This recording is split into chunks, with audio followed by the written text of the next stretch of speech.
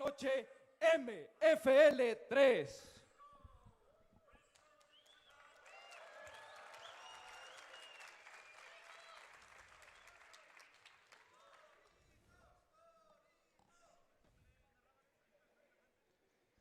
We are live from the Show Center Complex here in Monterrey, Nuevo León for MFL 3, 10 fights on the card. My name is Iker Gamba, better known as the MMA Poet, and I'm here accompanied by the expert, the analyst, the play-by-play announcer, Salvi Alduncin. We got Roberto Morales, the Prince, against Kevin Rodriguez, Chaos, for the first fight of the night. Salvi, how are you doing? Iker, I'm so excited to be here next to you, ready to enjoy a great night of fights, ready to see this first match between Roberto Príncipe Morales and Kevin Presentando Chaos primero Rodriguez. a la esquina azul. A great fight that was made originally at flyweight, now moved up to the bantamweight division.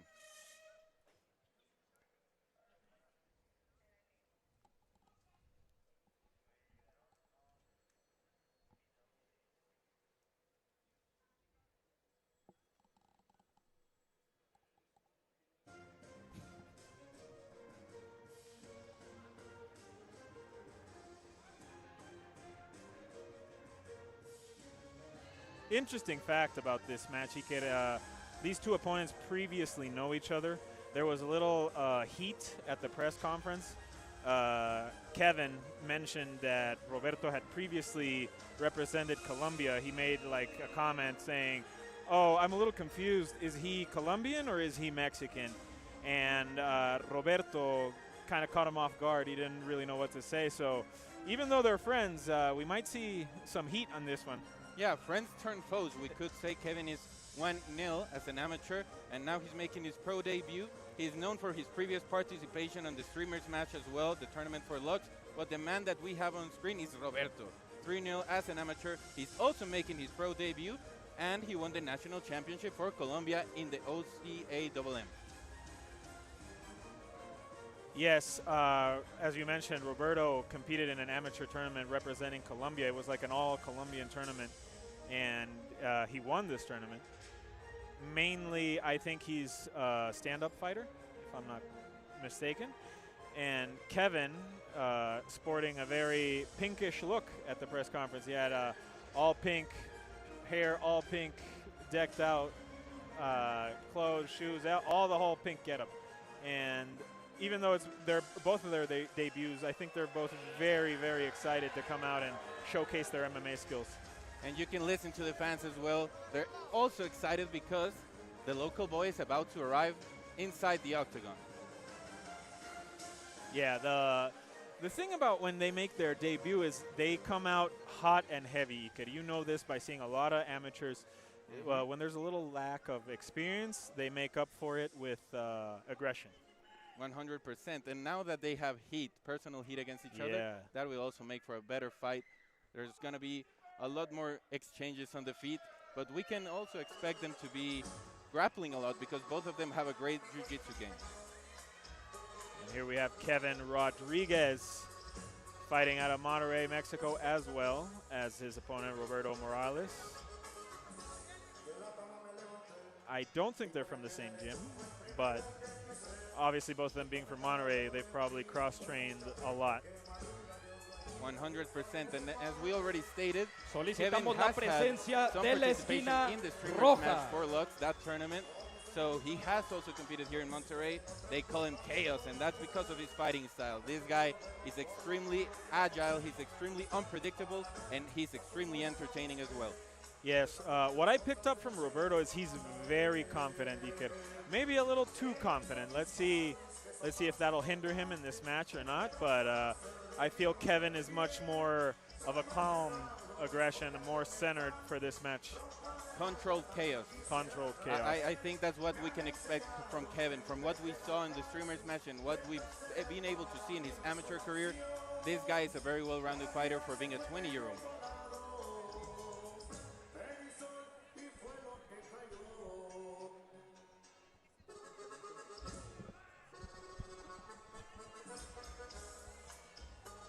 We can also see the corner starting to put the Vaseline on Kevin, making sure he's okay and everything is ready for him to make his pro debut tonight. Imagine that first adrenaline rush, that first time ever walking into this cage is probably like none other. You never feel this experience again. You never feel this amount of adrenaline rush, this amount of pressure, this amount of nerves. It is their first time showcasing their skills in a pro setting, and I can't wait to see what these kids have for us. The first fight of the night. We can't wait to get started for MFL 3.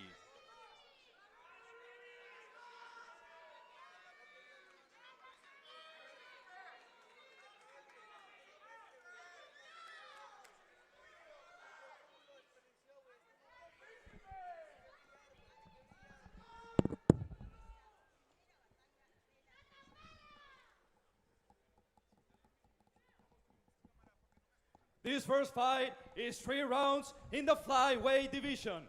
Esta primera pelea es a 3 asaltos en la división de peso mosca. Presentando primero, en la esquina azul, un especialista en grappling, haciendo su debut profesional, midiendo 1 metro con 69 centímetros, pesando 133 libras.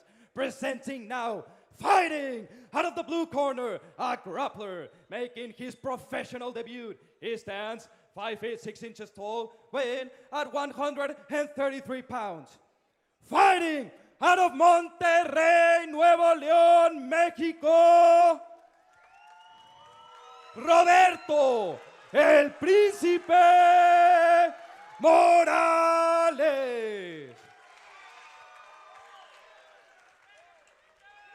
Y su oponente en la esquina roja, un especialista en striking, haciendo su debut profesional, midiendo 1 metro con 78 centímetros, pesando 132.5 libras. Presenting now, fighting out of the red corner, a striker, making his professional debut. He stands 5 feet 8 inches tall, weighing at 132.5 pounds. Fighting out of Santa Catarina, Nuevo León, México, Kevin Caos Rodríguez. La referee encargada, the referee in charge, Argelia Herrera. And here we go, Iker. For the first time, Kevin Chaos Rodriguez and Roberto Morales making their MMA debut. Hagan caso a mis indicaciones en todo momento. Cuando diga pare, para. Choque los guantes y regrese a su esquina. I'm so excited for this, Salvi. I literally cannot wait for this fight to get started and for the card to finally begin.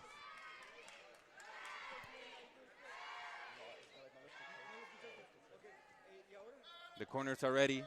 Argelia is ready. Every single one of us is ready in the commentary booth. The fans are ready. The fighters are ready. And everything is ready for the poetry in motion to kick off. And here we kick off MFL 3 officially, ladies and gentlemen. Beautiful low kick by Kevin.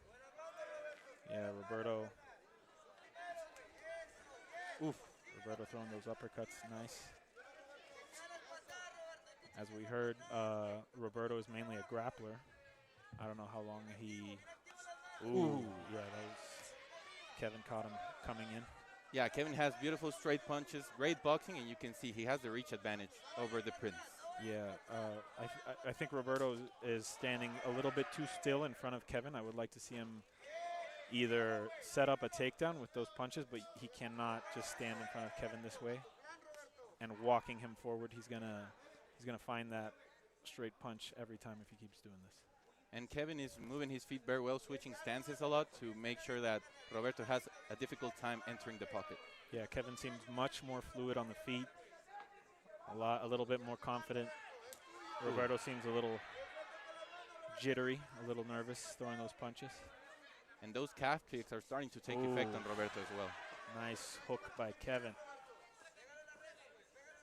You can see some blood starting to come out from Kevin's nose already. Referee in the way a little there for Kevin. Yep. There you go. There's the level switch. Nice shot from Roberto to close the distance. Has Kevin up against the cage now.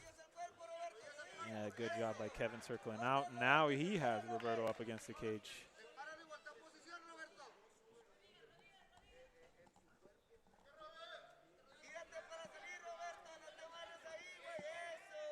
Kevin controlling up against the cage here. Roberto finally switches the position. The corner is asking Roberto to start hitting him to be more active in this position. And you can see he's listening to his corner, throwing those uppercuts. Throwing those body shots, nice up against the cage. Now Kevin again turns it over. They break apart. Back to the center of the octagon we go. Oof. Those straight Nice punches are very nice cross by by Kevin. Kevin. As you said, Ike, those straight punches are coming in nice and clean. We can see already marked up the face of Roberto. 100%. And I think it's just due to how long he is. You can see his arms are extremely lanky. Oh! Oof. Kevin using that distance beautifully, as you're saying. Yeah, Roberto needs to address these straight punches in some sort of way. If not, I don't see it ending very well for Roberto. Ooh. Nice attempt of an elbow, blocked by Kevin, though. Ooh, beautiful right hand by Kevin there. Nice duck under to exit the corner of the cage by Kevin. Kevin switching stances. When he's on this orthodox stance, he's also having a lot of success with the calf kicks. I think that's something Roberto needs to address to have more mobility.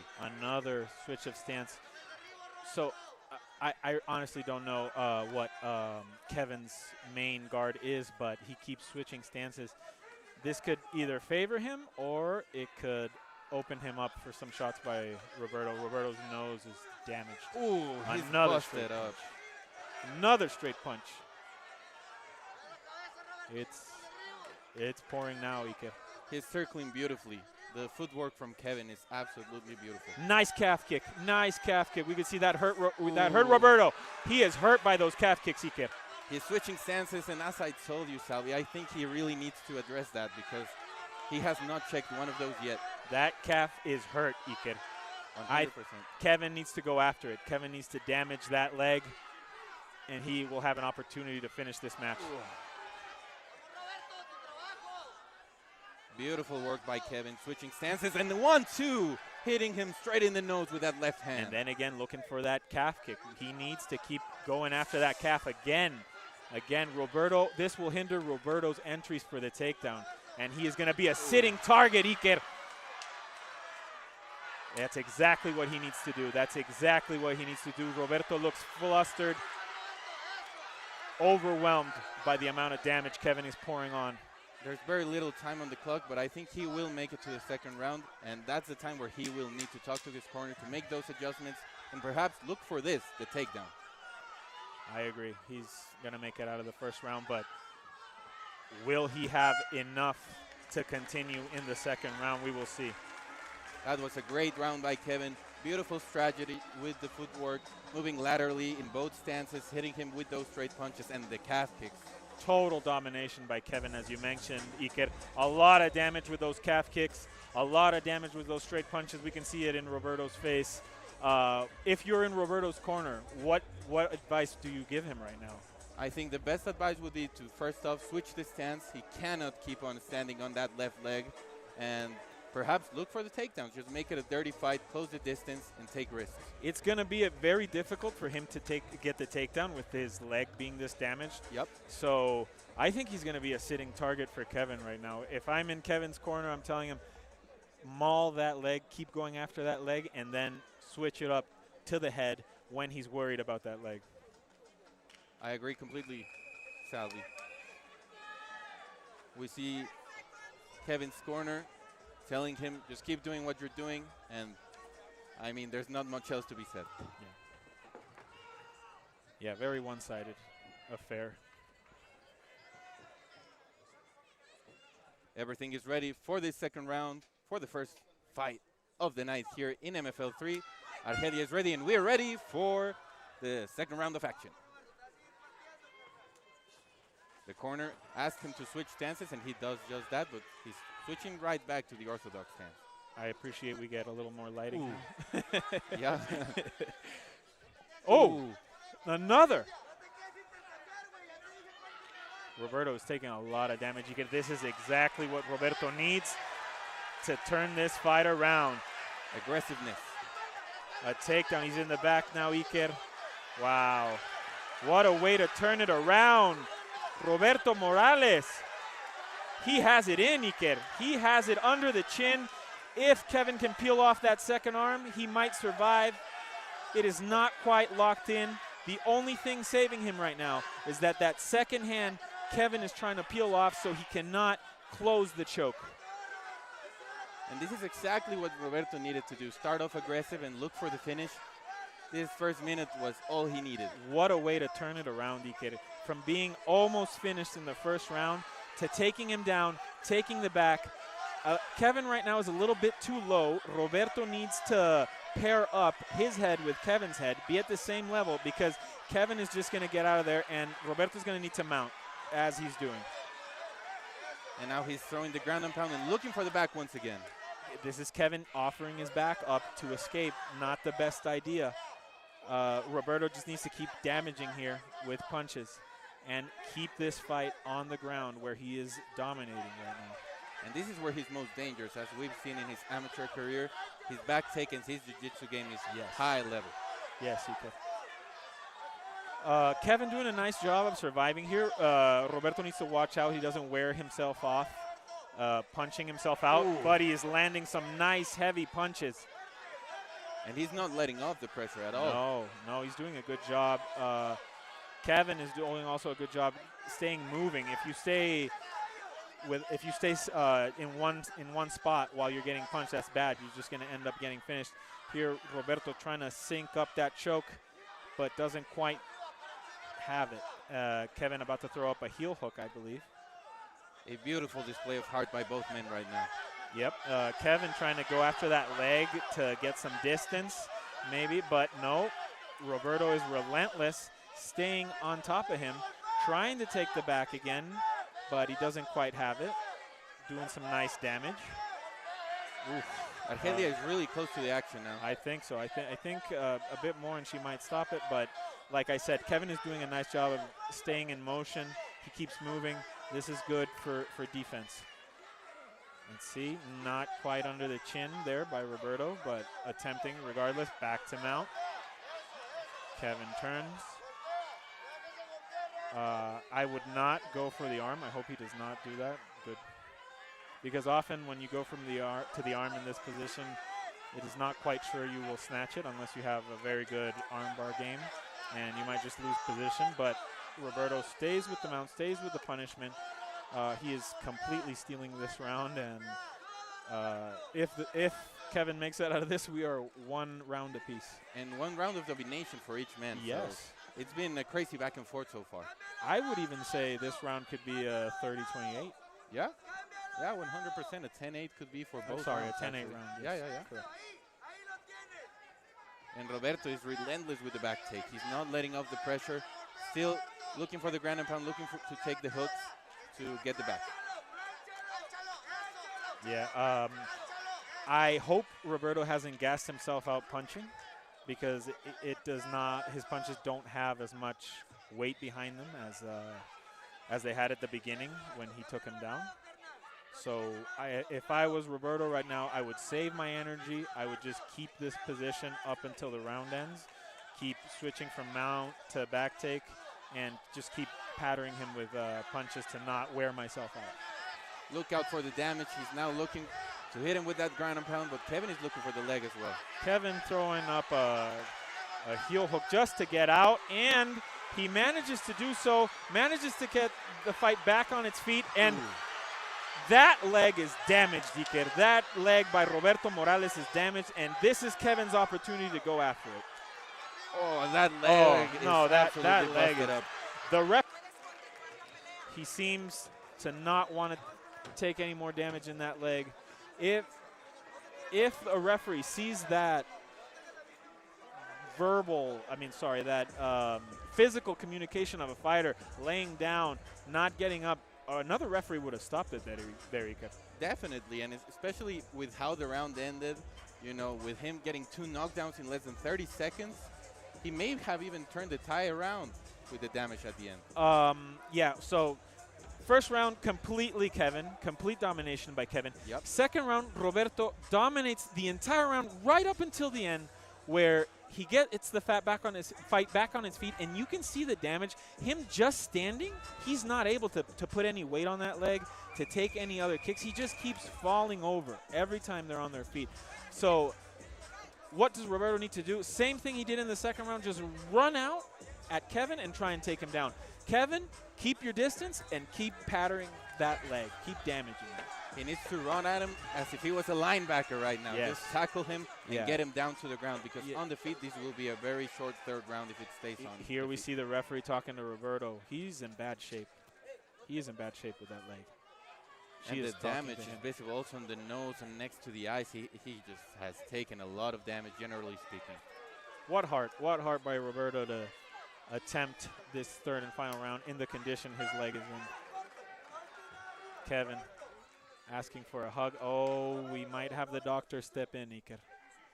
I think it's the right thing, to be I think honest. it's the right call, because you never know. There could be nerve damage to that calf. We don't know. We don't know how badly that calf is hurt.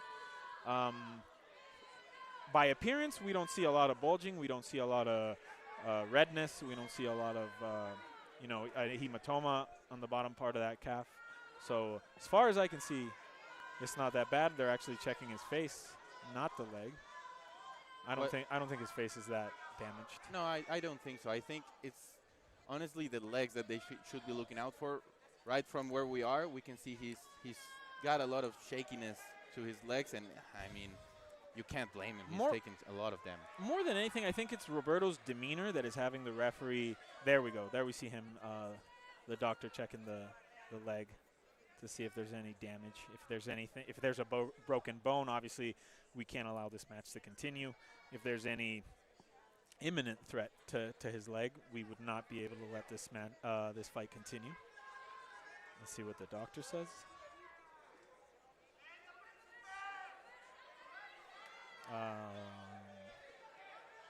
He is allowed to continue. Incredible. Okay. What a fight. I don't think either Kevin or Roberto would have wanted this match to end that way. And this is the best way they can kick off this card. Yes. Oh, as Roberto gets kicked, he falls, tries to get the legs of Kevin, not able to do so. Now the other leg. Ooh. And that is something we see a lot when there's a bottom part damaged, go up to the head, right?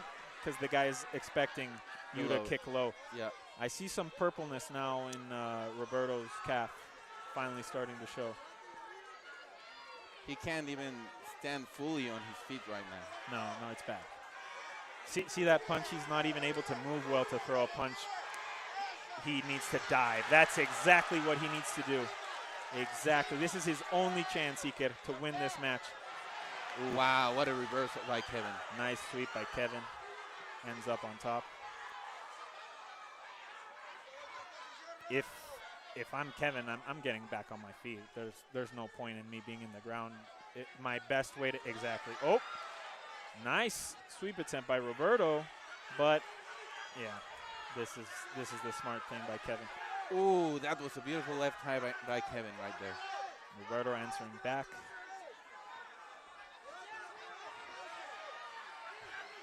Roberto is just not giving up. Unfortunately, this is the only thing he can do. Dive for the legs and hope he can connect enough to have Kevin on his feet, which he does once again. Into side control, almost back into half guard. Kevin's almost half guard. Let's see if he's able to mount. Very close, but Kevin is using his leg well to look for the sweep. Yep. Kevin is timing Roberto's mount attempt where his hips are up too high, and he's able to get a hook in and sweep Roberto to wind up in Roberto's guard. Very smart by Kevin. And this is what experience fighting for the streamers match and for platforms that big gives you. You know, Iker, as I said in the beginning, they were going to be a little too wild. This has been a very technical match. Damage by calf kicks. Roberto's good takedown attempts. This has been a very, I'm not going to say the highest level of MMA, but a very decent level of MMA for their debut. 100%. And two guys who came undefeated, and they're showing out they don't want to lose. Nobody wants that O to go, you know? When you start off, you want to stay undefeated for as long as you can. And here we have both of these men giving their all to stay undefeated. And regardless of the outcome, both men are going to learn a lot from this fight, because Roberto will probably learn how to address the distance and the low kicks from a guy who's much longer than he is on the feet. And on the other side, I think Kevin will address that takedown defense, because he did get those sweeps, but for Roberto to be that hurt and be able to take him down, that's something he needs to address. Completely agree, kid, on both sides.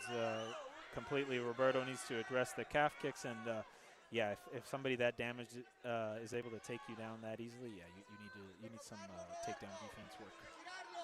Beautiful elbow right there by Kevin. And he's now damaging him with the ground and pound as well. Yeah. I think the smart thing for Kevin here would be to, again, get on his feet. I don't know, maybe he feels a little tired and wants to try and damage Roberto from the guard, as he's doing with those elbows. But if he has the advantage anywhere right now, it would be on his feet, because Roberto is not able to stand. This is where we see a little bit of lack of experience. If Kevin had a bit more experience, he would immediately break off, get on his feet, tell the referee to stand Roberto up, and keep damaging that calf. Because this is exactly what Roberto wants. He wants to be on the ground, even with him on his back. This is what benefits him most. If he stands up, he knows what's going to happen. This keeps Roberto alive, keeps him in this match. Maybe even gives Roberto the opportunity to throw up a submission attempt. I don't know. But on the feet, his chances are way, way less. And that is what Kevin should be aiming for right now. So not enough action for the referee. We stand them back up. And Roberto has 30 seconds to stay in this match. Beautiful left hand by Kevin. And now he has Roberto hurt against the fence. Well, if he can't move because of that leg, he's just going to eat all these punches he can. Yeah, like a sitting duck. He is an easy target because he cannot move right now. And he can't see either. Look at that left eye. No, that right eye is damaged. Right eye, yep. That calf is in bad, bad shape. But let's see if Roberto Morales will survive. And that he does. Iker, our first MFL match finished.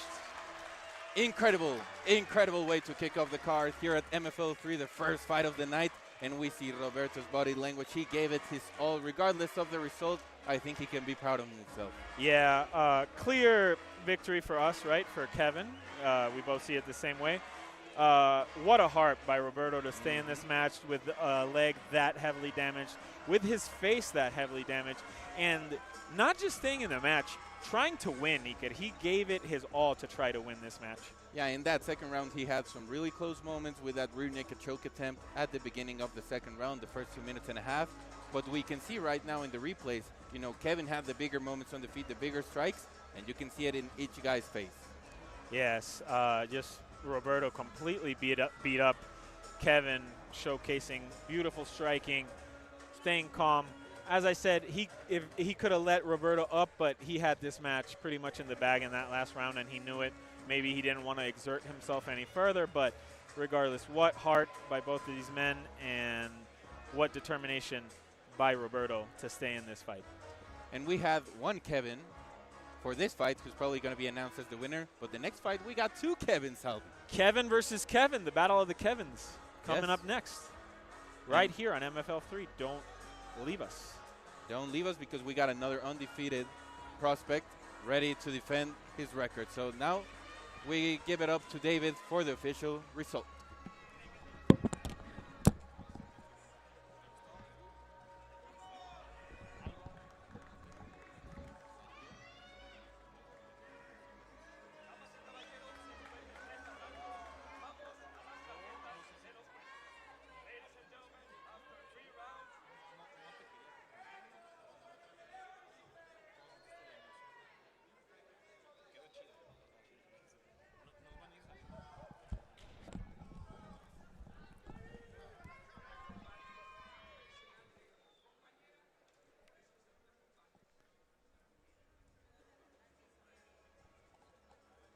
I guess the commission is not ready to give the result out yet. Maybe those 10-8 results, those 10-8 rounds, may be playing a factor in them taking this time. I think it might be David's microphone that's not working. They're gonna give him another microphone. Yep, it's David's microphone. Sorry, ladies and gentlemen, these things tend to happen in a live show. We're just going to switch out that mic really quickly.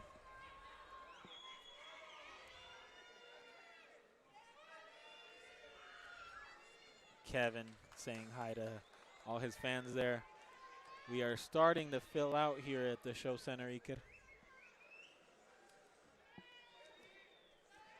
We're going to look at the replay, the action of this first fight of the night. It was such a great fight. Those straight punches by Kevin were fantastic. And Roberto had some good moments on the feet looking back. But at the end of the day, Kevin just had the more damage. He had the more significant strikes and the better distance management. And that's what wins you fights. Heartbreaking loss for Roberto as we see them in the center of the cage here. But Kevin enjoying very much so his first victory. We hear the Kevin chants. We hear Kevin's people showing out for him. And Roberto, I mean, just it's the two sides of the coin in this sport, unfortunately. One fighter completely ecstatic, completely happy, and Roberto just heartbroken. The thrill and the agony. The thrill and the agony, that is correct. And you can see it in the body language. You know, Roberto just wants to get out of there as soon as possible 100. because they're taking their time. And that leg, he just doesn't want to keep standing on it. Yeah, we don't want Roberto standing on that leg for too long. I think David is ready. Let's give it up, David.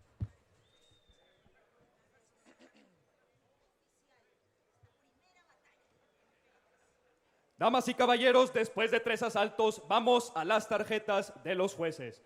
Ladies and gentlemen, after 3 rounds, we go to the judges' scorecards for decision.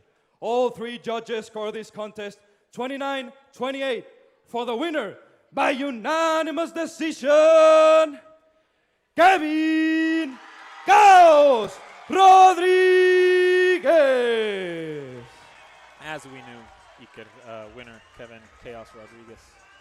And here we see a shake of hands by these, I hope, still friends after this match. I mean, they just beat the hell out of each other. So if they had any beef, I think it's closed now. Oh, yeah. I didn't see any too real animosity between them, but Kevin definitely showing out on his first match.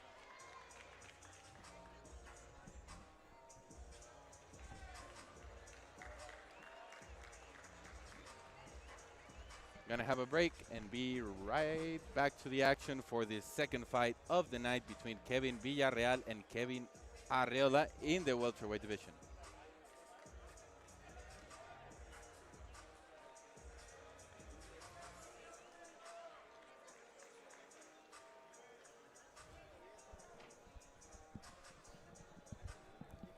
Essentially, I reached out to Joe a few years back on social media. Yeah, Mac was in the Diaz 3-4 years ago.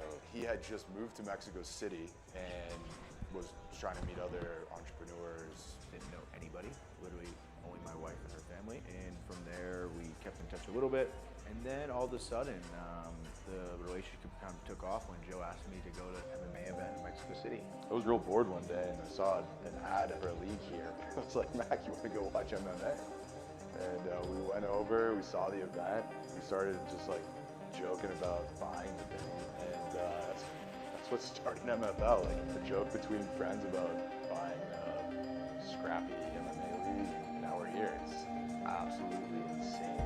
Just this inner desire when I met Joe and I connected with him on this level to really improve the opportunity for professional and amateur athletes. It's always been on my mind for a long time. We really started to take a step back and find the pieces of MFL, which usually is to build the first and largest promotion in Latin America, biggest promotion that's producing events at the same level of production as the big players in PFL, UFC, One, Taylor, Stevenson.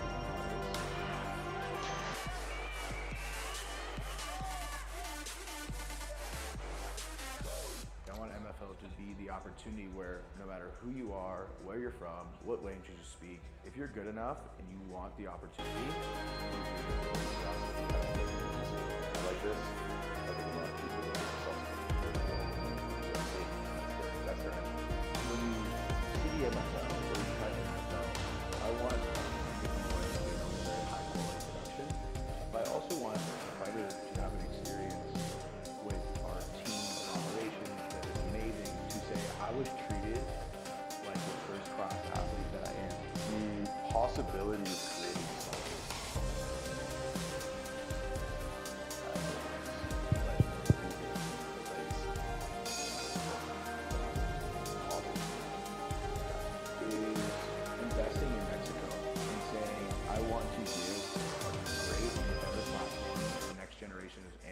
amateurs and professionals in Mexico. There's a massive fight culture here that's been on for decades and decades, and we want to continue and build that and have our own chapter in the MFL. I think that impact and doing something that you really think it can change an athlete or a family's life, there's no greater satisfaction. It means a turning point in combat sports for the region. It marks the arrival of a platform which is providing fair, equal, and honest opportunities to the people who've dedicated their lives to the sport and providing top tier, engaging, interactive experiences for people who are so lucky. So for me, it's all about building a community so these fighters have the okay. show off their skills. We're on. I want them to feel that running passion, right now on the like feed. they're So as soon as this is gone, I'll give you an announcement. electricity. They walk in there, ambience is perfect, fights You are guys going don't on, have a monitor. crowd's going crazy. In 5 years, I it think was like this MFL part will was be completely the dark. number one mega promotion The fight. top part in the stream. Multiple events per month across multiple countries with thousands of fans watching live and These things happen. millions of followers and maybe billions of impressions over the course of a year. MFL 2 guys was under 15, doing it on YouTube, @NFL, Instagram, much stream on Facebook, and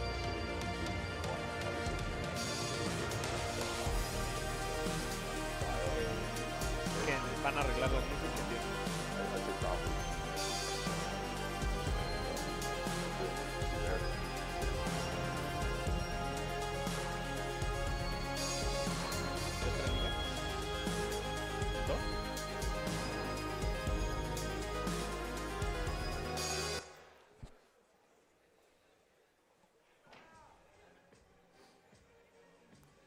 Essentially, I reached out to Joe a few years back on social media. Yeah, Mac was in the DMs. No sé si 3, corres a ese 4 puesto. years ago. He had just moved to Mexico City and was trying to meet other entrepreneurs. Didn't know anybody, literally only my wife and her family. And from there, we kept in touch a little bit. And then all of a sudden, the relationship kind of took off when Joe asked me to go to an MMA event in Mexico City. I was real bored one day and I saw an ad for a league here. I was like, Mac, you want to go watch MMA? And we went over, we saw the event, we started just like joking about buying the thing. And that's what started MFL, a joke between friends about buying a scrappy MMA league. Now we're here. It's absolutely insane. Just this inner desire when I met Joe and I connected with him on this level to really improve the opportunity for professional amateur athletes. It's always been on my mind for a long time. We really started to take a step back and find the pieces of MFL, which usually is to build the first and largest mega promotion in Latin America, a mega promotion that's been producing events at the same level of production as the big players in the NFL, UFC, one, Villareal, extension.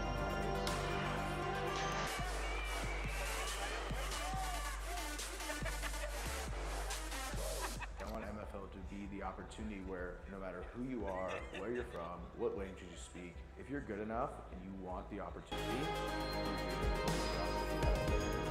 I like this. I think a lot of people get themselves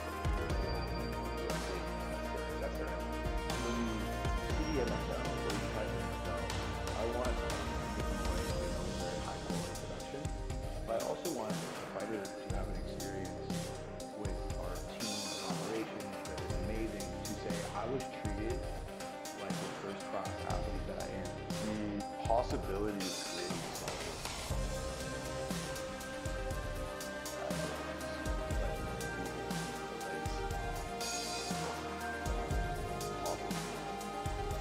Is investing in Mexico and saying, I want to give a great and better platform for the next generation of amateurs and professionals in Mexico. There's a massive fight culture here that's been on for decades and decades, and we want to continue and build that and have our own chapter in the MFL. I think that impact and doing something that you really think it can change an athlete or a family's life, there's no greater satisfaction.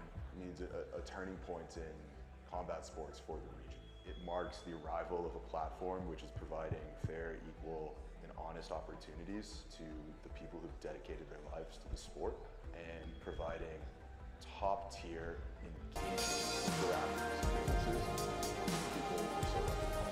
I obsessed over the time. So for me, it's all about creating community so each fighter have the opportunity. Ladies and gentlemen, this fight is 3 rounds in the welterweight division. Damas y caballeros, esta pelea es a 3 asaltos en la categoría de peso welter. Solicitamos la presencia de la esquina azul.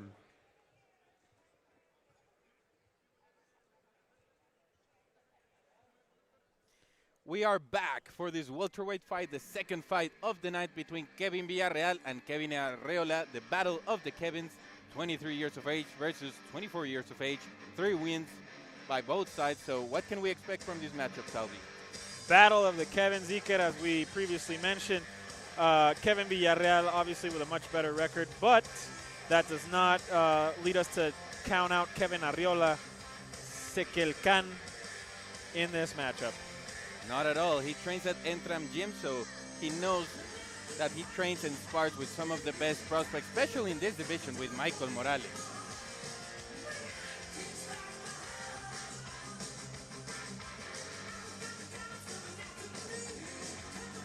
Here we are expecting the walkout of Kevin Sekelkan Arreola.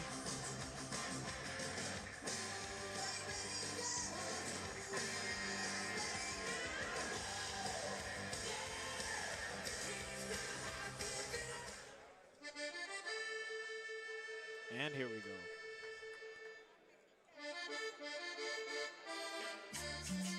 This makes me want to get on my feet and dance, Salvi. I don't know about you, man. Yeah, Kevin coming out to this nice Mexican music. Kevin Sekelkan Arreola. As you mentioned, Iker trains out of Entram Gym. 3 wins, 3 losses, but all of these wins and losses, interestingly enough, coming by KO or TKO. So Kevin does not like to go to decision, be it one way or another. Yeah, he has fought for Lux and UWC. We can expect that since he trains at Entram. So he has the experience on his side as well as the KO power on his hands. So what we do know for a fact is that this fight will probably not go to a decision. Exactly. And as you mentioned, with having an even record, we can expect Kevin to come out with nothing to lose here, trying to have that 4-3. Oh, my apologies. This is not Kevin Arreola coming out first. This is Kevin Villareal coming out first. And those are some beautiful shorts. Great work by Yokao, the new sponsor of MFL, has to be said, because it's a great partnership. Beautiful fight kits by our sponsor, Yokao, here at MFL. Stay with us, because I've talked to the owners and they have told us that we will have even more custom uniforms in the next time around for MFL. And the gloves are also very nice. I was able to play around with them, feel them out a little. Very nice padding on the inside. Very, very nice gear by our sponsor, Yokao. Beautiful quality by Yokao. I train with those gloves. I spar with those gloves when I do Muay Thai, so I can say it firsthand. It's a great brand. Nice. Now we got Kevin, KJ. Let's just call him AJ because it's Kevin Javier, the guy that is in front of us on the screen. He's a very promising young fighter with 100% finish rate, as well as Kevin Arreola. He's fighting out of Lions Alpha team here in Monterrey. Fighting out of Lions Alpha right here in Monterrey, Mexico. And here we see Kevin's corner setting up next to him. Kevin looks pretty filled out, Iker. He looks very big for welterweight. Huge, and he has just 23 years of age. So born in 2002, this guy's just going to grow into an even bigger frame, and he's going to be even bigger when he grows older. Right now, we're just witnessing the start of his very young and promising career. As Iker mentioned, 100% finish rate, and look at those splits, Iker. We can expect some high kicks with that flexibility and dexterity. He's very athletic. He's a great kickboxer. That's his background, so we do know that his striking is his bread and butter.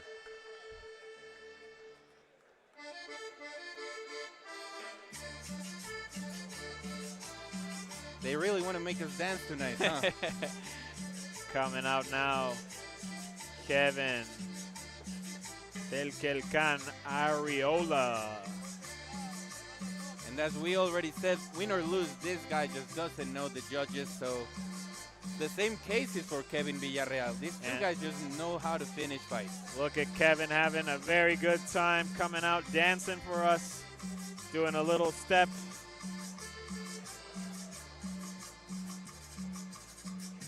Training out of Real Fighters Mexico with Draco Cosio on his corner, as well as Gil Nava. So this guy is actually, you know, not with Entram apparently anymore, but when we looked up his record, when we looked up his stats, that's where he started his career, and maybe, perhaps, this is the first fight that he's no longer with him. The second fighter fighting out of this gym, we also have Renzo Aldave, fighting later on in the, you could say, our main event of the prelims. Yeah. Also from this team. As well as Matias Molero, el papá de los helados, and Gael Recendes. So a lot of presence. Okay, from we this have camp. more than two. Yeah. Okay. Yeah, we have a lot of fighters from Real Fighters Mexico on Okay. this card.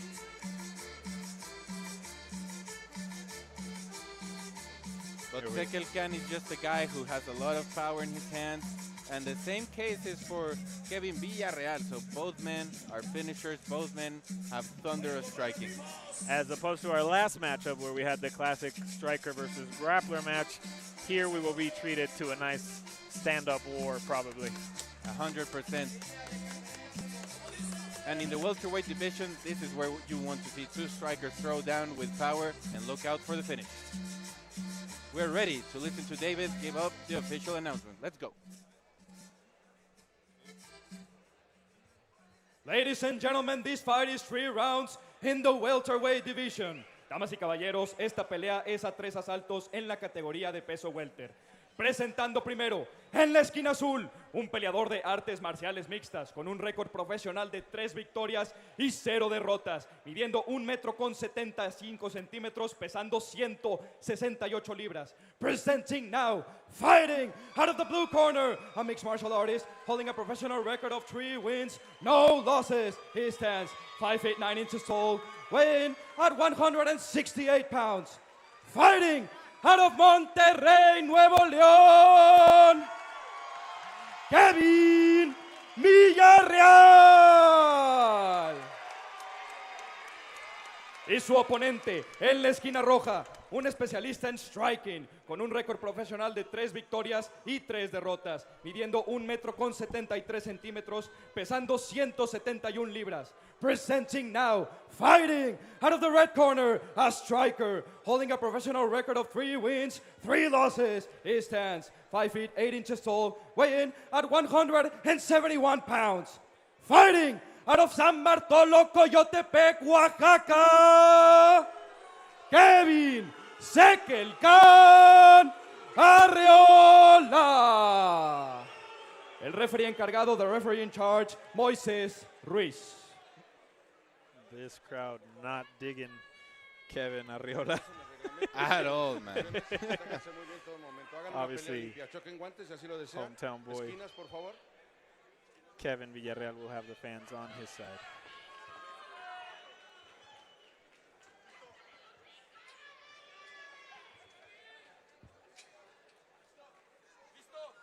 And here we go. Second matchup of the night for MFL 3, Battle of the Kevins. Stand-up war between these two young warriors. Ooh. Heavy leg kick he gave to open up this matchup. And straight on the kneecap as well. Beautiful placement. Kevin Arreola spoiling my promise of this stand-up war very soon in this matchup. And these guys look bigger than welterweights. They're very compact. They're very strong. And that's the power we spoke about. They look bulky, definitely. They look bulky for welterweight. Yep. Two, I'd say natural welterweights. They look right where they should be in this division. Kevin's corner asking for movement.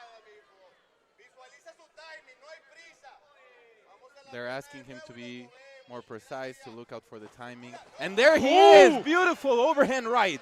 Dropping Villareal. Kevin Villareal trying to spoil the party here for the Monterrey crowd. big shots by Kevin. Ooh. Oof. He got caught right there with a pullback counter as well.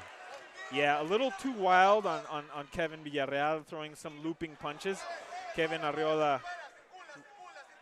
recovering, staying composed from that rush of attacks by Kevin Villareal. As I said, just Kevin Villareal just keeps bum rushing in with wide looping shots. They're not as clean, but when they land, they're very effective. They do a lot of damage. Kevin Arreola trying to lift that leg, very Muay Thai-ish style, Iker, as you can see. Yeah, the Real Fighters Mexico camp specializes in Muay Thai. That's what we've always seen with Matias Molero, so we can expect Areola to have that style as well. He landed that right hand beautifully. He's timing Kevin Villareal coming in with a looping shot. He steps back and gives him a nice hook. Nice flying knee attempt by Kevin Villareal. Nice teep there by Villareal. Yeah, very, very big Muay Thai stance by Kevin Villareal. Oof! Nice shot by Kevin Arreola. Ooh, it looks like Kevin is hurt, and that is all over. Beautiful first round finish by Sekelkan Areola, and he takes Villareal's undefeated record away from him, now 4-3. Kevin just took the air out of this crowd, as you can see. Very, we didn't hear any yelling, any screaming, any celebration in this finish, precisely because the hometown boy got finished. I didn't see what happened in this finishing sequence. We just saw the shot that put Kevin Villareal down, but we don't know how Areola finished it. I think with heavy ground and pound, we didn't really see it from this angle what got through to hurt Kevin Villareal. If I'm not mistaken, I think it was a right hand counter after he threw the leg kick and then the elbows with the ground and pound. We shall see the replay though. As here we can see, the big heavy leg kick from Villareal. Slip up with that leg kick. Head kick, sorry. More calf kicks as well by both men. Villareal throwing that teep kick, Nice having teep. a lot of success. But there it is, Yeah. rushing forward, as you were saying, that overhand right was the beginning of the end. So here we see he tries to get up. That was not the fight ending sequence. Here.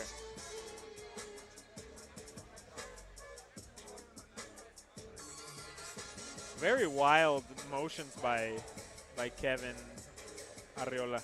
This is the finishing sequence. Those elbows, 12-6, So and the referee saw enough. I think it was some hammer fist. We cannot see how they got through, but I think it was just too many shots that got through for the ref, and he had to stop the match. David, let's go. Damas y caballeros, el referee Moisés Ruiz detuvo el combate a los 2 minutos con 29 segundos del primer round. Ladies and gentlemen, the referee Moisés Ruiz stopped the fight at 2 minutes, 29 seconds of the very first round, declaring the winner by TKO, Kevin Sekelkan Areola. Kevin really messing with the crowd here. They do not like it. Very good victory for Kevin Areola. Finally getting one win up on his record. Very nice match. A little wild performance by Kevin, but in the end, he got it done for him. Yeah, and he keeps that 100% finish rate alive, regardless of the outcome. So you just know that whenever Sekelkan is on the cage, it's going to be a wild fight. With a style like that, I'm not surprised he has an all-finishing rate, Yep. regardless, wins or losses. Yeah, because he takes a lot of risks. As you were saying, he was windmilling those punches, throwing the overhands, and that's where you can get caught. But he played that game, and he got the job done. Yeah, here we see, again, the highlights of this match. Very composed performance by Kevin Villareal, but unfortunately for him, the wild style of Kevin Areola got it done, got through. He really took the air out of this Monterrey crowd tonight, Iker. Yeah, the first loss for the Monterrey crowd tonight. Let's hope that they don't have to witness all of their guys that are coming up next lose as well, but all of these fights are fantastic on the card, so anything can happen. We've had non-stop action here at MFL 3. If you are in the Monterey area and are still thinking about joining this event, we highly encourage you to do so. We still have tickets available. Come on down, enjoy the show, watch Gable Steveson versus Hugo Lezama. You do not want to miss this card.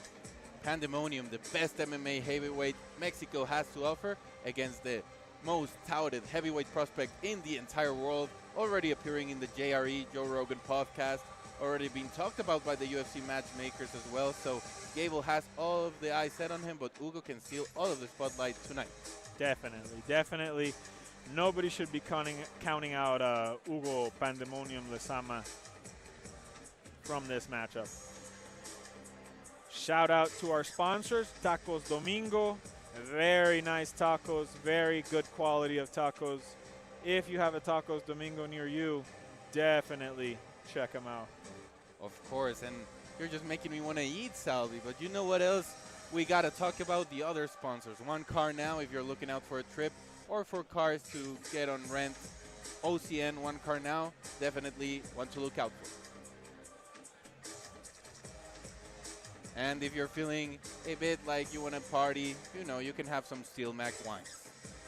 Steel Mac wines. I don't want to have too many Steel Mac wines tonight, Iked. I got to call these fights. Me too, so let's stay with the water for now.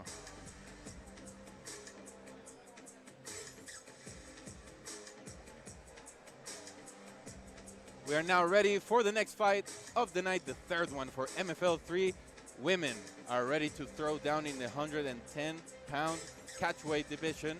Carolina Rojas Scrappy making her professional debut against Yareli Reyes. 0-3 her record, but it's a very misleading record, Salvi.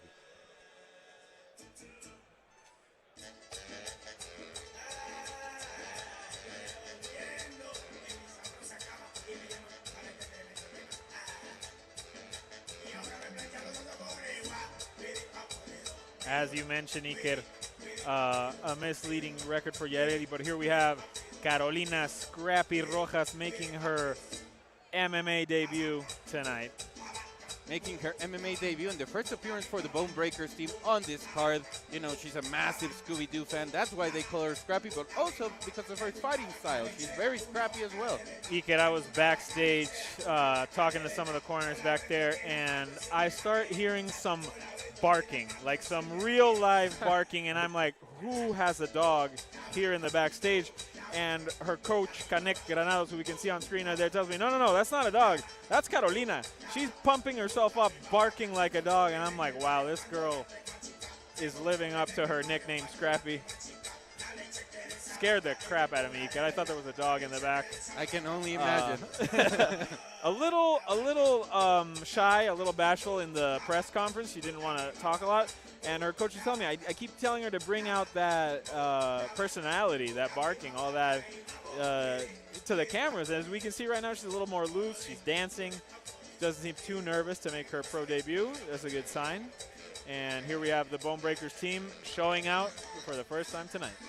She looks present. She looks like she's enjoying the moment, and that's what we wanted to see because we also have the opportunity to briefly speak to her in the hotel lobby, and she told us when we were looking at her amateur career that she's 10-0 as an amateur.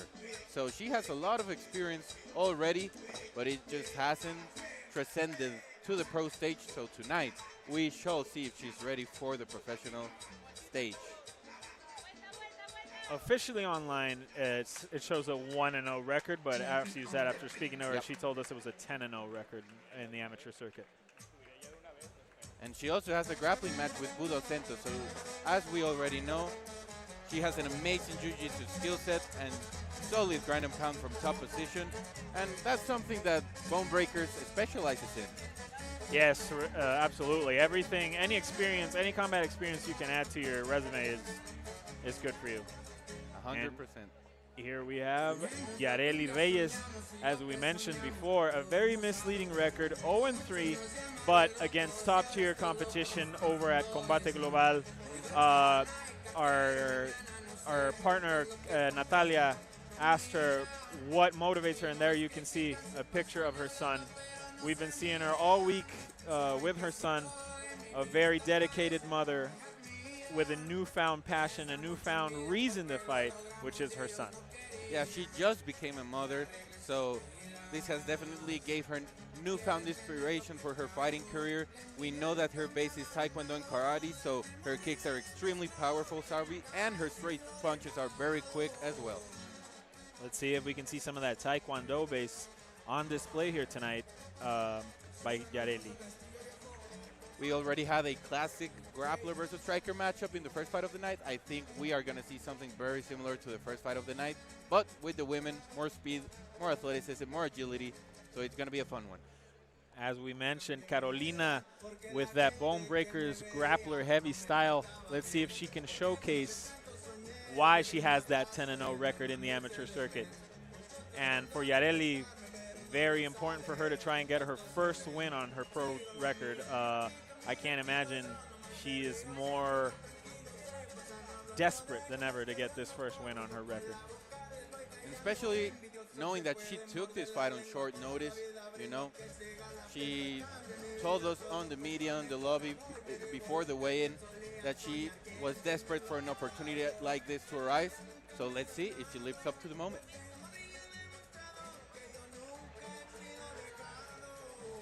Now we're ready to give it up for our announcer, David Guevara. Let's go, David.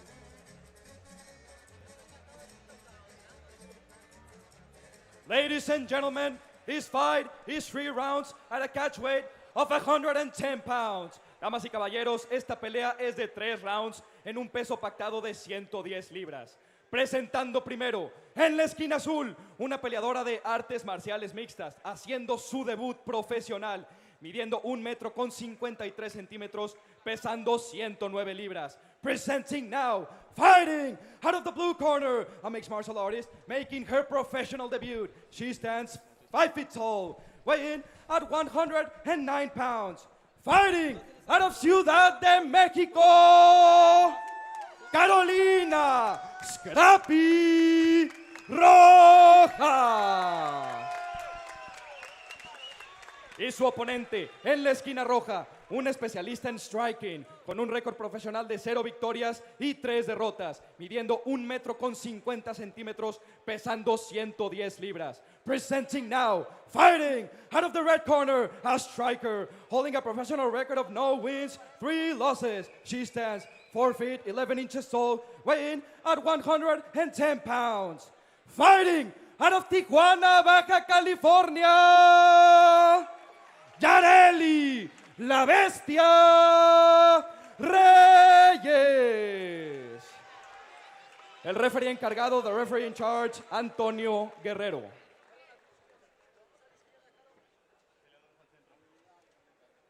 Ya conocen el reglamento. Hagan una buena pelea. Sigan mis indicaciones. Protéjanse todo el tiempo. Choquen guantes si así lo desean. A sus esquinas. Antonio Guerrero gives the indications to both Carolina Rojas and Yareli Reyes for the actions to start. We are ready. The crowd is ready. Everyone is ready for this fight to start. The corners are ready as well. And everything is ready for the Poetry in Motion to kick off. As we mentioned, a short notice fight is typically a double-edged sword. As the late entry to the fight, you have nothing to lose, but you also don't have enough time to prepare. And as the person getting the late replacement as an opponent, you don't have a lot of time to prepare for this new opponent. So it's pretty much a blind match in the form of tactics or strategy, you know? Yeah, and especially with the switch of styles from the original opponent. It was a grappler versus grappler. Now it's a full-on striker versus grappler. Oof, nice knees by Yareli right up against the cage. Now we have Caro slowing down the tempo, laying heavy on her up against the cage, throwing some nice elbows. Yareli's shoulder is trapped in there. That'll make it a lot harder for her to get out of there. But Yareli again looking for that big knee. And you can tell she has that Taekwondo base, that karate stance because of the way she always bounces on her feet. She's always moving, always jumping, and not letting Carolina enter the distance. Yeah, the little side-to-side bounce by Yareli. I'm really liking her clinch work. She's throwing those knees heavy down the center, up into Carolina's head. And you can already see the damage on Carolina's nose as well. She's already bleeding, product of that knee and those straight punches. Yeah, well, welcome to your pro debut. Yep. You can hear the corner connect, telling him you get your hands up. Yeah, she needs to be very careful with a very experienced striker as Yareli. She cannot underestimate lowering her guard. Yareli doing some nice feints to try and get a reaction out of Carolina. Here we have a nice inside leg kick by Yareli.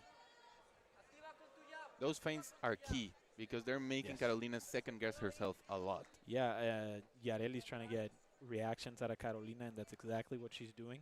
And when she gets a reaction that she likes, she will come in with a strike of her own. Nice heavy leg kick, but Carolina answers back with a big cross. Nice flickering jab by Carolina there. Ooh, nice cross by Carolina. Once again, heavy head kick by Carolina. She crossed her beautifully with that left hand. Yeah, we were thinking it was going to be very one-sided on the feet, and Carolina showing us she's got some stand-up of herself. And power, because that straight left hand really made her buckle. That threw Yareli's head back heavily. Nice feints by Carolina. Yareli trying to pull her in, trying to get a read. Yareli feinting herself.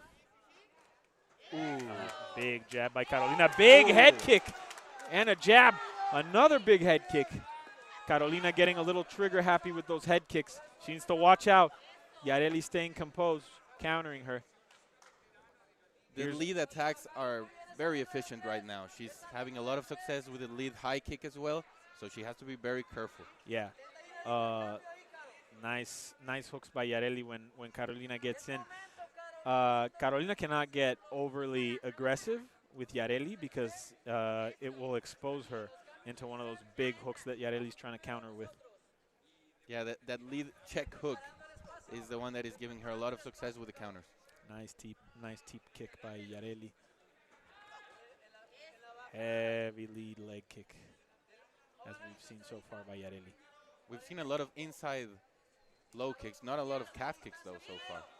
Nice clinch work, immediately separate.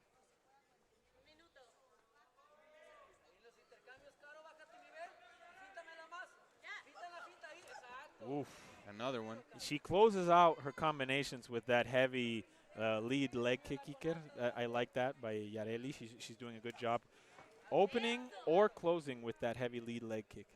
And those are the long combinations. That's what it gives you, because you may not connect the 3 punches coming their way, but when you finish with the kicks, that's more effective. Exactly. As Carolina tries to run back, she is still able to land that heavy lead leg kick. Yareli is. And there we go once again.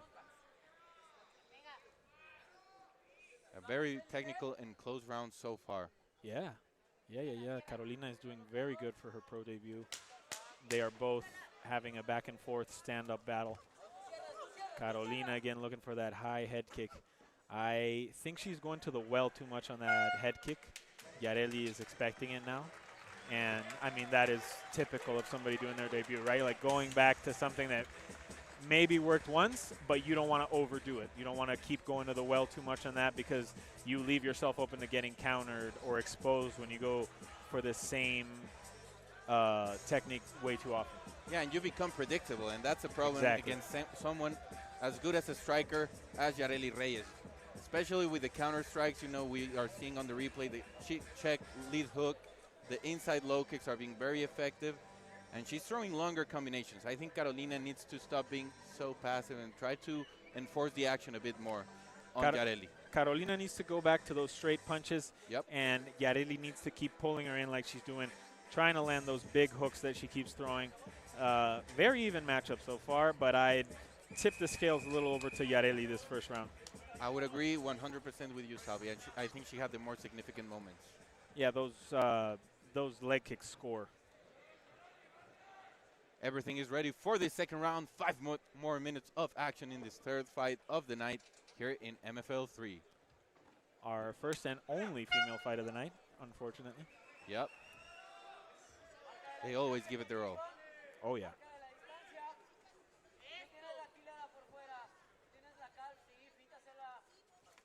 Ooh. Oh, big shots landed by Yareli.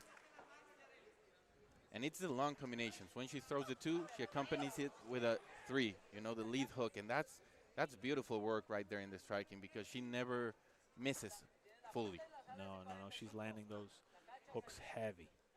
And Carolina looked a little flustered trying to answer back. Didn't really land anything with that combination she threw. She keeps going to that body kick, and Yareli counters perfectly on the spot with those hooks. She has the timing down to a T. She, like we said, she's becoming a little bit predictable for Yareli. Mhm. Keeps going for that big leaving. See, there we go. Leaving that body shot a little bit naked, not setting it up, just going straight for the body shot. Yareli reads it right away and counters her with heavy hand shots. And Yareli's smelling blood. She's pressuring forward, yeah. switching stances, and she's applying real pressure right now. Yareli sees she's got her backing up now. She's landing some damage every time Carolina tries to just land that big shot with a kick. Yareli's sort of waiting for it. Canek is telling Carolina, look out for the feints And the inside and don't leg bite kick. on them. So she's going to feint and go for the inside leg kick. There's the inside leg kick attempt. That the corner perfectly read and called for.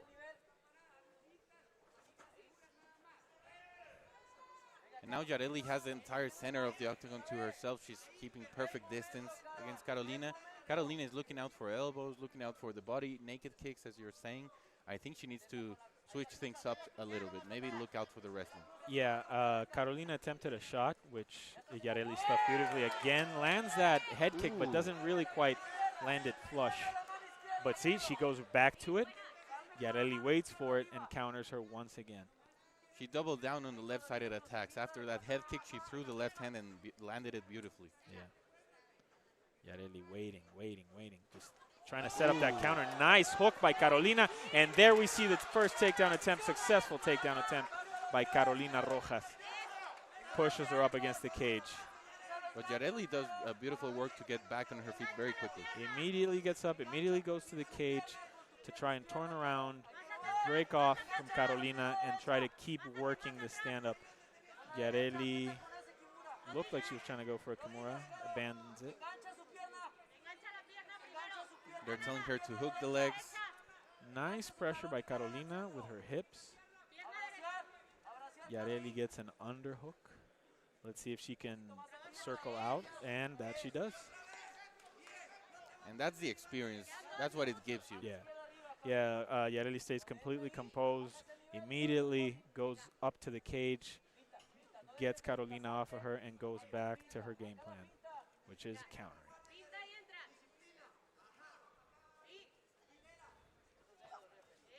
That inside low kick, once again. We can see the redness on the inside part of Carolina's thigh.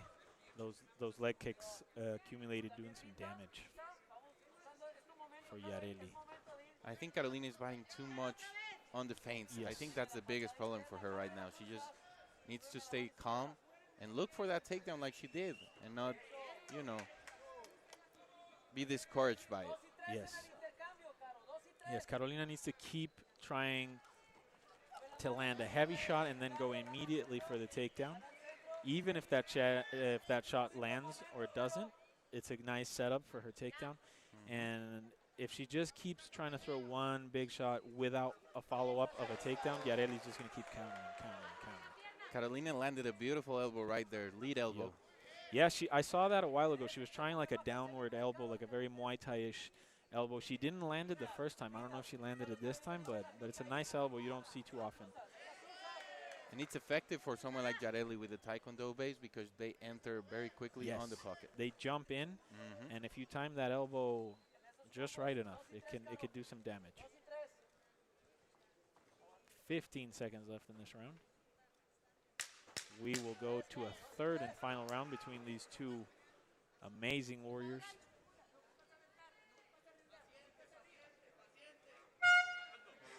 I think it's 2-0 for Yareli right now, Salvi. I would say Yareli is up on the cards, definitely. She is showing she's the more composed and experienced fighter. Carolina not doing terrible, but you can see the bit of a lack of experience. Yareli being much more composed and controlled in her attacks, and keeps roping Carolina in to counter her. Yeah, and she's been more active as well. She's throwing more punches, more strikes, and just giving Carolina a lot more to think about constantly, and that's the problem. The feints, that takedown attempt, I think that's Carolina's key to victory. I think this third round she needs to look for the takedown, look for the submission, and look for the control on the ground. Yeah, we saw a nice almost knockdown by Yareli, and Carolina landed a big shot herself this round and the takedown, but I don't think it was enough for Carolina to get the victory here. Third and final round is upon us for this third fight of the night, with the only women's fight on the card. And so far, we're having a huge upset because we all expected Carolina to do great on the feet and on the ground. Nice show of sportsmanship by the ladies to kick off the round. A lot of mutual respect, obviously. Have both given each other a tough fight.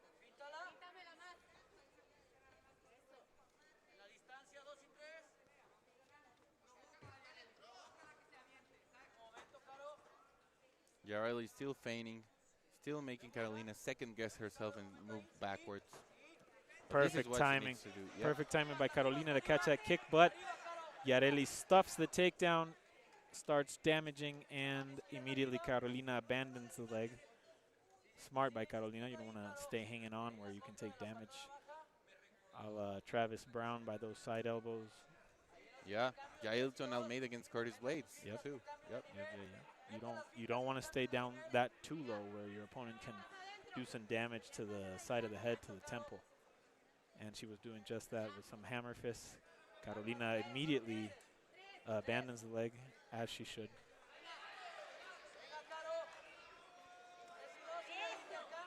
Beautiful counter there by Carolina, but she just needs to throw more. Yeah, Carolina, as you said, is a little too passive, waiting too much, trying to counter Yareli, but that's what Yareli is going for. Yareli is trying to counter her, and maybe that is making Carolina a little tentative to strike first. And when you're constantly moving backwards, constantly thinking about what your next move is, and you're not really flowing, it's really tiring on the body and on the mind. And exactly, you get distracted in the fight, and it doesn't look good for the judges. It looks like you are backing down, like you're fleeing from the fight. And there we see again the counters, those hooks by Yareli that have worked for her all fight long. Corner of Carolina asking her to engage, to go for it. But Carolina, as we said, she seems tentative. They keep trying to encourage her to go for it.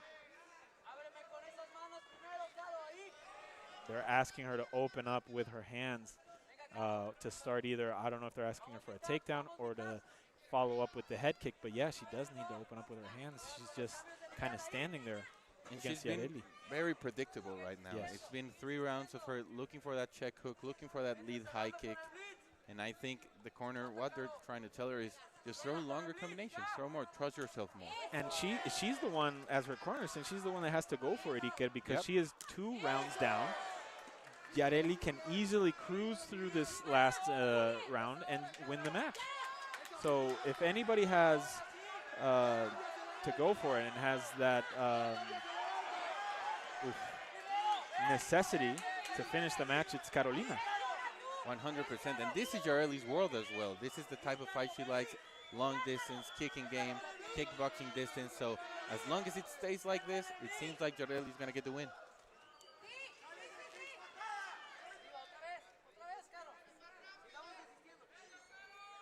Now Carolina takes the center of the octagon. And this is what she needs to do, just pressure her. Make Yareli move backwards. Both ladies just circling, not a lot of action right now, as Yareli doesn't need to. But we need to see a lot more urgency by Carolina Rojas. Yareli trying to swoop that kick away. They're mirroring themselves a bit right now. A little bit, yes.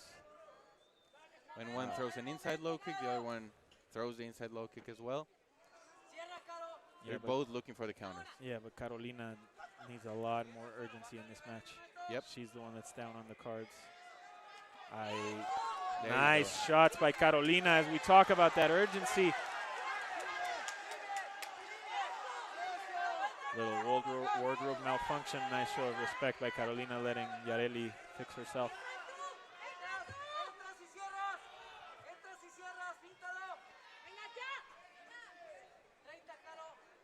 30 seconds left. And the corner is telling Carolina, double it up, double it up. She needs to go all out for it right now. Needs to show urgency, needs to try and finish this match. You have nothing to lose. You're already down on the cards. You need to go for it.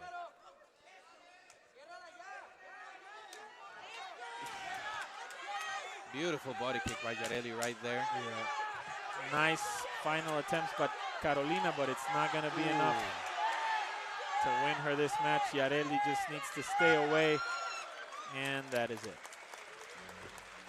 A great show of respect at the end. They hug, and both women know they gave out a show. Yareli, with his newfound inspiration, now as a mother, I think she's going to get her first pro win. Nice matchup, and I agree with you, Iker. If the judges saw what we saw, we should definitely see Yareli getting her first victory in her pro career. Carolina, unfortunately, not the debut she wanted, but she didn't do too bad for herself. Not at all. Not at all. And I think it's the experience factor playing a lot of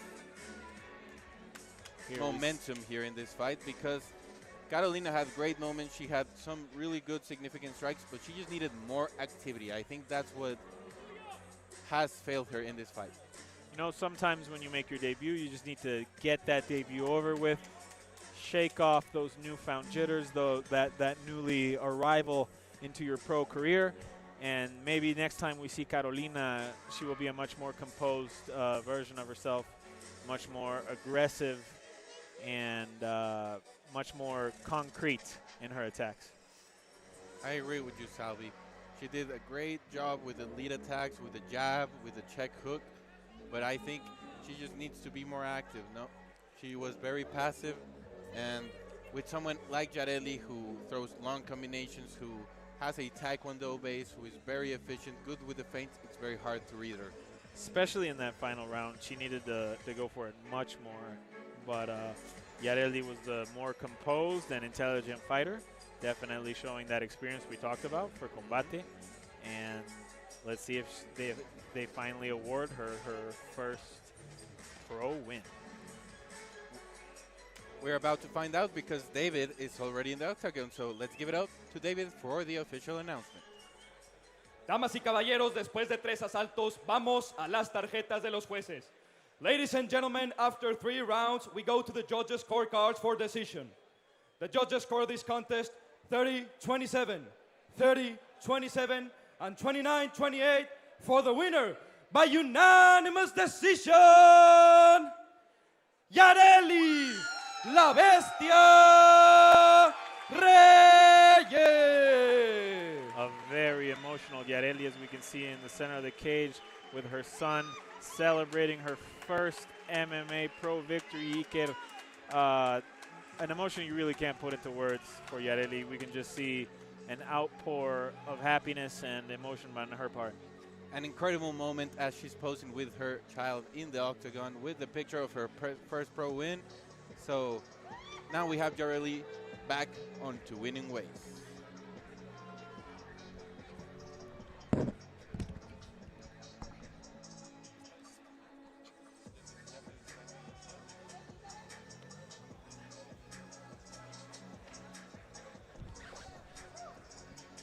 Essentially, I reached out to Joe a few years back on social media. Back was with Diaz 3-4 years ago. He had just moved to Mexico City and was trying to meet other entrepreneurs.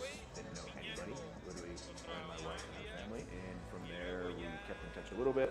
And then all of a sudden, the relationship kind of took off, and Joe asked me to go to an MMA event in Mexico City. I was real bored one day, and I saw an ad for a league here. I was like, Mac, you want to go watch MMA?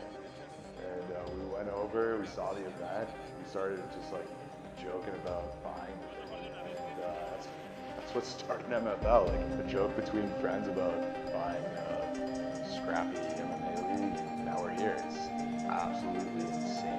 Just this inner desire when I met Joe and I connected with him on this level to really improve the opportunity for professional amateur athletes. It's always been on my mind for a long time. I was really starting to take a step back and find the thesis of MFL, which usually is to build the first and largest mega promotion in Latin America, mega promotion that's producing events at the same level of production as the big players to the crowd UFC 1, Body Killer, Extension.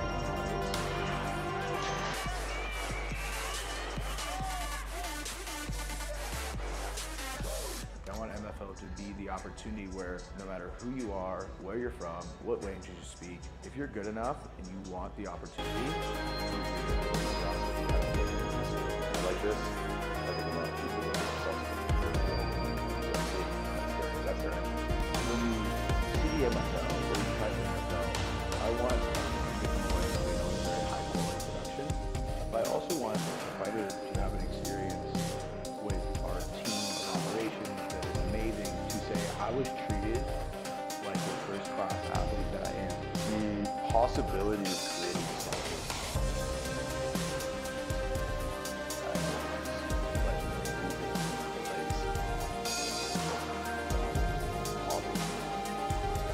Is investing in Mexico and saying, I want to give a great and better platform for the next generation of amateurs and professionals in Mexico. There's a massive fight culture here that's been on for decades and decades, and we want to continue and build that and have our own chapter in the MFL. I think that impact and doing something that you really think it can change an athlete or a family's life, there's no greater satisfaction. It means a turning point in combat sports for the region. It marks the arrival of a platform which is providing fair, equal, and honest opportunities to the people who've dedicated their lives to the sport, and providing top-tier, engaging, interactive experiences with people who are so lucky to call friends. I obsess over the fan experience. So for me, it's all about building community so these fighters have the opportunity to show off their skills. I want them to feel that passion like they're in the Coliseum.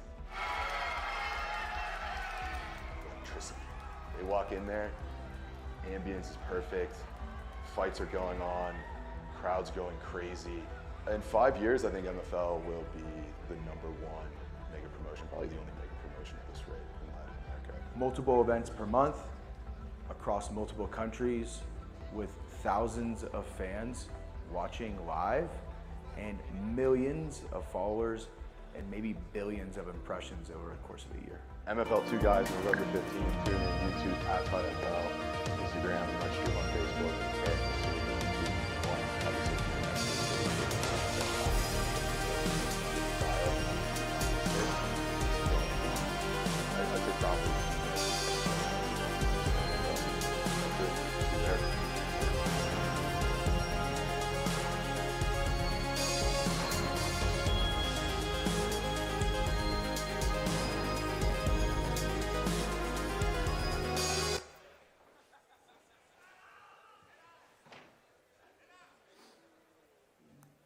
Essentially, I reached out to Joe a few years back on social media. Yeah, Mac was in the DMs like 3-4 years ago. He had just moved to Mexico City and was trying to meet other entrepreneurs. Didn't know anybody, literally only my wife and her family. And from there, we kept in touch a little bit. And then all of a sudden, the relationship kind of took off when Joe asked me to go to an MMA event in Mexico City. I was real bored one day and I saw an ad for a league here. I was like, Mac, you want to go watch MMA? And we went over, we saw the event. We started just like joking about buying the thing. And that's what started MFL, like a joke between friends about buying a scrappy MMA league. And now we're here. It's absolutely insane. Just this inner desire when I met Joe and I connected with him on this level to really improve the opportunity for professional amateur athletes. It's always been on my mind for a long time. I was really starting to take a step back and find the thesis of MFL, which usually is to build the first and largest mega promotion in Latin America, mega promotion that's producing events at the same level of production as the big players to the crowd UFC 1, Body Killer, Extension.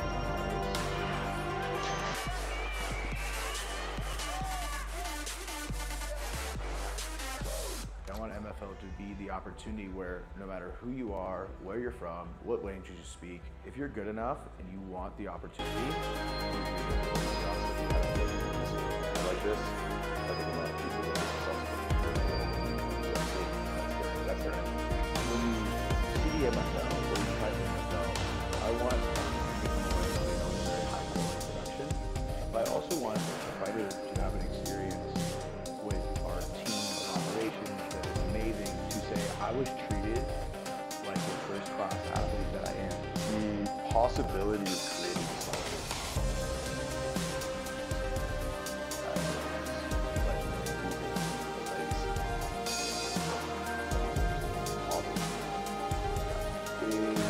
Investing in Mexico and saying, I want to give a great and better platform for the next generation of amateurs and professionals in Mexico. There's a massive fight culture here that's been on for decades and decades, and we want to continue and build that and have our own chapter in the MFL. I think that impact and doing something that you really think it can change an athlete or a family's life, there's no greater satisfaction.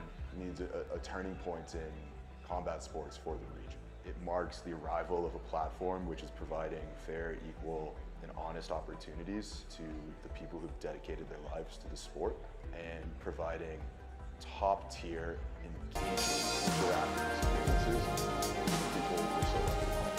I obsess over the fan experience. So for me, it's all about building community, so each fighter.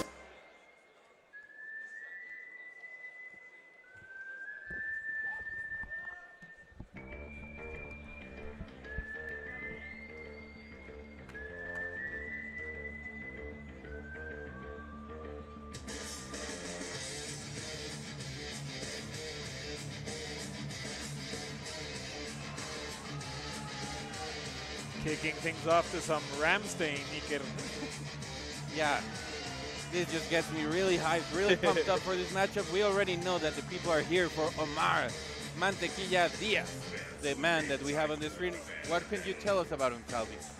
Omar Mantequilla Diaz has a bit of a misleading record, Iker. He has four pro fights, 2-2, but both of his losses were split decisions. So when you have a split decision, it can really go either way. We know it's a close fight.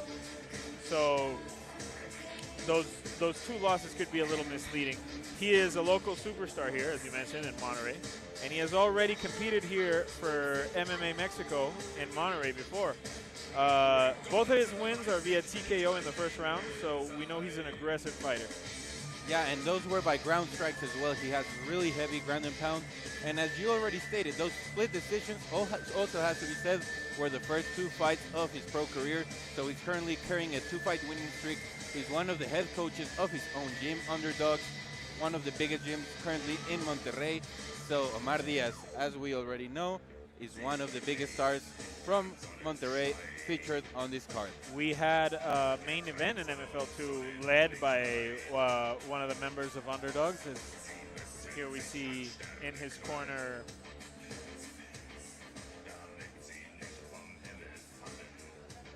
can't remember the guy's name.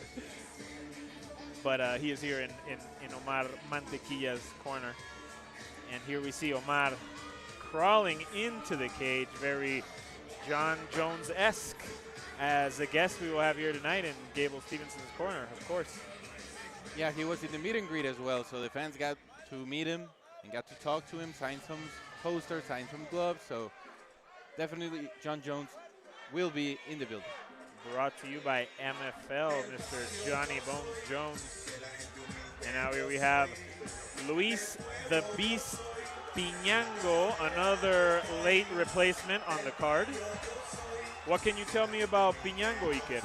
Well, to start, we already saw that the late replacements got the job done in the first fight with Yareli, so we can expect Luis to be a really tough opponent for Omar Diaz. He has faced very tough competition since his first pro fight, and he will take on a really difficult challenge tonight on short notice, as we already stated, against the hometown hero.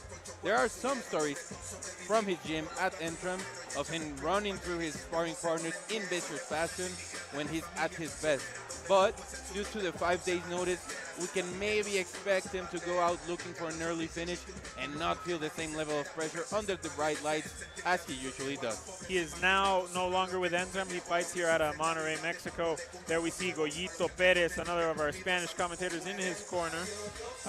And as we heard that rumor that he is a very dangerous sparring partner. Unfortunately, if you have him in your gym, you are not going to have a good time, Iker. Yeah, Cesar Vasquez Jr., one of the best fighters from Lux, had a fight with Luis Pinango, and Luis Pinango finished him in the first round very early in both of their careers, so that's a really good indication of how talented Luis Pinango is when he's actually at his best. Exactly.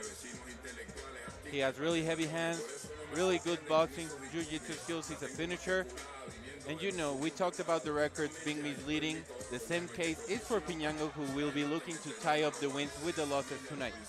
Yeah, more uneven record than we've seen tonight. A couple of fighters here had the opportunity to lead their record with a win. Here, Luis only has the opportunity to tie it.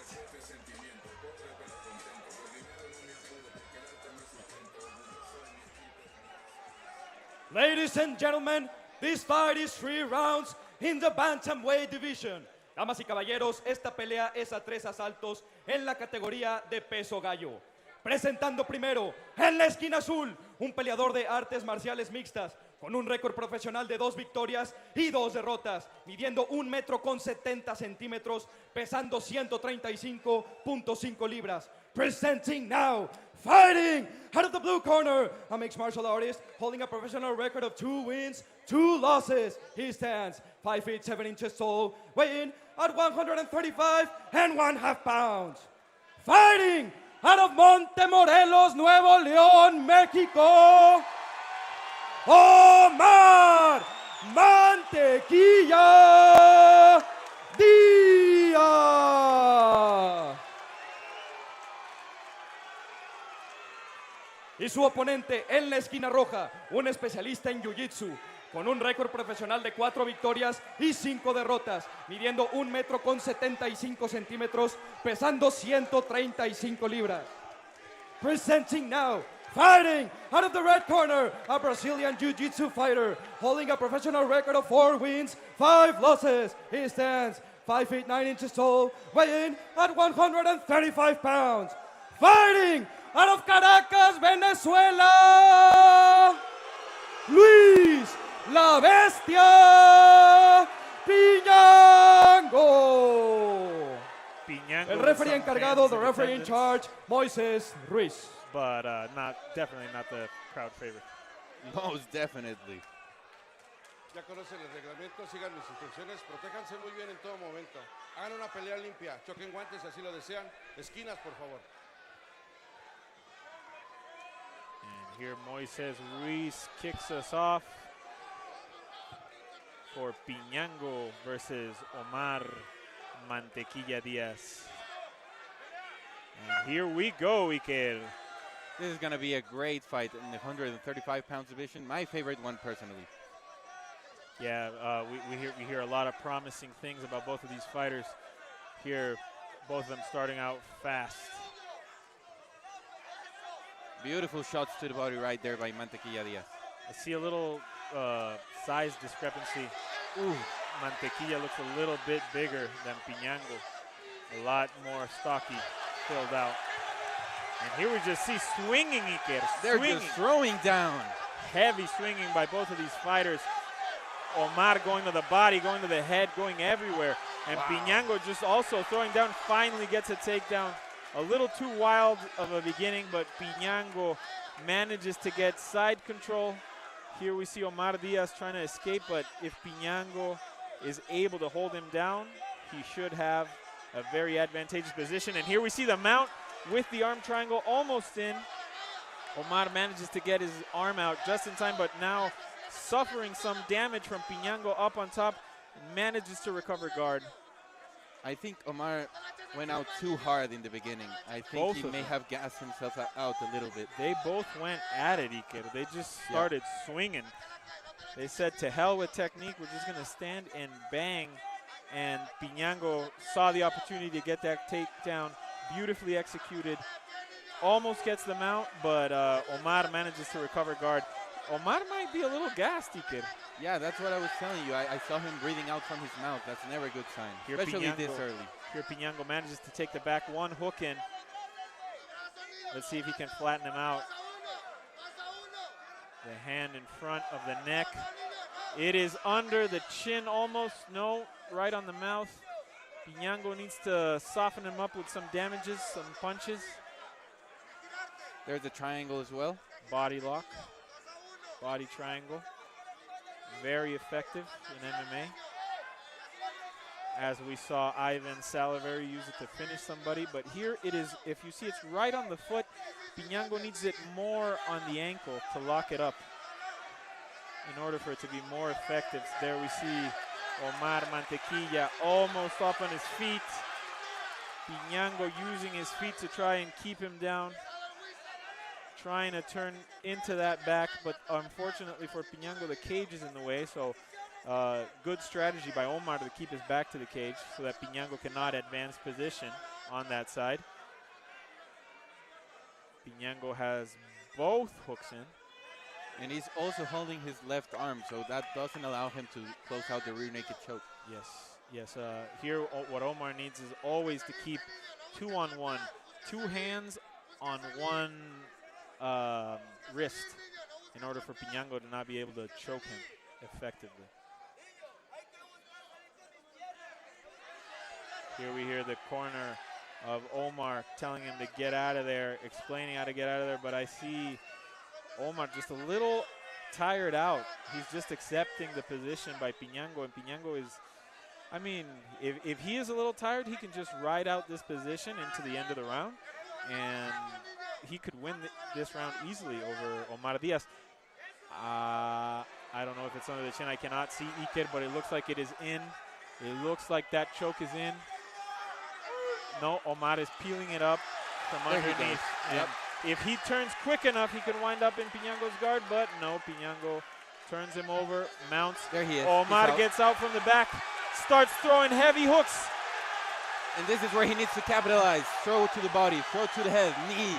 Now the left hook, the right hook, throwing to the body. And Pinango is covering up. He looks really damaged right now, but he's still throwing back. Heavy punches by Omar Diaz. Pinango looks hurt. The amount of volume is insane by both men. They're both hitting each other with all of their hearts and grit. You can see the referee's really close to the action right now. Oh, Pinango is down. Pinango is down. The referee's going to stop it. It is done. A beautiful victory by Omar Mantequilla Diaz, coming back from a really tough first round. Omar Mantequilla Diaz having this Monterrey crowd on its feet. Celebration. Living up to the nickname Mantequilla. He showed out why he's really slippery. He got out of that position and he started throwing punches, and he didn't let him breathe. I am not going to dispute the stoppage. I would have liked to have seen it go a little bit more, Ika, if I'm being honest with you, just a tad bit more, because the punches weren't the heaviest. There were a little tired punches. Let's see the replay. This is the beginning of the round. This is the beginning where they were going nuts. Yeah, the first sequence when he was throwing to the body, and there's Pinango's takedown. I think they're still going to go a little bit nuts, and then here's where Pinango finally goes for the takedown, mounts him. Omar manages to get out from underneath. Immediately, as soon as Omar is on his feet, he just starts throwing once again. I think it was a very... both fighters expended a lot of energy in this first round. They were both a little bit tired, and Omar just went for it. It's a risk, because if you don't finish Pinango like he did, you're just gassed out completely in the beginning of the second round. Here, let's see the finish. I felt it could have gone on a bit more. See, if the shots aren't that heavy. If you see the hooks, they're a little, I would have liked to have seen a little bit more, let it go on a little bit more, but I can understand unanswered shots no matter how heavy they are, Yeah, he was landing a lot on the arms as well, but I think it was the body work that got it done, because when they hit you to the body, you just fall. Yeah, I mean, Pinango fell down, so I can't dispute that a lot, but like I said, I just would have liked to have seen a bit more action before they stopped it. Mantequilla is living the moment. No, he made this Monterrey crowd explode. And we're ready to explode with the official Damas y announcement caballeros, from el David. referee Let's go. Moisés Ruiz detuvo el combate a los 4 minutos con 26 segundos del primer round. Ladies and gentlemen, the referee Moisés Ruiz stopped the fight at 4 minutes, 26 seconds of the very first round, declaring the winner by TKO, Omar Mantequilla Diaz. I hope we can get some mantequilla chants like that South Park episode, Mantequilla, Mantequilla. I mean, we definitely got the chance of the crowd going wild after that victory, though. So, No, this crowd exploded after Mantequilla got up. so the Monterrey fans can feel happy now that they got a victory in their hands, regardless of what happens next. And now Omar Diaz moves up to 3-2 as a professional fighter. Pinango now 4-6, but that was one of the wildest rounds we've seen in a long time. They went at it in the beginning of that round. Yep. Here we have the replays too, and we can see the way Omar Diaz started. He was just going all out from the beginning, from the start of the fight, looking for the knockout. You know, a lot of fighters walk in there, they have a game plan, they have a strategy, but sometimes they just say, F it, let's throw down. Like Max Holloway pointing at the center of the cage saying, dude, this is, at the end of the day, this is a fight, let's go for it. And that's what we saw in this matchup. Exactly, and once he got up, he didn't let up at all with the strikes. He kept the volume up, even leveled it up, and started landing heavily to the body, to the head, to both zones equally. And I think that's something that's very underrated in MMA. You don't see a lot of people throw punches to the body, but they're really efficient. No, as we spoke before, you and I, we really appreciate when fighters can show that beautiful boxing, mixing it up, body, head, body, head. It's very, like you say, underutilized in MMA to see a lot of body punches, but it's a very beautiful sight when we can witness it. Yeah, and the most emblematic fighter right now that speaks Spanish in all of mixed martial arts is an expert doing that. Ilia Topuria, the body hooks, the body work, the boxing. I think that's something that he has helped revolutionize in mixed martial arts, and we see it each time more and more. Well, we do have Luis Power Solórzano on this card, Iker, later on tonight. And if anybody's going to showcase some nice boxing, it is him. Definitely. Coming out from Tepito, from the Barrio Bravo, this guy's hands are next level.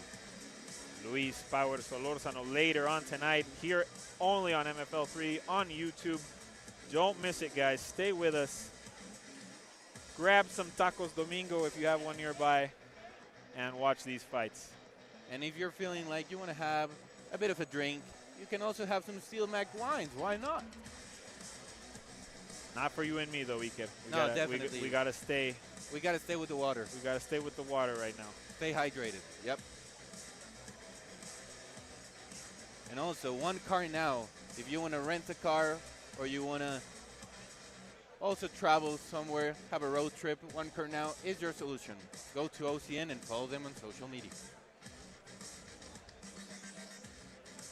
Also, don't forget to follow us on our official pages for MFL, Fight MFL on YouTube, Fight MFL on Twitch, Fight MFL on Instagram. Give us a follow if you haven't already. And this is the English broadcast. There's also the Spanish broadcast. So shout out to Goyito that we saw on the octagon, Natalia Rivera, as well as Benny Vasquez commentating the fights in Spanish for all of you guys. Shout out to our co-commentators on the Spanish table. As you mentioned, Goyito Perez, who just unfortunately saw his fighter lose. Yeah. But he's a legend of mixed martial arts, a pioneer for MMA in Mexico, and especially here in Monterrey. Yes. Goyito, very beloved fighter of this city. The first ranked fighter that Mexico had in the UFC, and he's here commentating for MFL. The first Mexican-born fighter in the UFC, Goyito Perez. Because if we're going to say first Mexican, we're probably, who was it? Edgar. Efrain. Before Efrain, there was another guy called Edgar Burns. Edgar Black, I can't remember now. Roger Huerta, El Matador. obviously. One of the first Mexican-American fighters in the UFC, Cain Velasquez. Yep, free Kane, by the way. Cain is finally free. Welcome home, Cain. Welcome back. Hope we get to see him in the MMA scene soon enough. And we'll have heavyweights coming up next, so we giving have a tribute to Kane. The big boys up next here on our main prelim fight. Hector Dinamita Negroy versus Renzo, the big puppy Aldave. We'll talk about these fighters in a minute, Iker, but I am really excited about this matchup. Both heavyweight matchups tonight are very intriguing, very promising, both with young prospects, as it is Renzo Aldave. Hector stepped away from MMA for a little bit, but now he is back with a much bigger frame. And there we have him, Renzo Aldave El Cachorrete versus Hector Negroy Dinamita from Mexico and Renzo from Peru. And we see the records 1-1 for Dinamita and Renzo Aldave. We see the record. That's the amateur record because this is his pro debut, but there's a big discrepancy in weight. The nationalities, Mexico and Peru, representing the MFL Octagon. And the big puppy, El Cachorrote, will try to make a statement. Speaking to Renzo, he also mentioned that his record is not quite correct. There it says 7 wins and 4 losses. He told us he had 9 wins, no losses, and 0 losses. That is correct. Renzo competed in the infamous IMMAF International Amateur Circuit representing Peru, which he won. We do have to acknowledge that Renzo might not be a true heavyweight. He might be a little bit above his true natural weight class. Definitely. But that does not intimidate him or stop him from showcasing a big, big, heavy puncher style. And here we have Hector Dinamita Negroy. Iker, what can you tell me about Hector?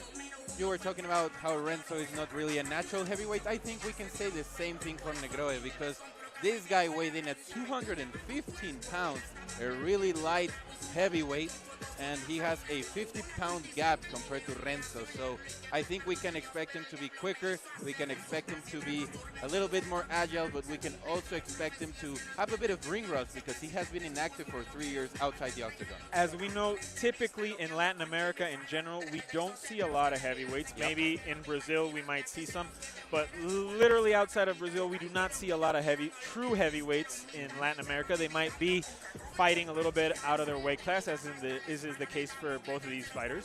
But I will say Hector Dinamita Negroy looks a little bit more filled out for the weight class than Renzo does. Renzo seems a little more, he doesn't pack a lot of muscle. He doesn't seem very filled out for the weight class. Hector looks a lot more fit. He looks a lot more like he's worked on the physical aspects of his career so far. And as we mentioned, he stepped away because before we saw him at this weight class, we saw him at welterweight, correct? Yep. So he spent some time trying to grow some muscle, trying to pack on some pounds in order to move up to this weight class. And here we see him at his first attempt at heavyweight against Renzo El Cachorrete Aldave. And talking about his style, he's primarily a boxer with very heavy hands, lighting speed. Even when he was a welterweight, he had lighting speed. So with the 50-pound weight cap, as we already talked about, I think the speed will be a key factor for him tonight.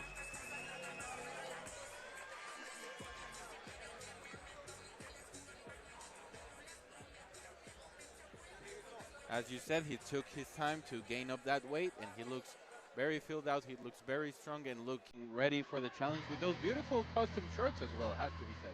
Oh, yes. We both really enjoy these Yocal purple shorts. And here he's wearing some custom nice shorts.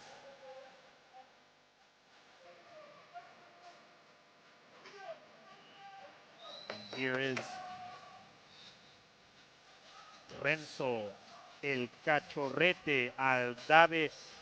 Very quirky personality. He made us all laugh at the press conference, saying in Spanish, "I am ready to eat some effing strikes." I will not repeat the word he actually said in Spanish. Gotta keep it PG. But he was saying, I can take some male appendage strikes. If you speak Spanish, you know what I'm talking about. He said he doesn't care. He'll eat those punches all day, and he is a guy that likes to throw down. He is ready to throw down. I was speaking to him. There we see Draco Cusillo in his corner, a very experienced and well-known fighter in the Mexican circuit, fights for PFL. He tells me he strikes very heavily with Draco Cusillo. Their sparrings are very aggressive. They're very violent sparrings, and he is used to having that style when he trains. So he likes to have that going for getting ready for the fight. And that's really impressive considering the gap in weight between both men, because Cusillo competes as a welterweight. Aldave, as we see, is a heavyweight that weighs 265 pounds, but we also told us the influence mentally that he has had on him. You know, when you train with someone that has been a Lux Fight League champion, that has competed in the PFL, that's a huge mentorship for a 20-year-old that is now making his pro debut and who's also ranked as the #1 heavyweight prospect in Sapology currently in all of Latin America. Yes, we do not take this kid's debut lightly. Renzo Aldave, a very big prospect, as you can see, literally and figuratively. Under 20 IMMAF World Champion in 2024, so let's see how his pro debut goes. David, hit it. Ladies and gentlemen, this fight is 3 rounds in the heavyweight division. Damas y caballeros, esta pelea es a 3 asaltos en la categoría de peso completo. Presentando primero, en la esquina azul, un especialista en striking, con un récord profesional de 1 victoria y 1 derrota, midiendo 1 metro con 78 centímetros, pesando 215 libras. Presenting now, fighting out of the blue corner, a striker, holding a professional record of 1 win, 1 loss. He stands 5 feet 10 inches tall, weighing at 215 pounds.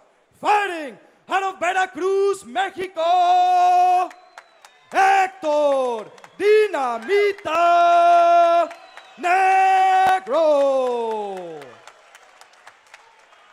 Y su oponente en la esquina roja, un especialista en striking, haciendo su debut profesional, midiendo 1 metro con 84 centímetros, pesando 265 libras. Presenting now, fighting out of the red corner, a striker, making his professional debut.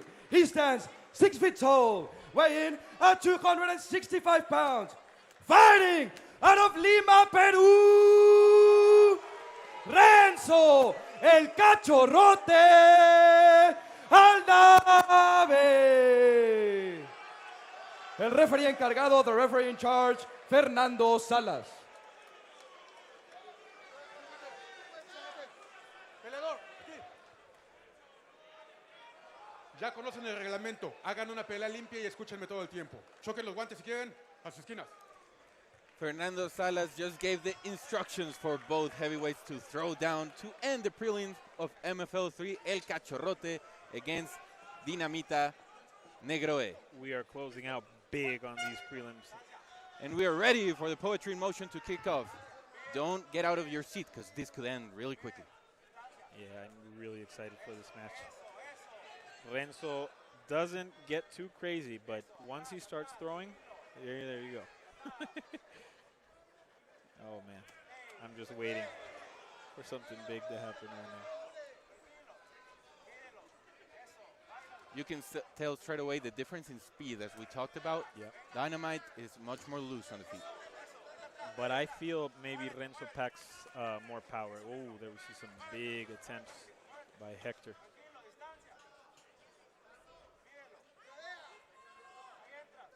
Interesting. Aldave switching stances a lot. Throwing Yeah. the body kick as well from the left side. So Hector having 2 fights might be misleading because Renzo might have more experience in the amateur circuit. Oh! No. Oh, no. Oh, no. Oh, no. No, man. Oof. Man, no. Oh, that was bad. God, that's a terrible injury, dude.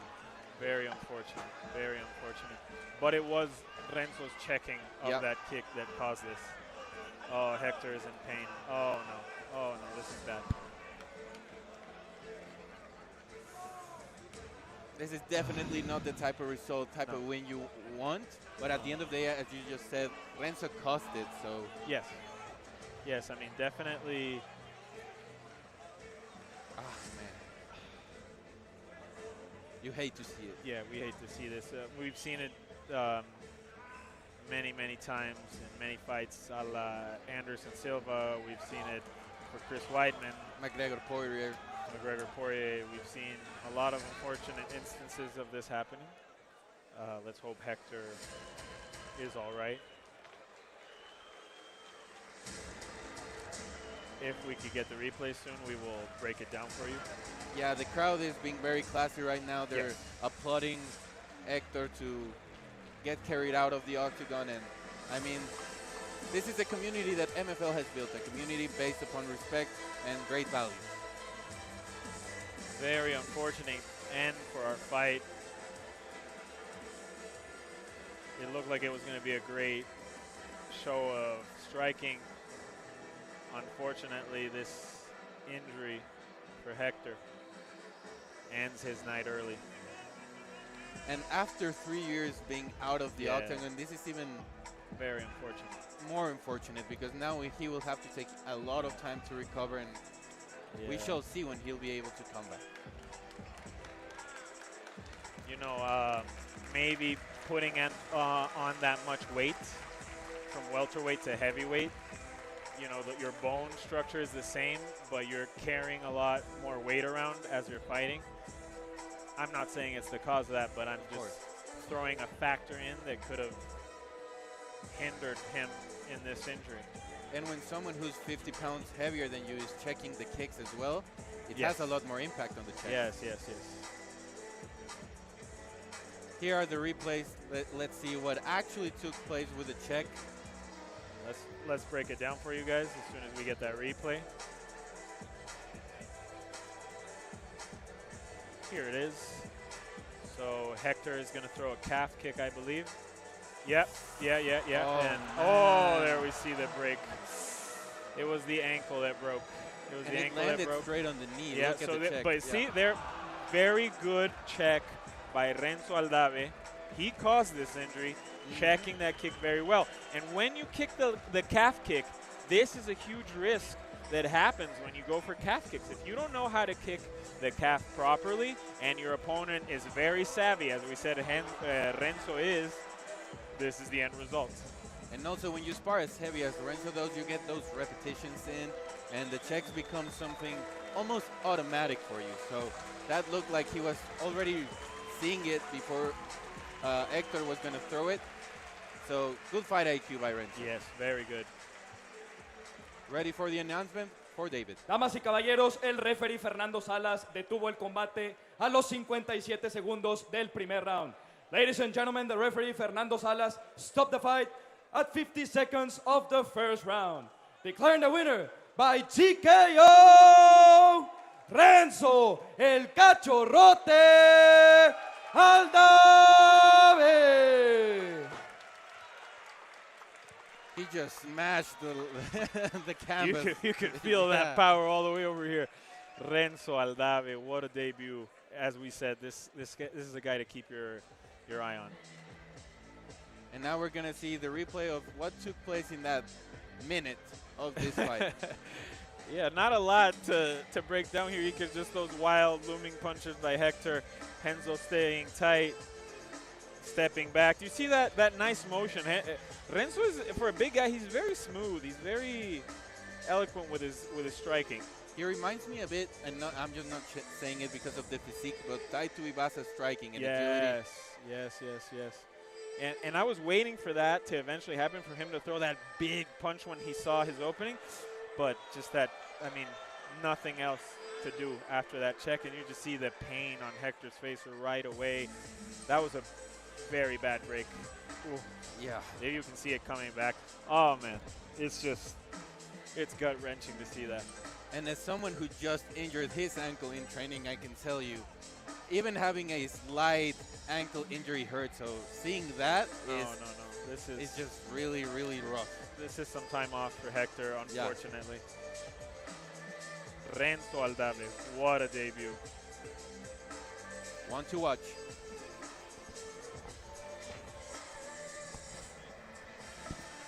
Essentially, I reached out to Joe a few years back on social media. Yeah, Mac was in the DMs 3-4 years ago.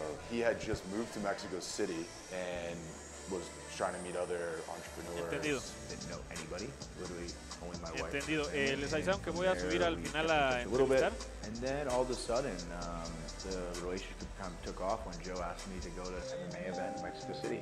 I was real bored one day escuchan? and I saw an ad for a league here. I was like, Mac, you want to go watch MMA? And we went over, we saw the event, we started just like joking about buying the thing, and that's what started MFL, like a joke between friends about buying scrappy MMA league, and now we're here. It's absolutely insane. Just this inner desire when I met Joe and I connected with him on this level to really improve the opportunity for professional amateur athletes.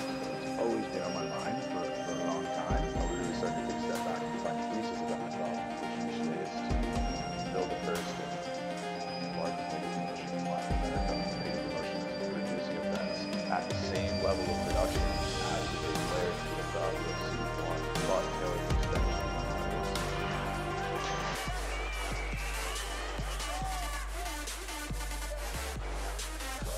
I want MFL to be the opportunity where no matter who you are, where you're from, what language you speak, if you're good enough and you want the opportunity, I like this. I think a lot of people that are that's their name. when you see the MFL, when you type MFL, I want to become away so we know it's a very high quality production. But I also want the fighter to have an experience with our team of operations that is amazing to say I was treated like the first class athlete that I am. The possibility of creating something.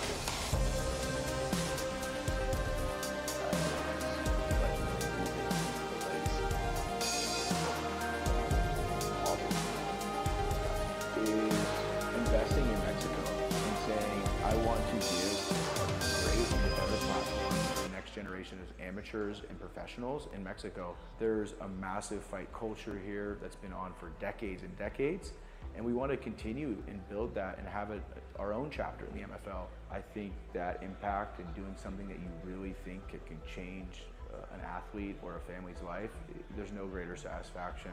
Needs a turning point in combat sports for the region. It marks the arrival of a platform which is providing fair, equal, and honest opportunities to the people who've dedicated their lives to the sport and providing top tier, engaging, interactive experiences for people who are so lucky. I obsess over the fan experience. So for me, it's all about building community so these fighters have the opportunity to show off their skills. I want them to feel that passion like they're in the Coliseum. Electricity. They walk in there, ambience is perfect, fights are going on, crowd's going crazy. In 5 years, I think MFL will be the #1 mega promotion, probably the only mega promotion at this rate in Latin America. Multiple events per month across multiple countries with thousands of fans watching live and millions of followers and maybe billions of impressions over the course of a year. MFL 2 guys, November 15th, tune in YouTube at FightMFL, Instagram, live stream on Facebook, and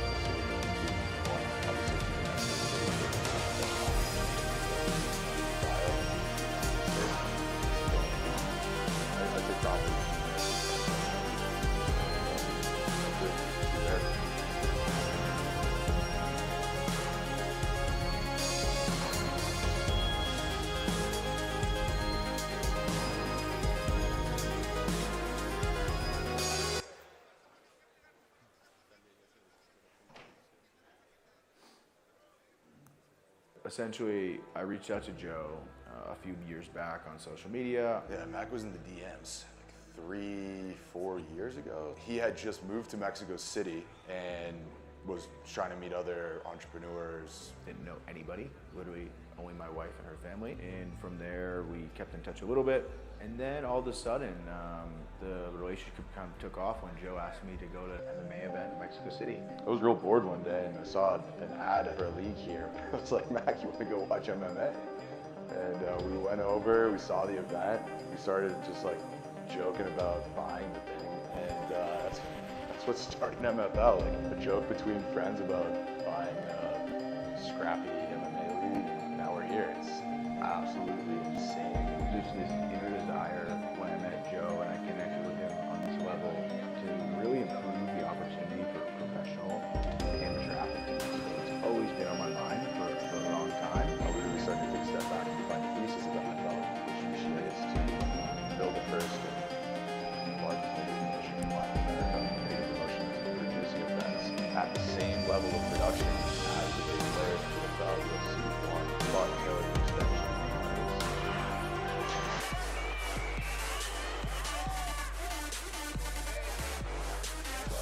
I want MFL to be the opportunity where no matter who you are, where you're from, what language you speak, if you're good enough and you want the opportunity,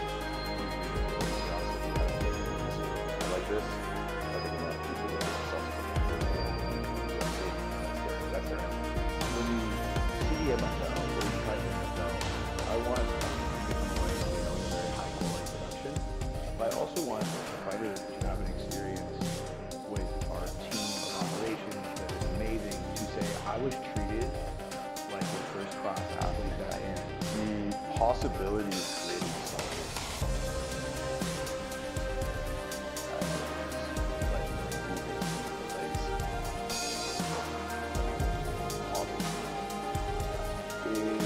Investing in Mexico and saying, I want to give a great and better platform for the next generation of amateurs and professionals in Mexico. There's a massive fight culture here that's been on for decades and decades, and we want to continue and build that and have our own chapter in the MFL. I think that impact and doing something that you really think it can change an athlete or a family's life, there's no greater satisfaction. It means a turning point in combat sports for the region. It marks the arrival of a platform which is providing fair, equal, and honest opportunities to the people who've dedicated their lives to the sport, and providing top tier, engaging, interactive experiences for people who are so lucky to come. I obsess over the fan experience. So for me, it's all about building community so these fighters have the opportunity to show off their skills. I want them to feel that passion like they're in the Coliseum. Electricity. They walk in there, ambience is perfect, fights are going on, crowds going crazy. In 5 years, I think MFL will be the #1 mega promotion, probably the only mega promotion at this rate in Latin America. Multiple events per month across multiple countries with thousands of fans watching live and millions of followers and maybe billions of impressions over the course of a year. MFL 2 Guys, November 15th, tune in YouTube at FightFL, Instagram, live stream on Facebook, and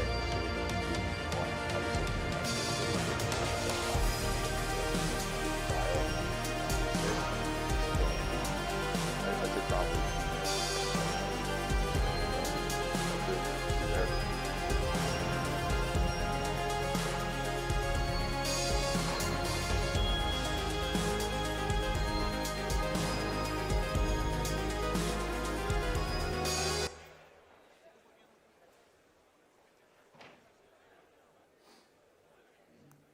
Essentially, I reached out to Joe a few years back on social media. Yeah, Mac was in the DMs 3-4 years ago. He had just moved to Mexico City and was trying to meet other entrepreneurs. Didn't know anybody, literally only my wife and her family. And from there, we kept in touch a little bit. And then all of a sudden, the relationship kind of took off when Joe asked me to go to an MMA event in Mexico City. I was real bored one day and I saw an ad for a league here. I was like, Mac, you want to go watch MMA?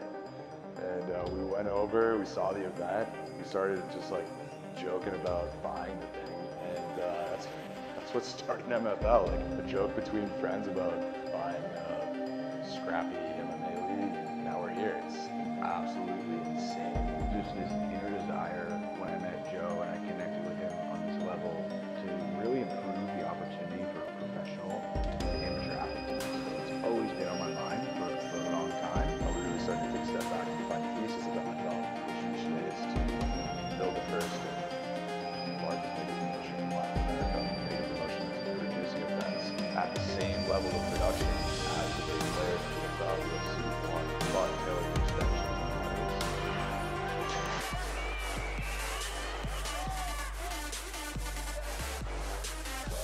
I want MFL to be the opportunity.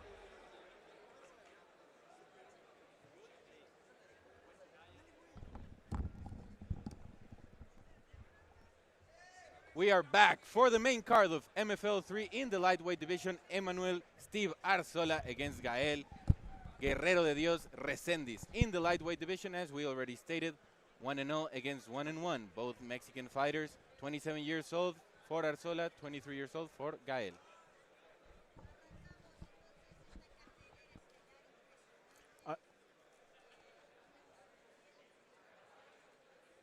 We are ready for this promo, this video, so please do not get out of your Mi seat. gente, bienvenidos al momento más excitante de toda la noche, la cartelera estelar. Vamos a iniciar con una batalla entre Gael Recendes.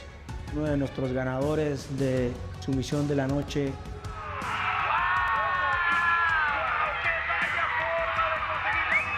Uno de los peleadores más fuertes en la división. Un monstruo dentro de la jaula. Welcome to MFL 3, live in Show Center Complex, Monterrey.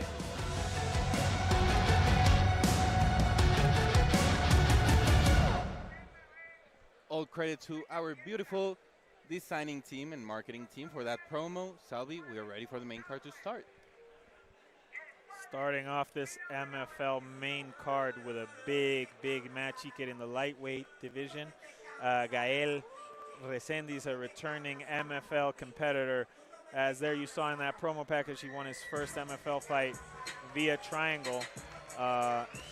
This fight also has a late replacement on it. Yep. Just a couple days ago, Gael's opponent was switched out to Emmanuel Steve Arreola. You talked to me a little bit about Emmanuel, Iker. You told me he has some combat sambo experience. He is a bronze medalist in this system, have you will, that is combat sambo, that is very popularized in Russia and in that area in the Caucasus region. Not so popular over here in Latin America, so it's rare to see people from this region competing in combat sambo, but as we all know, it's the closest thing to an MMA match that you can get outside in regular competition. Most definitely. And the other Mexican fighter that jumps to mind that has that sambo experience is Emmanuel Rodriguez. So for Emmanuel Steve Arreola to have this bronze medal in combat sambo just speaks volumes to the amount of talent and the amount of hype that he's carrying with him. He's very confident. He told me, I took this fight on 1 week notice because I was really waiting for this opportunity. And now that we all know his MMA credentials, he's foaming at the mouth to deliver. Emmanuel Steve Arreola, as we mentioned before, taking a fight on short notice is a double-edged sword. As the guy taking it in short notice, you have nothing to lose. And Gael, Warrior of God, Recendes, prepared for somebody completely different than Emmanuel Arreola. So here, let's wait out for Gael to make his walkout. A very different stylistic matchup for Gael, but most definitely a better stylistic matchup, I feel, for the fans, because these are two elite grapplers facing each other. Yes, I saw a picture of Emmanuel also in a wrestling singlet. So I believe he also has some wrestling experience, which we don't see in Mexico that often either. So I'm very interested to see Emmanuel's technique right now when we kick off.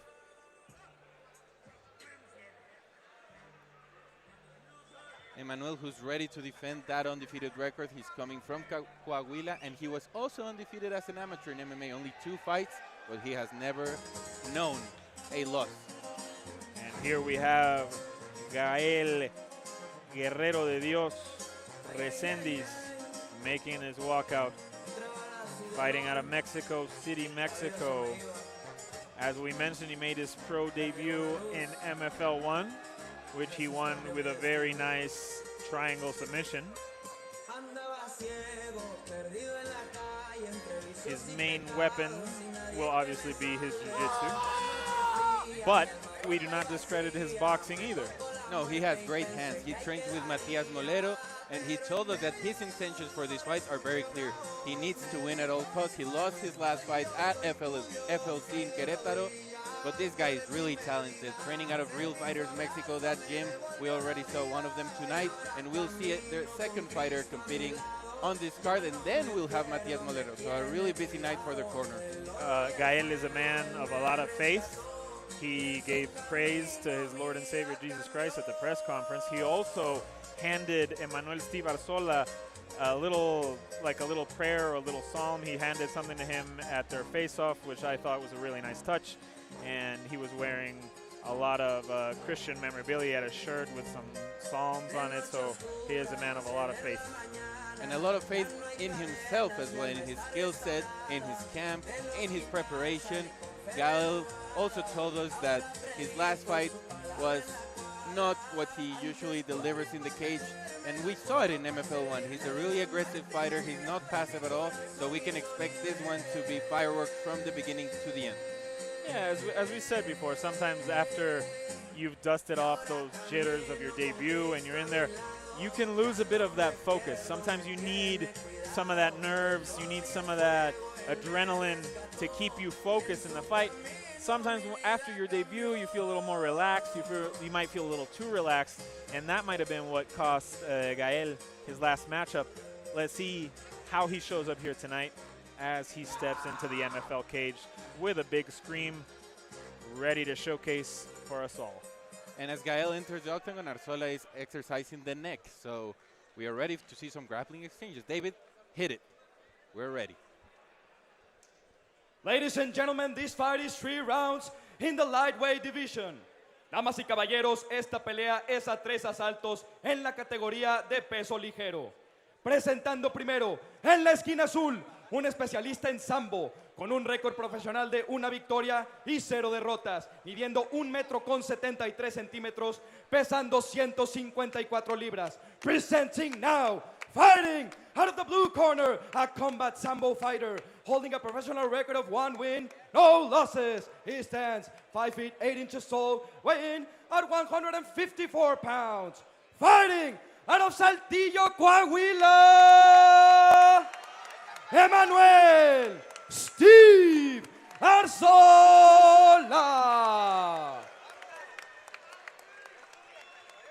Y su oponente en la esquina roja, un especialista en Jiu-Jitsu, con un récord profesional de 1 victoria y 1 derrota, midiendo 1,75 metros, pesando 153 libras. Presenting now, fighting out of the red corner, a Brazilian Jiu-Jitsu fighter, holding a professional record of 1 win, 1 loss. He stands 5 feet 9 inches tall, weighing at 153 pounds. Fighting out of Cuernavaca, Morelos, Gael Guerrero de Dios Recendes. El referee encargado, the referee in charge, Antonio Guerrero.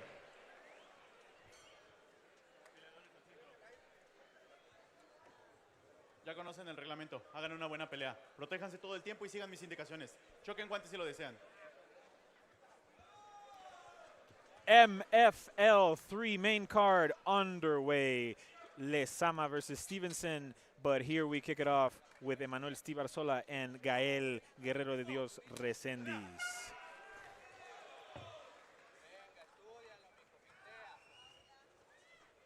Both men who are very fluid. They switch stances a lot on the feet. I think maybe due to their grappling level and skill, they will cancel each other out with the grappling. Very nice entry to the leg by Emmanuel Arzola. He is just running at Gael. Yep. Emmanuel, oh my God, beautiful suplex by Emmanuel Arzola. And here he's going to go for it again. I feel he's just going to try and keep suplexing him. Beautiful knee there. Beautiful knee by the side, again attempted. And there we hear his corner telling him to knee the leg of Gael Recendes.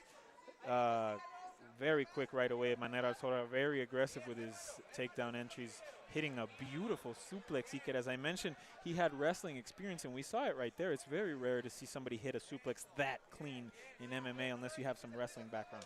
Especially in the first minute of the fight. Yeah. Well, if you're going to hit it anytime, that's where you should hit it, because you expend a lot of energy throwing your opponent around. But here we just see Emmanuel relentless, holding on to Gael. Gael finally able to break free. Ooh, that was a slip. On the high kick, we see a little mark on Gael's chin, but I feel the wrestling is going to be a big issue in this fight for Gael, Iker. Arreola looks dominant with the wrestling. Arreola has a very weird wrestling-esque take, because in wrestling you see them lift the leg a lot, either behind their opponent or up in front, as Emmanuel is doing, and I feel it's throwing Gael off. He doesn't know how to deal with that wrestling attack. But you can see Gael is defending the body lock just as Peter Yan did against Merab, throwing the elbows to the forearm of Arreola to at least damage him. Oof. Oof. I don't know if those strikes are legal there. The referee is telling him to watch out. He has the 4 points he has down. Both hands on the mat. Right now he could knee Arreola. That was illegal. He had one hand down. I don't know what they explained to him, but here we see the ref. I don't know if he's going to take a point. He's going to talk to Arreola, but this is good for Gael. Gives him a moment to breathe. He had one hand on the mat. As far as I know, both hands have to be on the mat in order for it to be an illegal strike. That's the new rule. Yeah. I don't know if we're following the old rules, where one hand makes you a grounded opponent, but as far as I know, you need both hands on the mat. Let's see if Emmanuel keeps up with this relentless wrestling pace. Gael switching stances now as a southpaw. Oof! Nice hook by Gael.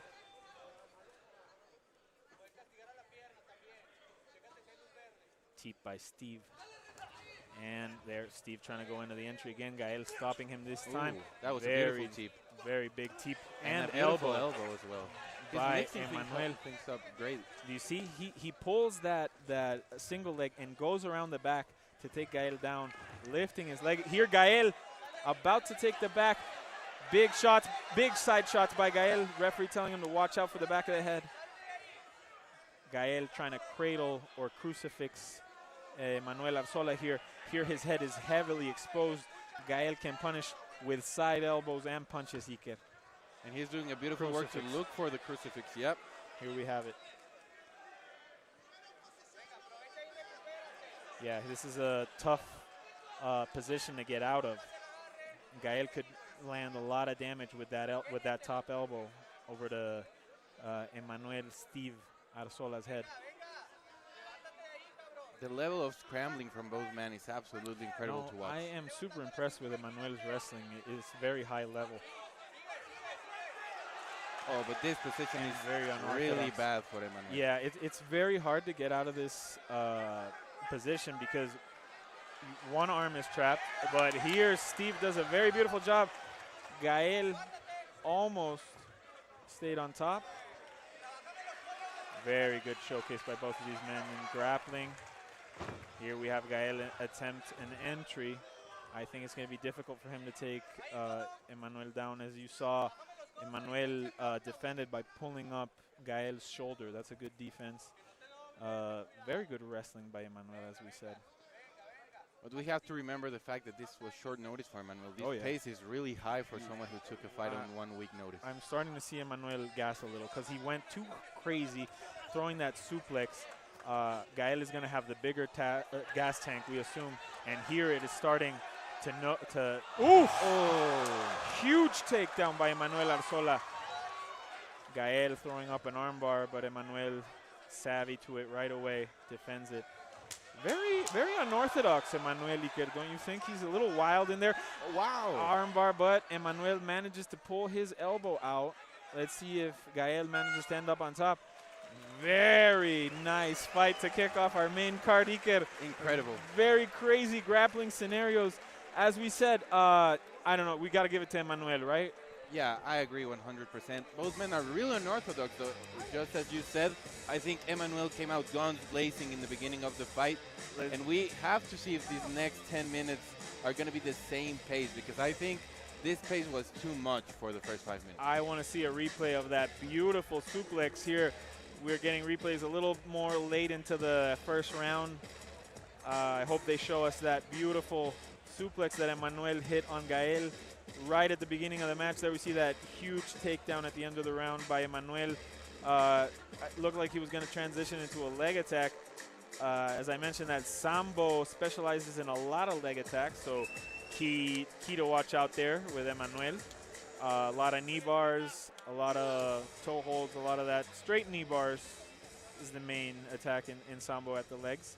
But judging by Emmanuel, he could throw up anything. Emmanuel looking a little tired. He just paced in front of us. He seems a little tired. Yeah, he's breathing from the mouth. He's pacing back and forth. That's never a good sign. Gael, a lot more composed. Seems like he's still got a lot of more energy in him. He has to capitalize on the body language that Emmanuel is showing, and that's the boxing combination. Very unorthodox striking by Gael, like a weird hook there. Emmanuel lands a big shot, but Gael stuffs that takedown. Here we see Gael in that same position we saw in the first round. Let's see if he tries to capitalize, get that crucifix again, because he has one arm trapped. He's trying to trap the other arm. I think that was a clean shot. Clean shot. Those elbows have been key for him this fight. Yeah, Emmanuel's corner complaining about the back of the head. I thought that was clean. Yeah, that was next to the ear. Yeah.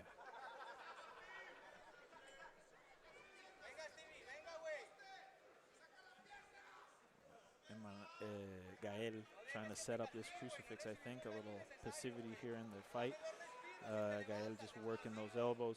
I don't like that Gael is sitting down too much, because Steve could put his weight on top of him, lay him back, and wind up on top of Gael. But now that Gael has chopped that shoulder, it might be a little better. But if you see, Gael is laying down way too much on his hip, and Steve is directly on top of him, and this is going to be bad. See?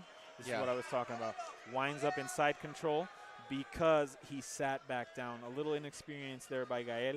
He had to stay on top of Steve from that crucifix position to try and keep his weight on top of Steve, so Steve couldn't put his weight on top of him like he ended up doing.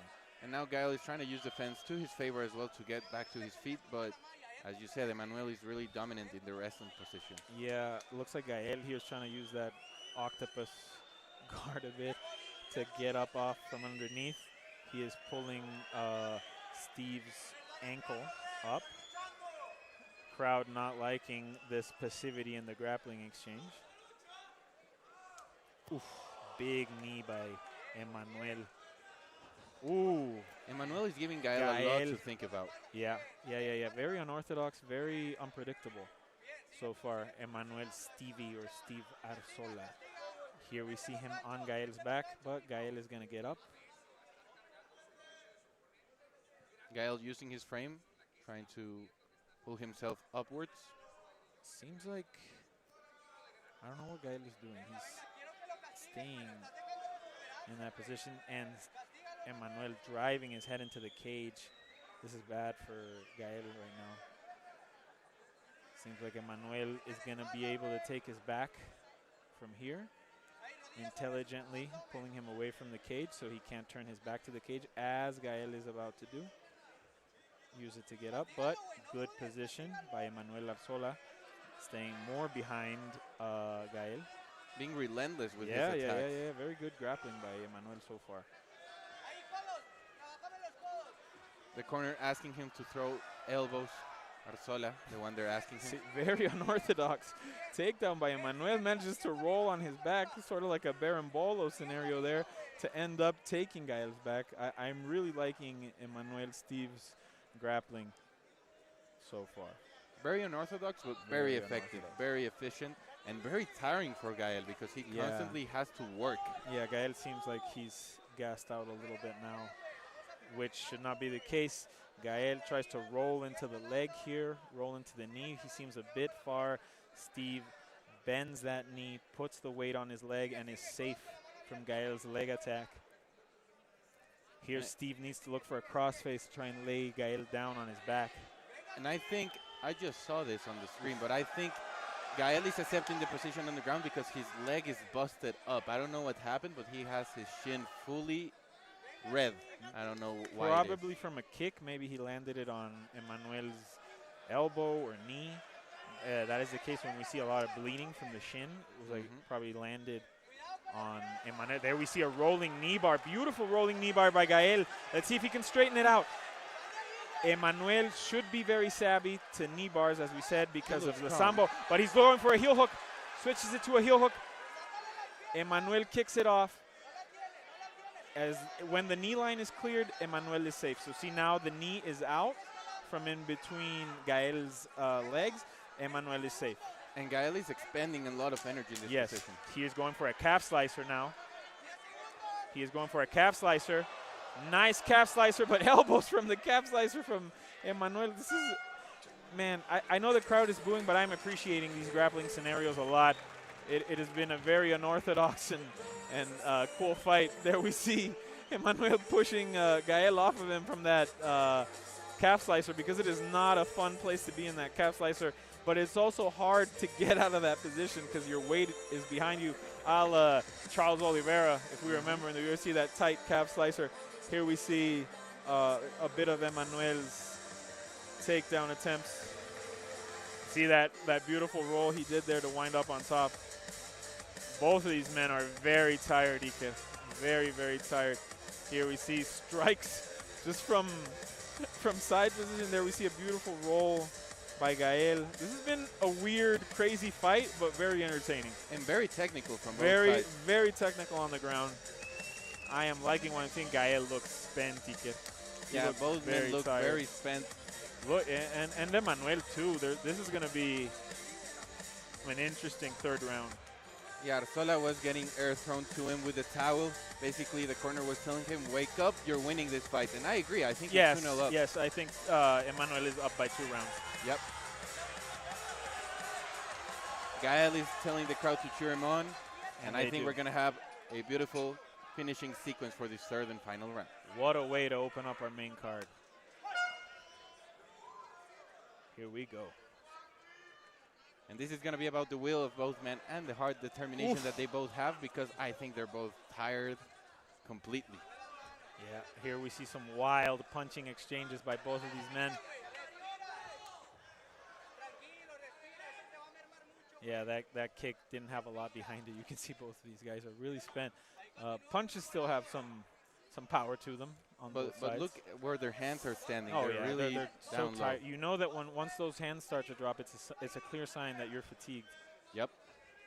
Nice step in elbow by Emmanuel, very Muay Thai-esque. Nice jab by Emmanuel. See, they're just both standing there. They're very tired, Iker. This was a very grappling heavy fight, and ooh, beautiful right hand by Gael. Beautiful cross by Gael Recendes. And this is what he needs to do. Keep it on the feet, sprawl the takedowns, and try to finish this fight. Yeah, I'd like to see them end this a hammer fist. Standing hammer fist, yeah. Emmanuel is very unorthodox. If I get to talk to him, I'm going to ask him about where he gets his style from, because, see, winding up that standing hammer fist. And now a spinning back fist from Gael, mirroring each other. They're both getting creative out here. I like to see it. We saw him throw a flying knee as well in the first round. Big takedown by Emmanuel. Gael rolls through, but Emmanuel winds up on his back. This could be the end, Iker. On your back, you can see the grimacing on Gael's face. I don't know if he's way too tired, if he's hurt from something, but yeah. I think it's his right leg. I think it's his right shin that is busted Look up. at the demeanor. He's crawling to the cage. You don't see this a lot in MMA. Just Gael crawling to the side of the cage to try and get up. Steve Arreola jumps on his back. This is what you call a scrap. Yeah. Both of these guys have expended themselves to the limit here on this match. But this is what you want to see, especially from two guys who are young, who are very promising, who have a very well-rounded skill set. Arreola is showing out why he's actually a bronze medalist in combat sambo. And what a show out for Emmanuel Arreola to come in on late notice and put on a show, stamp his name on in MFL, to have them call him back. Definitely. Yeah, that was an illegal strike. That was an illegal strike. Referee said no. I thought both of Gael's hands were down, and Emmanuel threw a knee there. Gael literally fleeing from Emmanuel, but he holds on to him. There we see. He just can't seem to get away from that hook from Arreola. Here we see the crowd chanting something. I can't really make out what they're saying. This is going to be it. If Emmanuel is able to mount, but at the same time, I think Emmanuel is very tired because he can't capitalize on these advantageous positions, these dominant positions he's ending up in. He's not able to punish Gael enough to finish the fight. Definitely. And Gael is always dangerous. Even when he's in this position, he's scrambling out of positions and he's looking for leg locks, he's looking for arm bars. He's never out of this fight. As we saw, he rolled into a knee bar precisely from one of these positions before and had Emmanuel in danger there. And you can just see the damage on his body from rolling on the cage, rolling against the fence. That also is damaging a lot. Yeah, Gael is spent. He does not have the gas tank to fight back to Emmanuel. And Emmanuel, I believe, is just going to hold on for the remainder of this round on to Gael. He's fought a very smart game plan, I feel. Yeah. Oof. Very unorthodox, Emmanuel. Very unorthodox, and I like it. He's throwing from weird angles. Here, Gael setting up a Kimura, but doesn't have the right position. North-south. To throw it from an armbar. Not quite latched on enough to Emmanuel. 30 seconds. In side guard. Side control, sorry. Yeah, we see those downward elbows from Emmanuel, damaging the body, throwing the face. And here is the moment for Emmanuel to really put a stamp on this match and try and finish it. 10 seconds left. I believe we will go to the cards, Iker. And all the people who came in on short notice delivered on this card. Even Pinango, though he lost, man, did he gave a great performance. By Emmanuel to end this match. And I believe I will be speaking to him at the end of this match, Iker. Completely. I think this is a victory for Coahuila, 2-0, probably for Emmanuel Steve Arreola and Gael Recendes, who's actually with his corner, not looking all that happy, and this is what we talk about, the thrill and the agony. The body language always sends out a message. Beautiful display of grappling by both men. Definitely. We are going to see the replay of the action when they were on the feet. This unorthodox hammer fist by Arreola. The 1-2 from Recendes, connecting with the left hooks. He had a lot of success on the feet with the boxing, but Arreola just had a better ability and game plan to mix things up and to try to take the fight to his world, the wrestling. And this is where he had the most success, in the grappling exchanges, taking the back, taking control of Gael next to the fence. Gael had some good moments, some good scrambles, looking for the knee bar, looking for the arm bars, but at the end, the control probably won Arreola this fight. And as we see on the replays, he had some real unorthodox attacks, unorthodox strikes with the head kicks from the clinch position, even looking for the knees. And both men are absolutely spent. We see them in the octagon, just grimacing, having a rough time getting back up. But it's just how tired they are. They gave it their all. They showed a lot of heart, and we see Gael is not even to get up to his feet already. And on the other side, we see Arreola having a rough time to stand up. So this tells you a lot about how good this fight was and how much these guys gave it their all, delivered. Probably a candidate, early candidate for fight of the night, and we're ready for the official announcement from our announcer, David Guevara. David, are you ready? Because we're ready to hear the official result. Damas y caballeros, después de 3 asaltos, nos vamos a las tarjetas de los jueces. Ladies and gentlemen, after 3 rounds, we go to the judges' scorecards for decision. All 3 judges for this contest, 30-27, for the winner, by unanimous decision, Emmanuel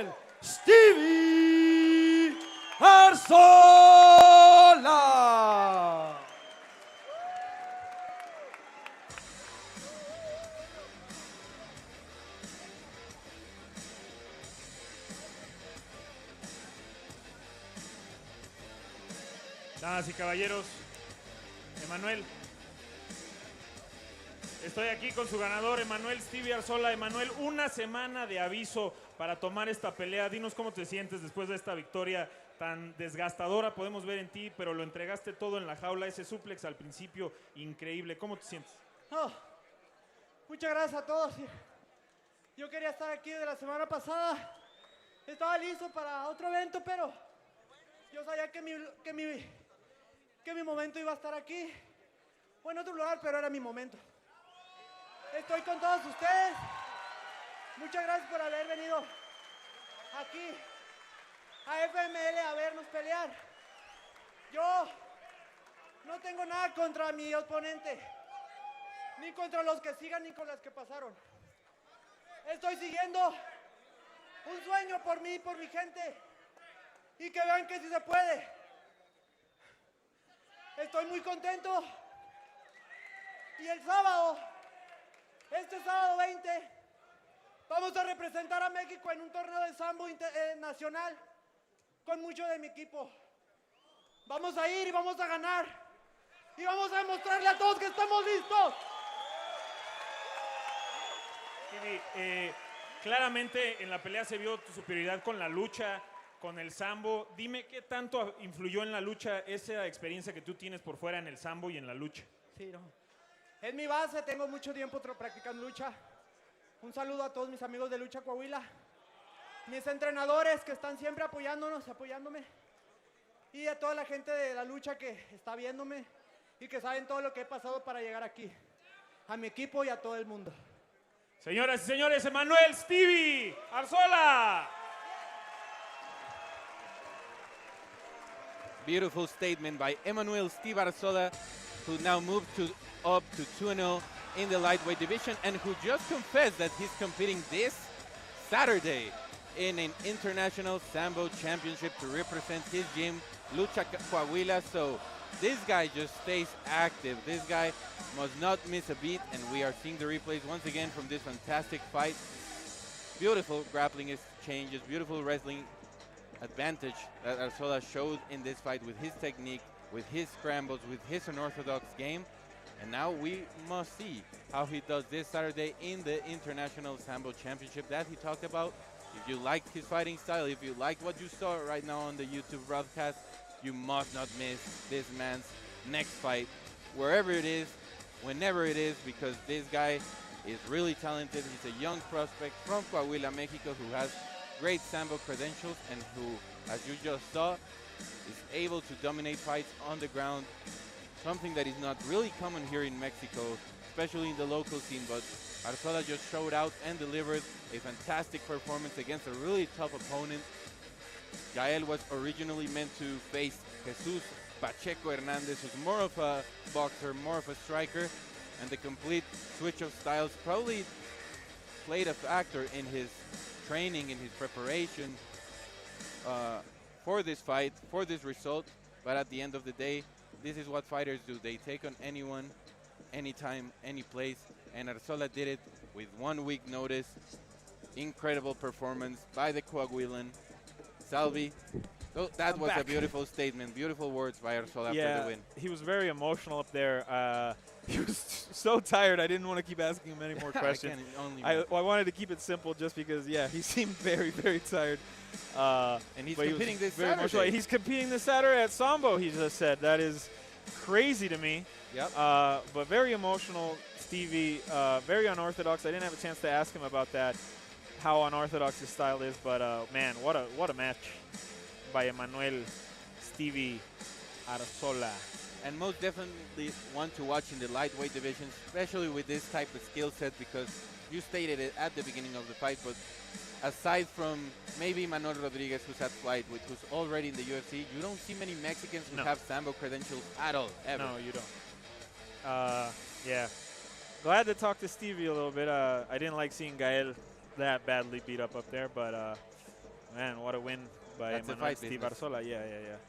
Yeah, he seemed a little bit beat up, a little bit down on himself, very tired. Both of these men that laid it all out in this matchup. Yeah, even at the end of the fight, you saw Arreola with his bucket on his corner, just spitting out his saliva. Blood. Yeah. And that's because he was just tired. He was trying to let something out from his body.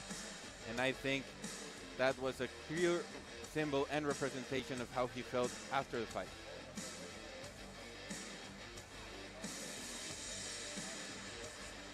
We are seeing it on the replays as well. Arreola landing knees to the body, landing great strikes, looking for unorthodox techniques, unorthodox takedowns, and getting the job done. That suplex, Salvi, was probably the main highlight from this fight. Yeah. Up next, we have a very, very important, interesting matchup. Matias, the ice cream father, Molero, Papá de los Helados, versus Ricardo Hurtado. Yeah, Matias, who's 4-2, all finishes, 100% finish rate, and Ricardo Hurtado, who's a grappler, heavily focused on his jiu-jitsu, so we are going to see another classic grappler versus striker match. Molero, not a slouch on the ground either. Molero, not at all. Very long fighter, very lanky fighter. Will probably try to keep Ricardo at the end of that jab all night. Very Sean O'Malley-esque for this division. Very long, very lanky, as we said. I'm very excited, Iker, to see Matias Molero, to be honest with you. He's a very exciting fighter. He brings it, and he likes to show out. And he has a very long body, as we said, for this division, and he's a very competent striker. And I think without the weight cut that he had to do to make the flyweight limit, as a bantamweight, he's going to have much more success in this division. He has a 74.4-inch reach with his arms. He's very long, as Salvi stated, very lanky, and he's very, very good on the feet. A heavily focused kickboxer with great kicks, great straight punches. So we shall see if he's able to live up to the moniker, the ice cream father, that in the Venezuelan slang basically means that you're the cream of the crop, the best of the best. It's not related to ice cream, as many of you may probably think it is. He's not really an ice cream father. He's just a guy that believes in himself, and that's why he calls himself El Papá de los Helados. Yeah, I had a very, I don't know if I'm going to be sharing too much of this moment, but I had a TMI moment. I was actually at the stall when Matias came in, and I said, hey, I have a question for you, bro. As we're both peeing, doing our necessities. He says, yeah, what's up? I go, what does your nickname mean? And he tells me, El Papá de los Helados. He says, the point of the train. He says it's a common phrase in Venezuela where El Papá de los Helados, or the ice cream father, is like El Papá de los Pelados. Like, I am the best of the best. I am everybody's dad. I am better than everybody else.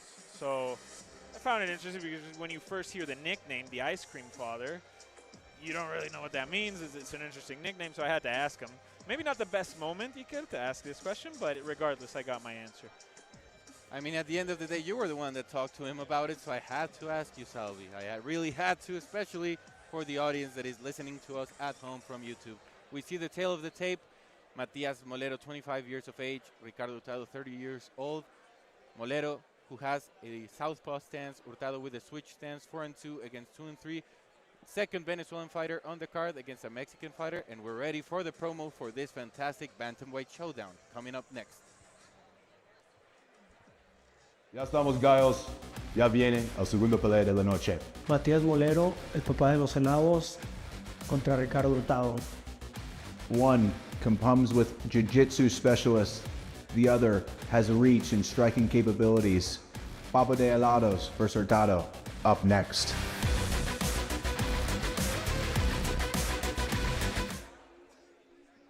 I love the implementation of those promos. Mac, Marco, and Joe promoting the fighters like they should, as they should, because this matchup is absolutely fantastic. I cannot emphasize how great this fight is going to be. Salvi. I am very excited, as I mentioned, for this fight. I'm really excited to see Matias Molero. As we said, not to cut out Ricardo Hurtado, but Matias has a more interesting style. He has more experience in the Mexican circuit, and there you can see him. He is a very, how do we say this? Quirky fighter. A lot of personality from Matias Molero. Definitely, and when you see his wins, all of them have come via finish in the first round. Nonetheless, 2 knockouts, 2 submissions. Coming from Venezuela, he has Caracas tattooed on his abdomen. So after 6 pro fights at flyweight, he has fully committed to make a proper and permanent move up to 135 pounds. What do you think of this? As we said, very competent fighter, equal rates submission to knockout ratio for Matias Molero. He also comes from the camp, as we mentioned before, the same camp as Renzo Aldave, Draco Cusillo. Very hard camp, very aggressive fighters who've had a good show out. Yeah, Real Fighters Mexico, that gym has been very well represented tonight. And maybe he's from Venezuela, but he has lived in Mexico since he was 15 years old. Since he was a teenager, he started his amateur career here in Mexico competing for JFL, and he also had a 100% finish rate as an amateur with a 4-0 record. As we mentioned, Lux experience, JFL experience. Budo as well. Budo experience. He's fought in all the top organizations in Mexico, and tonight, making his MFL debut. Yes, sir. One thing is certain, when Molero is in the cage, if he wins, it's going to be spectacular. As we mentioned, very tall and long for this division. Crazy to think that he made the flyweight limit, honestly. Just looking at him right now, I really don't know how he did it. Yeah, we were seeing him around the Fighter Hotel this week, and we were both like, how does this guy make 135, right? Yep. Here we have Ricardo Hurtado fighting out of Monterrey, obviously. When you talk about guys that are from Monterrey who are heavy fan favorites, Ricardo is one of those guys, and that's due to him competing in Lux and MMA Mexico before, 2 promotions that also carry a lot of weight here in Monterrey. There we see Irving Peinado, a well-known grappler in the Mexican circuit from Team RT, Relentless Tribe.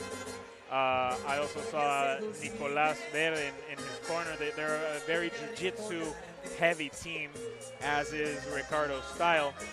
Ricardo has some EBI experience where he won a matchup against a well-known competitor. I can't remember right now. I think he beat Marcelo Cohen, who is a very accomplished grappler. As I mentioned, IEBI win under his belt via armbar. He has competed for Lux here in Mexico as well. And tonight, as well as Matias Molero, making his MFL debut. 2 MFL debuts on the same fight, and although his record may not look that impressive at 2-3, he has always fought and competed against top level opposition since his pro debut. Ricardo is the hometown boy, and he's defending his soil against the 2nd Venezuelan fighter on this card as well.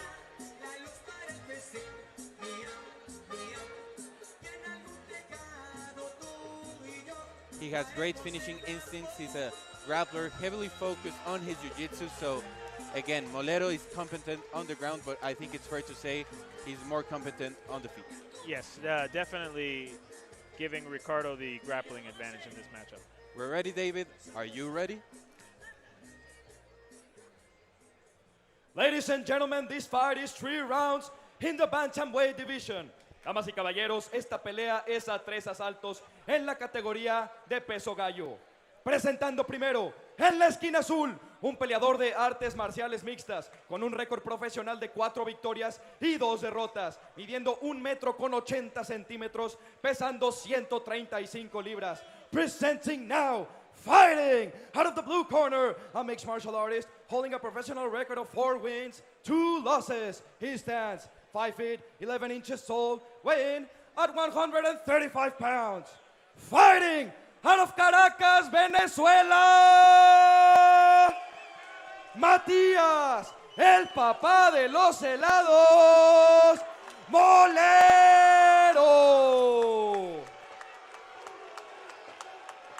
Y su oponente en la esquina roja, un especialista en jiu-jitsu, con un récord profesional de 2 victorias y 3 derrotas, midiendo 1,78 metros, pesando 135 libras. Presenting now, fighting out of the red corner, a Brazilian Jiu-Jitsu fighter, holding a professional record of 2 wins, 3 losses. He stands 5 feet 10 inches tall, weighing at 135 pounds. Fighting out of Escobedo, Nuevo León, Mexico, Ricardo Hurtado. El referee encargado, the referee in charge, Fernando Salas. Ya conocen el reglamento. Hagan una pelea limpia y escúchenme todo el tiempo. Choquen los guantes si quieren. Esquinas. Fernando Salas gives the instructions, and we're ready for this amazing bantamweight showdown between Matias, the ice cream father Molero, against Ricardo Hurtado. You see in the purple trunks, Matias Molero, and in the black trunks, Ricardo Hurtado. Everyone's ready, the commission is ready, the referee is ready, fighters are ready, and we're ready for the poetry in motion to kick off. Molero getting the center of the octagon immediately, looking for that tip kick, and Hurtado gets the takedown. Hurtado catches that tip kick right away, going into Molero's back. Molero trying to use the cage to defend his back. Ricardo picking him up. Molero throwing some nice elbows up and downward. Beautiful takedown by Ricardo Hurtado. Let's see if Molero can get back up on his feet. Ricardo right away throws a hook in, pushes off the cage. Very Cade Rotulo-esque. I don't see if he's under the chin, but imminent threat on the back right away by Ricardo Hurtado. If Molero doesn't defend that second hand immediately, he might be in real trouble here, Iker. He is in trouble. Both men are not sweaty at all. This fight just started, so this is a terrible position for Molero. This is when the grappling exchanges are most dangerous, when you're both dry, no sweat, no blood. Chokes come on quick. Molero defending the arm very well, using both arms, as you said. 2-on-1. Yeah, Molero doing a good job here of defending, trying to stay in this matchup. Ricardo very aggressive right away, really quick on his back attack.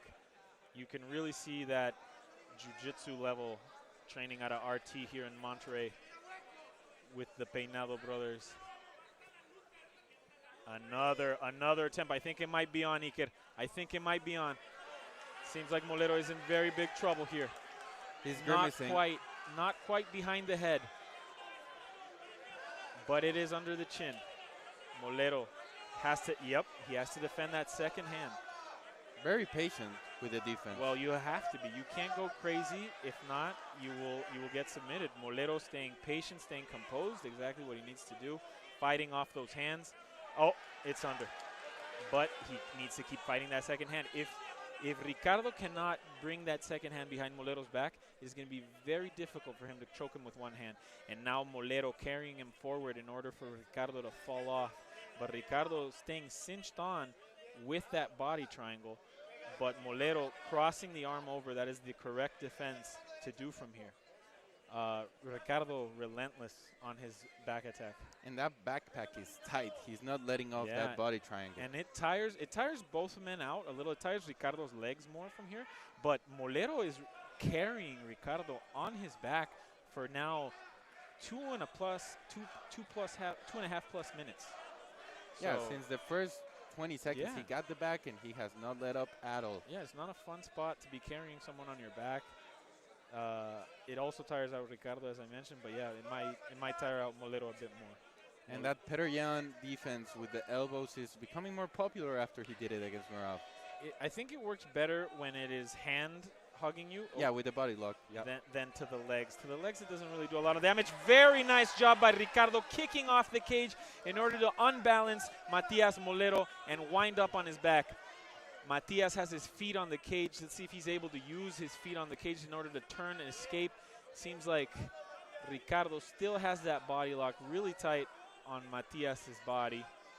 Matias turning very nice into Molero's guard, but now, into Ricardo's guard, but now we got to watch out for Ricardo's bottom guard attacks. It seems like a punch got through by Molero. He might be hurt. Ricardo might be hurt, but he's attacking a leg. Molero has to be really careful here.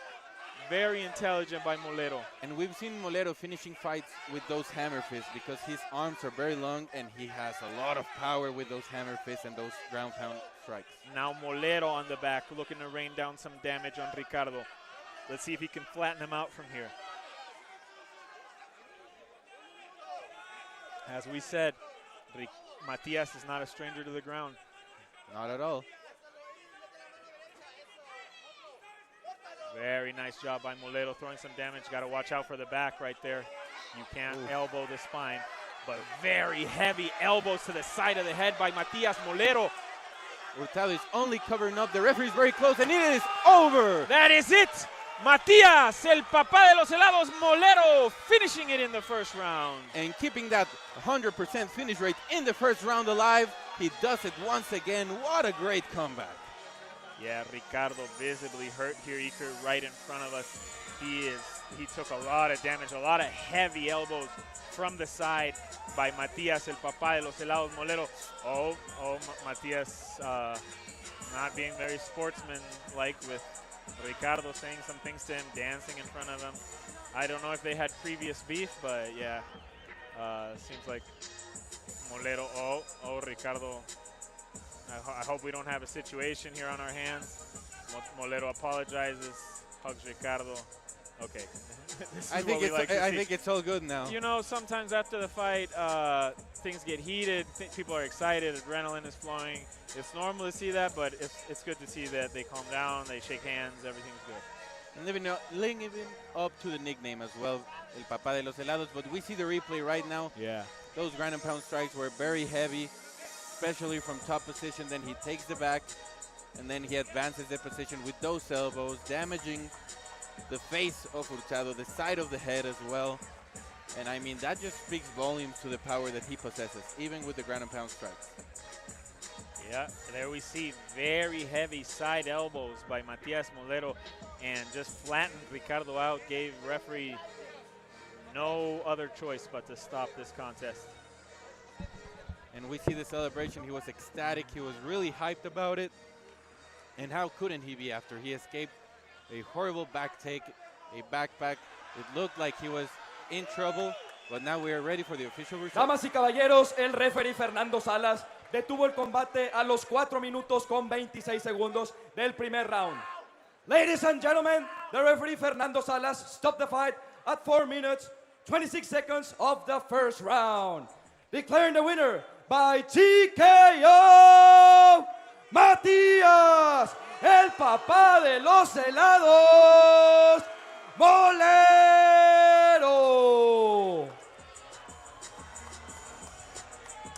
Matías Molero, el papá de los helados. Un aplauso para Matías Molero. Matías, dime, al principio de la pelea te tuvo en muchos problemas, salió muy agresivo, te tenía con la jaula, pero mostraste mucha compostura, mostraste tu experiencia, te mantuviste tranquilo para salir de ese ataque de la espalda. Platícame un poco más qué pasó. Bueno, primero que nada, toda gloria a Dios, viejo.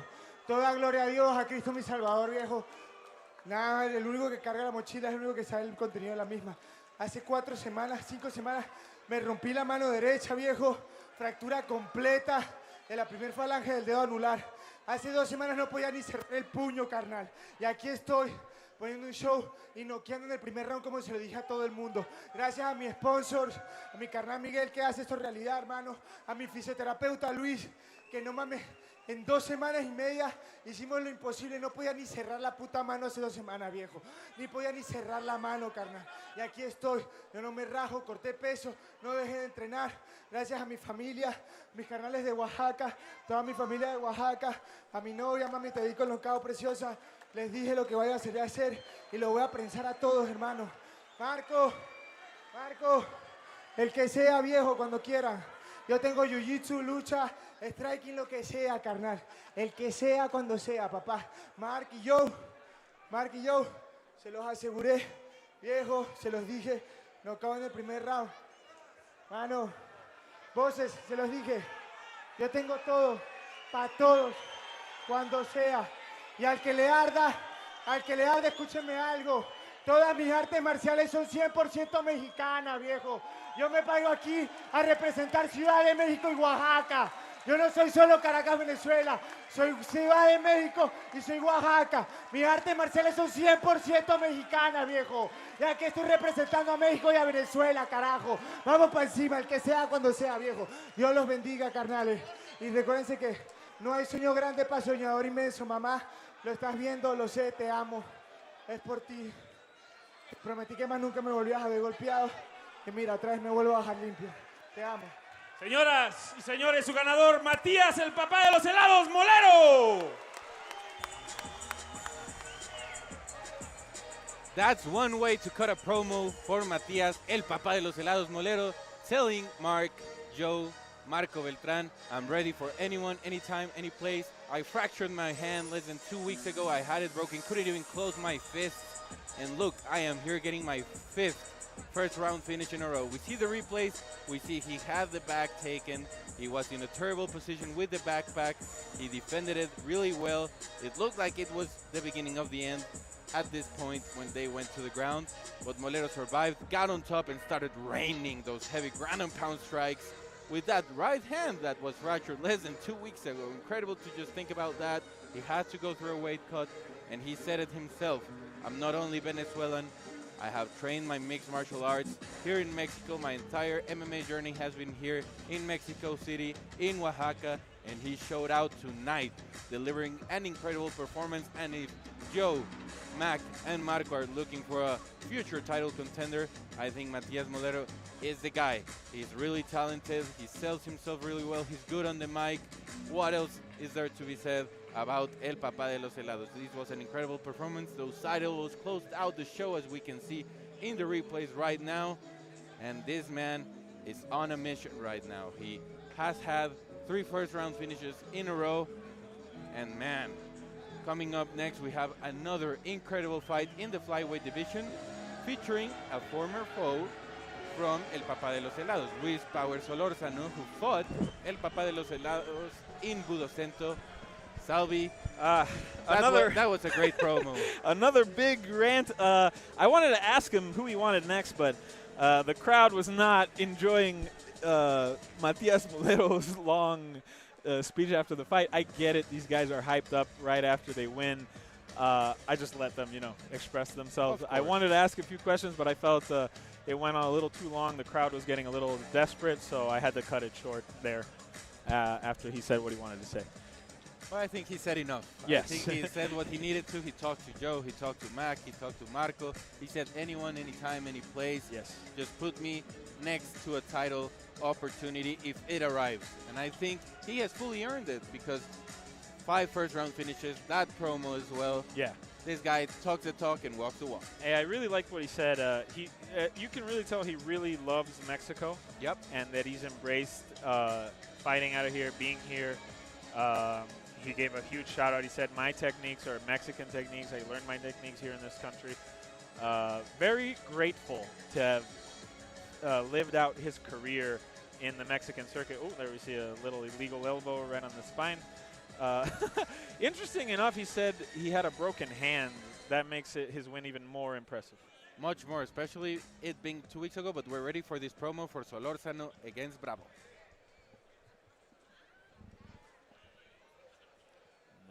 See Luis Power Solórzano and Alejandro Bravo Jaguar, 2 very experienced fighters in the Mexican circuit, Iker. Yeah, 2 guys who have had a lot of experience, even close to championships for Bravo in Lux. So now we're actually ready for the... Bueno, chicos, ya estamos por la tercera pelea de la noche.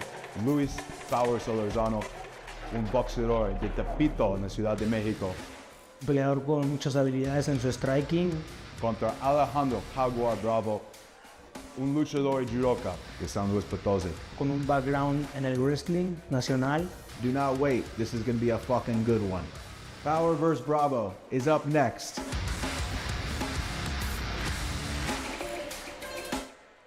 Man, I'm so hyped for this fight, truly. Yeah, we're really getting into very experienced Mexican fighters that have been around for a very long time in a lot of Mexican leagues, as is Luis Power Solórzano. Ya, chicos, viene. Jaguar is where here we see Alejandro Jaguar Bravo.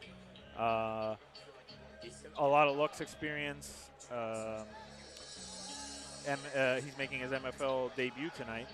He's also had amateur IMAF experience, where Mexico tends to do really well in the World Amateur competition. Although he is coming off a 3-fight losing skid right now, all the people he's lost to have been championship caliber. Definitely. Luis Ivan Rodriguez, Georgie Calvo, and Axel Osuna are the guys that he has lost to. All of them title contenders for Lux Fight League. And Bravo came up to Lux 5-0 to a title opportunity against Georgie Calvo. He came up short, but this guy is always delivering shows for the people that see him inside the octagon. He is a championship level caliber fighter, and he's looking to turn things around in this new organization and prove that he's one of the best flyweight prospects in all of Mexico. He has his hands full tonight, facing off against the always dangerous Luis Power Solórzano, Iker, a very crisp boxer that we all know really well from fighting in Mexico a very long time. Very, very long time. He trains out of Tepito, that's where he's from.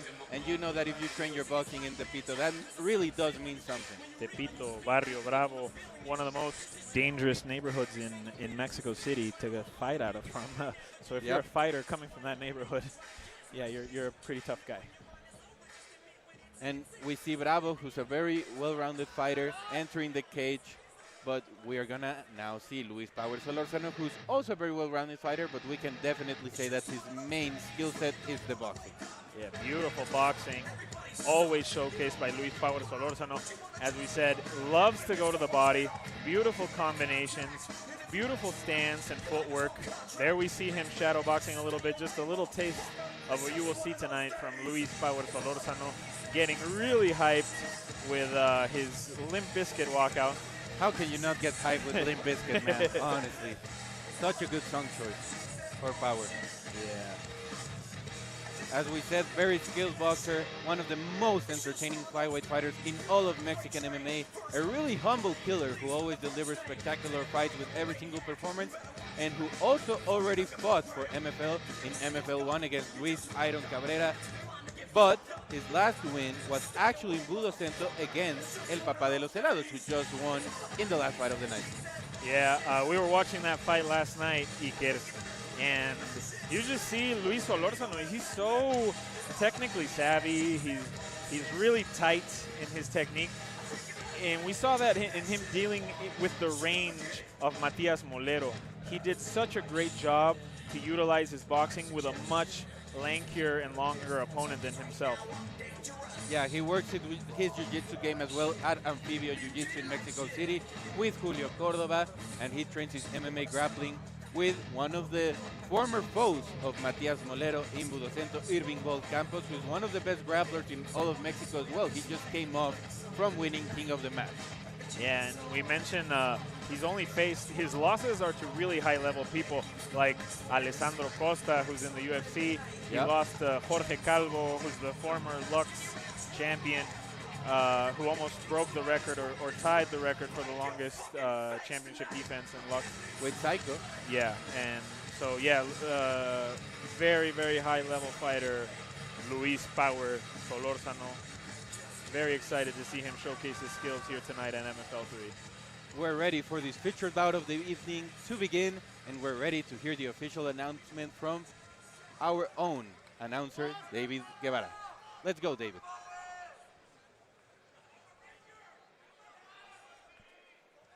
Ladies and gentlemen, this fight is 3 rounds in the flyweight division. Damas y caballeros, esta pelea es a 3 asaltos en la categoría de peso mosca. Presentando primero, en la esquina azul, un peleador de artes marciales mixtas, con un récord profesional de 5 victorias y 3 derrotas, midiendo 1 metro con 66 centímetros, pesando 125 libras. Presenting now, fighting out of the blue corner, a mixed martial artist, holding a professional record of 5 wins, 3 losses. He stands 5 feet 5 inches tall, weighing at 125 pounds. Fighting out of San Luis Potosí, México, Alexandro, el Jaguar Bravo. Y su oponente en la esquina roja, un peleador de artes marciales mixtas con un récord profesional de 12 victorias, 6 derrotas y un empate, midiendo 1 metro con 64 centímetros, pesando 125 libras. Presenting now, fighting out of the red corner, a mixed martial artist holding a professional record of 12 wins, 6 losses, 1 draw. He stands 5 feet 5 inches tall, weighing at 125 pounds. Fighting out of Ciudad de México, Luis Power Solano.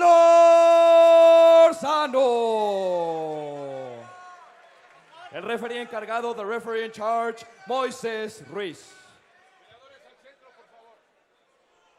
Ya conocen el reglamento, sigan mis indicaciones y protéjanse muy bien en todo momento. Hagan una pelea limpia. Choquen guantes, esquina, señor. This might be the highest level fight on the card tonight, Ike. Definitely. Easily, hands down. Yep. Two great flyweight fighters from Mexico. And if we know anything about flyweight, they're fast and they bring it. Yes, sir. Here we go. Luis Power Solórzano versus Alejandro Jaguar Bravo. Starting out quickly with a big leg kick by Luis Solórzano. The feints from Solórzano, really effective each time out because all of his opponents are always heavily worried about his hands. Yeah, Power having that hand out to measure distance. Yep.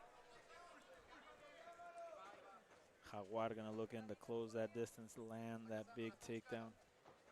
Feinting the low kick as well. Solórzano, he has him backed up against the fence, and that's where he does his best work. Yeah, but I've never seen Luis have that hand sticking out like that for this long. And typically they do it for a moment or two, but Luis is just keeping his hand out there. Yeah. There we see a combination attempt by Alejandro Bravo, but Luis is already outside before he can get in there and try and land those punches. A lot of reads so far. Yeah, typically, you know, in these weight classes, since they're very fast, they like to have a good read before they really start going in. Especially knowing that one mistake from each man could be very costly. There we see that big takedown I was talking about from Jaguar. He manages to land it. Luis immediately savvy, walks back to the cage, trying to get back on his feet. He needs to use that forearm to get Jaguar's face out from the outside. And there we see overhook by Luis, trying to get up on his feet, but Jaguar is keeping that hook, trying to trap that leg in between his legs. They're like in a weird position here because Luis is on his knee and Jaguar is also on his knees. They're finally standing up against the cage. Looking for the double under. Yeah, I think here what Jaguar needs to look for is to clasp his hands around Luis's waist or try to get in on a double under, as you said, but Power Solórzano doing a good job of keeping him away, fighting those hands. Finally in on a leg. Let's see if this can lead to a takedown. Looked like Power was trying to snatch on a guillotine, but no, not the best idea. Seemed like Jaguar had the better position. Here we see Jaguar popping out behind Luis's back.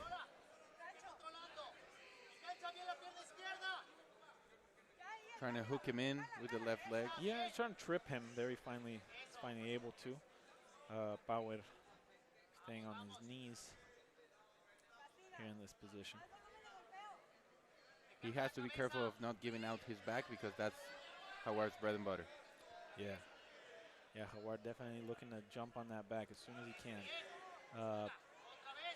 Power trying to see, he's really like pushing his elbow up against the cage. He's gonna try and slide that elbow up to the cage to try to put his back on the cage, but before he can even do that, Jaguar is already on him. Takes him down. Another trip by Jaguar, but Luis immediately starts fighting to get back up on his feet. The referee's close to the action, telling both fighters to do a bit more. Yeah, I like the referees have been very strict with the the action progression. I can't remember what fight before this one we saw them get stood up. But yeah, I like the referees being strict with the action. Completely agree, because in some positions it can get stagnant. Yeah, they can stall out the position a bit. But here, I don't think it's the case. I think Jaguar is trying to work to either keep Luis on the ground or take us back from standing. And Luis he's just defending. And defending well. Yeah. Yeah, but I did not expect Jaguar to be able to control Luis this much up against the cage and landed that takedown that he did. And Luis immediately jumped back to try and get his back up on the cage. This just shows how high the level of opposition has been for Bravo in the last 3 fights.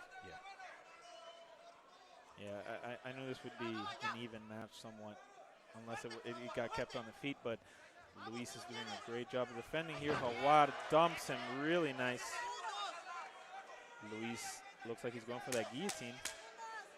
Not enough time for him to really have a significant threat on that neck. Jaguar is out anyway. And into the round. Round 1, Alejandro Bravo, Jaguar, clearly, by that wrestling control up against the cage. Dominated Luis Power Solórzano up against the cage. Yeah, clear control on the ground with the grappling, even in the clinch next to the fence. Bravo is doing what he needs to do. He needs to press the action, not let Power Solórzano be the one dictating the tempo, and he's doing a great job so far. Here we see the action, the replay against the fence, in the clinch, and on the ground with those knee strikes, with the ground and pound. He's doing a great job thus far, but Power is always dangerous, and there's 2 rounds left.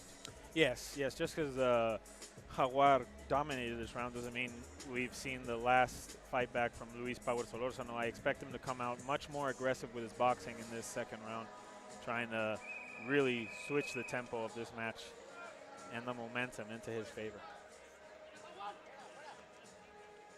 The referee's telling both fighters to get their mouth guards on and to be ready for the second round to kick off. Jaguar looking really confident. I would not be surprised if he just comes out and shoots right away on Luis Power Solórzano. And now Power is the one that has to think about the level switches constantly, because at the beginning of the fight with the feints, we saw Bravo hesitate a bit with the low kicks, but now it's the other way around. Big winding hook by Luis Power Solórzano. Put him off balance.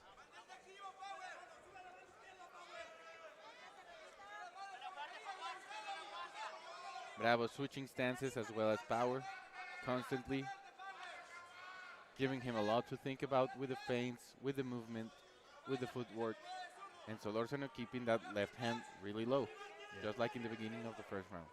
I also think that low lead hand is to bait Jaguar in to try and land that big pullback hook counter, like he did. Exactly. And then once he comes in, Power is ready with that big right hand. See? Yep. See, that hand is low, but Power moves back. Doesn't really land for Luis Power, for Jaguar, sorry. And yeah, I think he's ready to counter that nice body shot. He's setting up traps with the right hand. Yep. Yes. Yeah. Beautiful body kick. Doing great work to the body this round, Power. Yeah. Interestingly enough, Power has a jiu-jitsu tattoo right on his left shoulder. Here we see the shot from Jaguar. Let's see if Luis is much more prepared this round. Tries to go for that guillotine. I would not recommend when the other fighter is as competent in wrestling as Jaguar to jump on that guillotine unless you really have a hold on that neck. Because if you're trying to like reach and grab that neck, most likely you're not going to be able to wrap it tight enough, and you're just going to wind up on the bottom and what we're seeing right now. You know? Yeah, it reminds me of Dustin Poirier in his last fight that the corner told him, don't jump the ghillie. And he tried it one last time, and he was close, but because, you know, difficult. when somebody's experienced in MMA, it's very hard to, you know, unless they really don't see it, unless you completely surprise them with that guillotine, snatching it, it's very hard to finish it. Yeah, even for guys like Charles Oliveira, it's hard. So. Yeah. Yeah, usually you see it when a guy was not expecting it. Sometimes they grab it standing. You see it a lot more. But on the bottom like that, like jumping on it when the guy's trying to take you down, it's not that likely it happens. The crowd not having this fight at all. We kind of oversold it. It's not performing as well as we thought it would. But this is what happens in this MMA. is part of the game, you know. Alejandro Jaguar Bravo using his tools to win this matchup as best he can, and that's what he's doing. He's controlling Power Solórzano on the ground. He's throwing punches. Like there's no reason to stand them up right now. This crowd is booing. They may not like it, but Alejandro Jaguar is winning this matchup. And at the end of the day, this sport is called mixed martial arts. If this was boxing, if this was Muay Thai, if this was striking, boxing, kickboxing, whatever it is on the feet, you can understand why the people would be booing. But this is MMA, and this is completely valid, and Bravo is just following the game plan. Exactly. And now we see some shots from Bravo, but it's also, you know, how Power is defending the positions. It makes it very stagnant. It makes it a very tight matchup because he's staying in positions where Jaguar cannot deal a whole amount of damage, except like right there on the body, which, yeah, it's going to hurt, but it's not going to take Luis out of this matchup. Yeah, and contrary to what we saw with Arreola and Recendes, perhaps, where the grappling scrambles were constantly changing, they were constantly reversing the positions, reverting the positions, but right now we're just seeing Power kind of let Bravo take over with the grappling. Well, it's not so much he's letting him take over, he's just staying alive in these exchanges where Alejandro Bravo is dominating. And Luis can really like just sort of stay out of trouble as much as he can, and Jaguar is just in a very dominant position where it's not going to be as easy for Luis to get him out of these positions or escape these positions. And as we said in the match before, as both fighters aren't as high level as both these guys, it's harder with a much higher level competitor to get out of these positions, as we are seeing Luis having to deal with this problem. And Power Solórzano was looking for the bicycle kick like Alfredo Adame. There we see an arm triangle attempt by Jaguar, but does not have enough time to finish it. And the crowd is not happy at all. The crowd is not happy with the development of this fight whatsoever. I can understand, you know, it's been a very stagnant control on the ground by Jaguar, and Luis does not know how to stop Jaguar's grappling dominance. Yeah, that's what I was trying to say. I shouldn't have said that he was allowing him to take over, but I meant he's not showing the resources that he usually shows in these exchanges. He does not have an answer for Jaguar's top pressure and control from these positions. And Jaguar is landing a lot of damage to the body. That's why the referee is not standing him up. You see big shots, big elbows right there underneath the ribs. And those downward elbows, those hurt. Those hurt. Jaguar is not pitter-pattering those elbows on Luis's body. He's trying to hurt Luis. And let's see if Luis can create enough momentum on the feet where he can get Jaguar into any sort of trouble, because this is his last chance to take over in this fight and win. He needs to give it his all entirely. Throw the kitchen sink at him. Yes. And we see. Trying a flying knee right there. Trying to mix it up. Body kick. Yep. Yeah, Jaguar is not doing a bad job on the feet either. Jaguar obviously much more confident, knowing that if he gets into any trouble on the feet, he can just shoot that takedown and have Luis where he wants him. And this is what has happened in the last 2 rounds as well. It begins in the feet, and then when Bravo sees the opportunity to take Luis down without much resistance, he will do so. Yeah, let's see if Luis, because Luis right now, he was playing, you know, trying to pull Alejandro Bravo in there. We see a clashing flying knee, trying to pull in Jaguar to land that big cross on him, but the time for that is over. He needs to be more aggressive. He needs to be the one hunting down Jaguar on the feet. Yeah, and Power is a bit more crunched down. I think that it's a product of the damage he received to the body in the last round as well. Yeah, definitely. He might even have a broken or injured rib, and he is trying to protect that area with his guard. You can see that. Yeah, the elbows are really close to the ribs. Yeah. Yeah, a big kick from Jaguar would not be good for that area.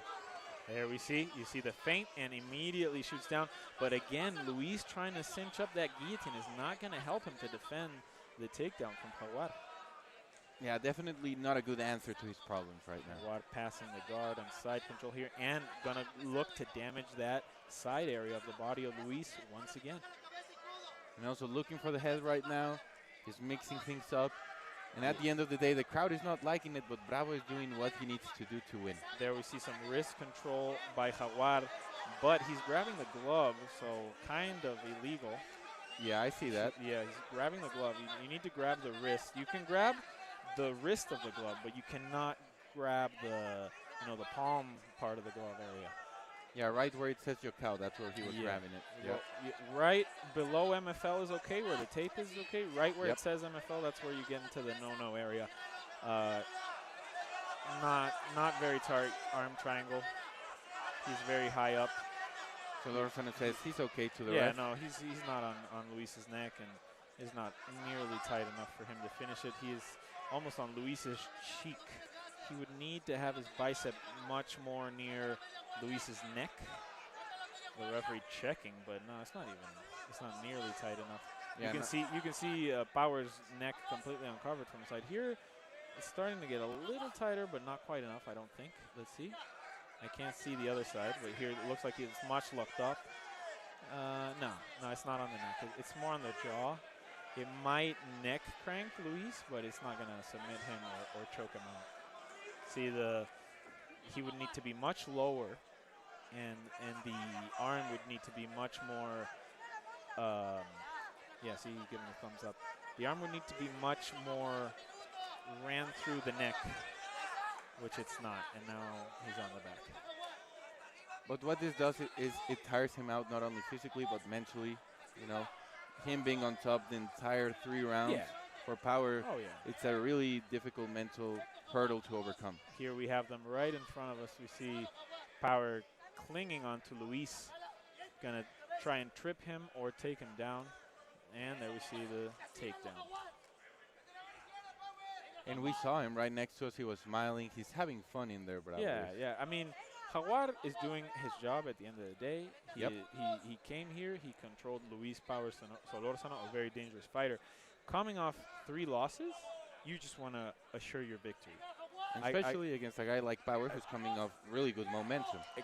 Especially against a very dangerous fighter like Luis Power Solórzano. He completely shut down Luis's game, completely shut down any offensive Luis could mount in this matchup, and he just completely took over and controlled with his grappling. And this is a beautiful display of dominance for Bravo in his MFL debut, because dominating Power like this on the ground is not an easy feat at all. It's not easy. We really hyped up Luis Power for a reason. His grappling and ground game is not low level, so props to Alejandro Jaguar Bravo to being able to do this to Luis Power Solórzano, a really high level fighter. And not only for 1 round or 2 rounds, but the entire 3 rounds. So yeah, the crowd is not going to be happy. I know as soon as it ends, we're going to hear all the boos, and there we go. We heard some applauses, but yeah. Very scattered. I'm going to leave you guys go up there, talk to Alejandro Jaguar Bravo.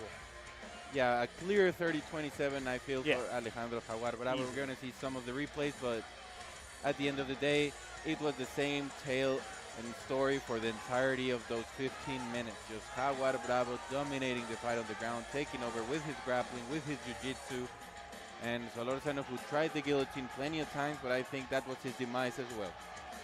Yeah, we can see the mark, the redness on Luis Power Solórzano's back just by the pressure of Jaguar driving him up against the cage. You can really see on the right side of Luis's back how red it is, and that's just from Jaguar driving into him, pushing him into the cage. So, not the most fun fight we've had tonight, but a dominant victory for Alejandro Jaguar Bravo. And back on the win column now, moving up to 6-3.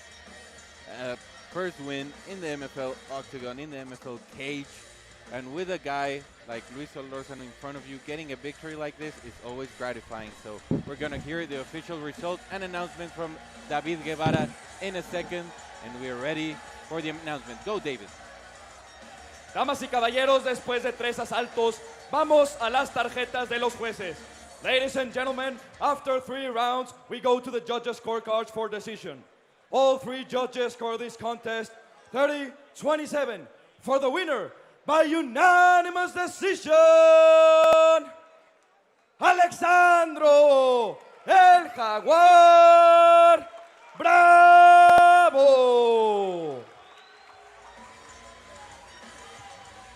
Jaguar, estoy aquí con Jaguar Bravo. Jaguar, una victoria muy dominante. ¿Cómo te sientes después de romper esa mala rachita que traías aquí en tu debut en MFL?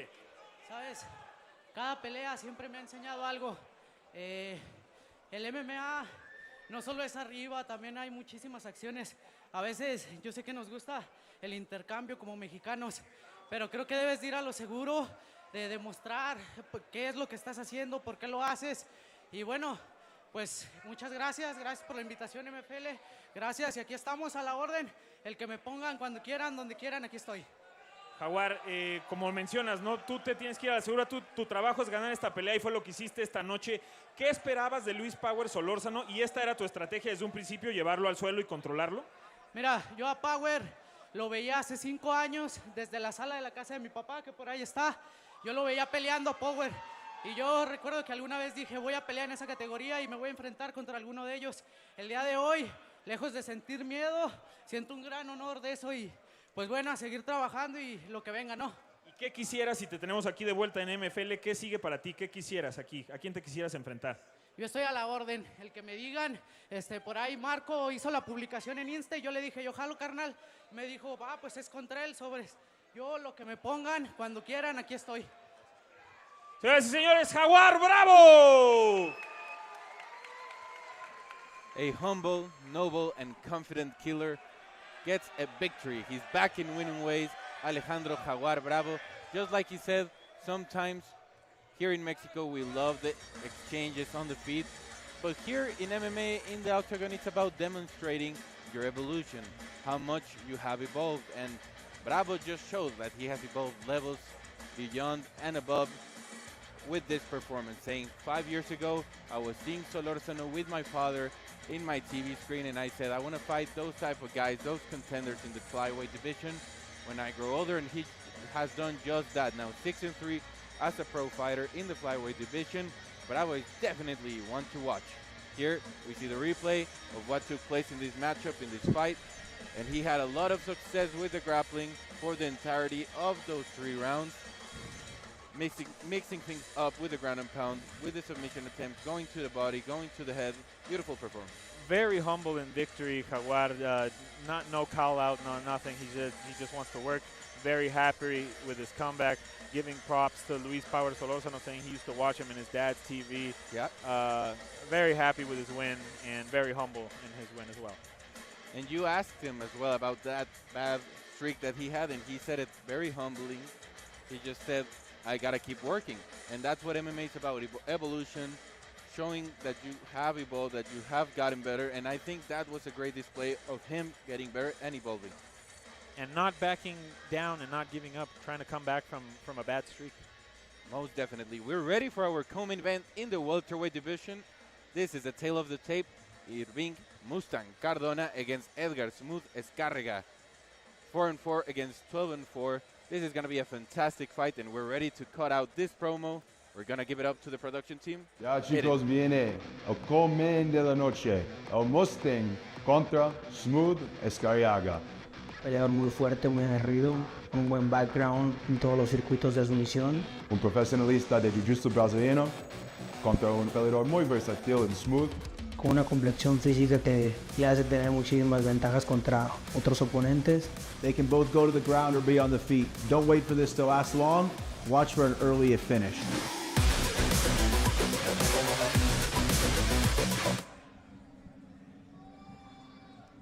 This matchup is going to be absolutely incredible, Salvi. We got 2 guys who are savages on the feet, who are savages on the ground, and who have great finishing instincts. So What can the people at home expect from this fight? Finally, the co-main event of the evening. Edgar Escarraga, smooth, not him, obviously, this is Irving Cardona, but I was just going to say Edgar Escarraga with a very smooth striking base, very elusive, and Irving, by his side, is a grappler. We saw him win via armbar. And in his last SFN fight, 7, yes. Yeah, Supreme Fight Night 7. Not the most impressive record by the side of Irving, but nonetheless, he is not underwhelming opponent for Edgar Escarraga in the least.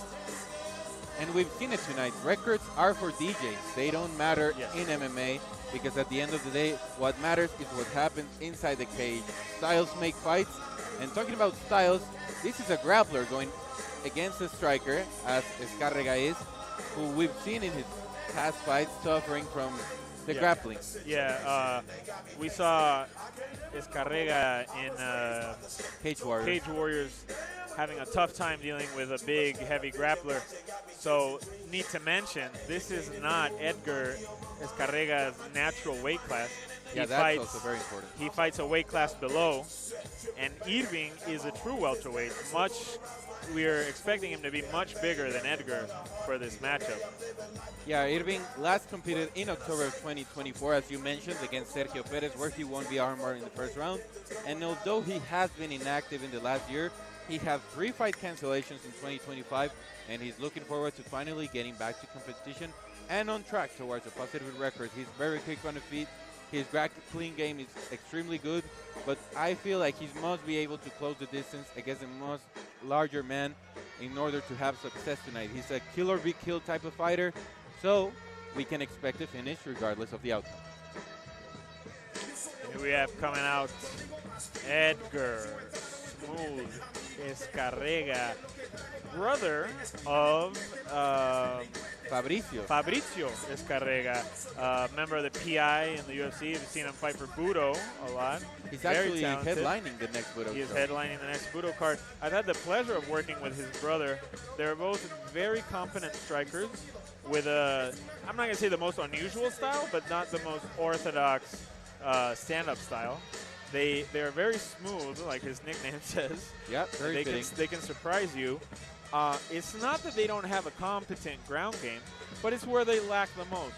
Definitely. So if Irving can expose any area, it would be the ground. But you know how MMA works. When you see a lacking, that's what you work on to try and close that gap with your opponents.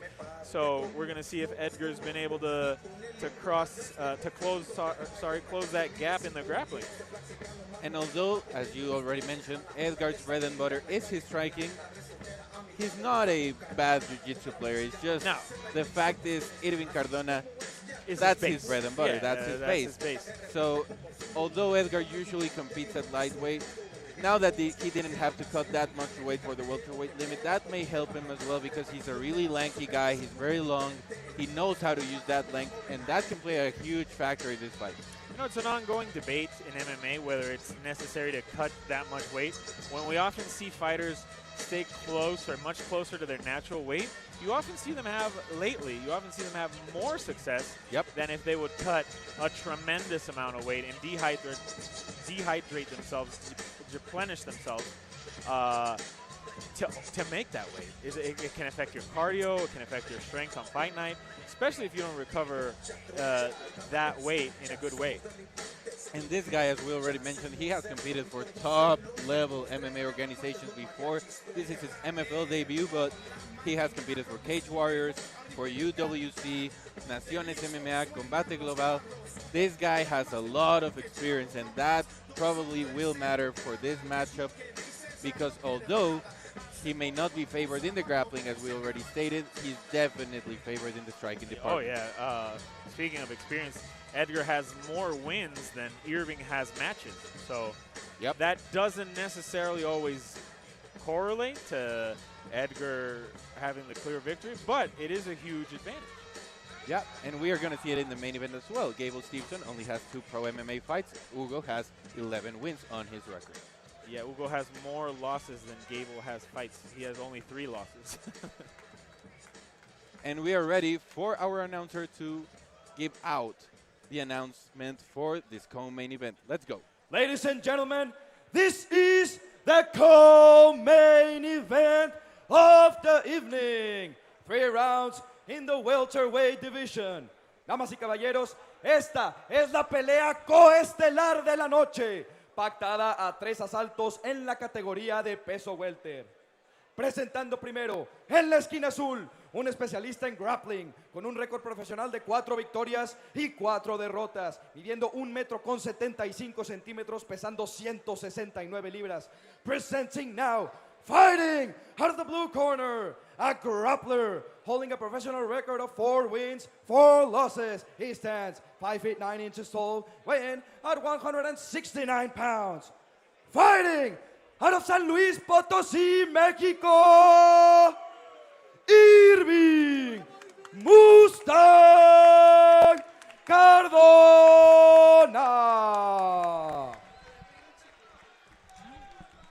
Y su oponente en la esquina roja, un especialista en striking, con un récord profesional de 12 victorias, 4 derrotas y un empate, midiendo 1,80 metros, pesando 166 libras. Presenting now, fighting out of the red corner, a striker, holding a professional record of 12 wins, 4 losses, 1 draw. He stands 5 feet 11 inches tall, weighing at 166 pounds.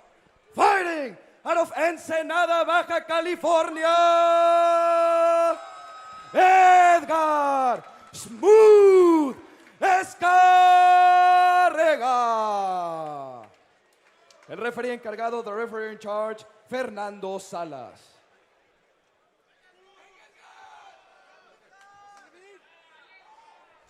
Ya conocen el reglamento. Hagan una pelea limpia y escúchenme todo el tiempo. Choquen los guantes si quieren a sus esquinas.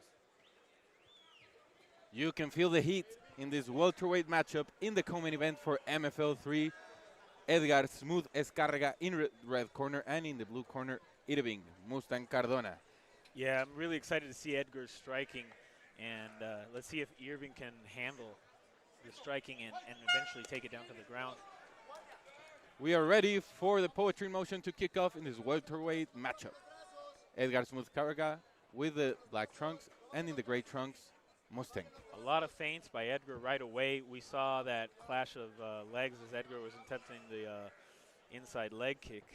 We don't want a repeat of Renzo's kick God, tonight. No, please, no. I kind of saw that clash there, and I thought, oof, not again. Escarrega looking smooth, just like his nickname says, with the feints, framing with the right hand. Shin on shin wouldn't be as dangerous. We would just see probably Edgar's. Oh, big high kick and big dump by Irving, taking down Edgar, but Edgar cinching up a triangle right away. Right away. He needs to keep control of Irving's head. And oh, it is in. It is tight. In. It is not quite on the ankle. It's on the foot. It needs to be more on the ankle. And Edgar is trying to shove his shoulder in. That allows him to breathe a little better. But that triangle's on. He can elbow from there. It is a dangerous place for Irving to be. And he can also attack the arm from here. I think he's looking for it. It looked like a tap. It looked like a tap. He's claiming it's not, but it was a tap. It was a clear tap. It was a weird scenario because he kind of tapped and then didn't tap. But no, that was a clean tap on my book. Yeah, a Brazilian tap, I feel. It was a slight tap, but it was very clear. He kind of did like a motion, like slapping the tap, and then it looked a little bit weird. That's why we had like a little underwhelming reaction. Yeah, the crowd was like, what happened? It was a weird tap, but tap nonetheless. Definitely, and you called it out. He was looking for the armbar, and what was most impressive is Irving caught the kick, and Edgar didn't take less than 12 seconds, 10 seconds to get the triangle. As soon as he tried to dump Edgar, Edgar snatched on that triangle. The armbar was in danger. The head was in danger. Beautiful jiu-jitsu by Edgar. We were mentioning he's been exposed in that area before. He has clearly shown he is not that inadequate in this area. And this shows the evolution, and what we talked about, mixed martial arts are all about evolution. Edgar keeps evolving and moving upwards with now a 13-4 record, which is really impressive. Very impressive performance by Edgar Smooth Escarrega this night. We hope to see him again in MFL in the future. That was a big kick that Irving was able to catch and dump Edgar, but as soon as it fell into the ground, Edgar immediately hangs onto the head and closes up that triangle. And there's where he's looking for the armbar immediately after taking that triangle. Heavily locked in, and there's a tap. It was very slight. It was very not noticeable, but at the end of the day, he got the job done. We're ready, David. Damas y caballeros, el referee Fernando Salas detuvo el combate al minuto con 17 segundos del primer round. Ladies and gentlemen, the referee Fernando Salas stopped the fight at 1 minute, 17 seconds of the very first round, declaring the winner by submission due to a triangle choke, Edgar Smooth Escarrega.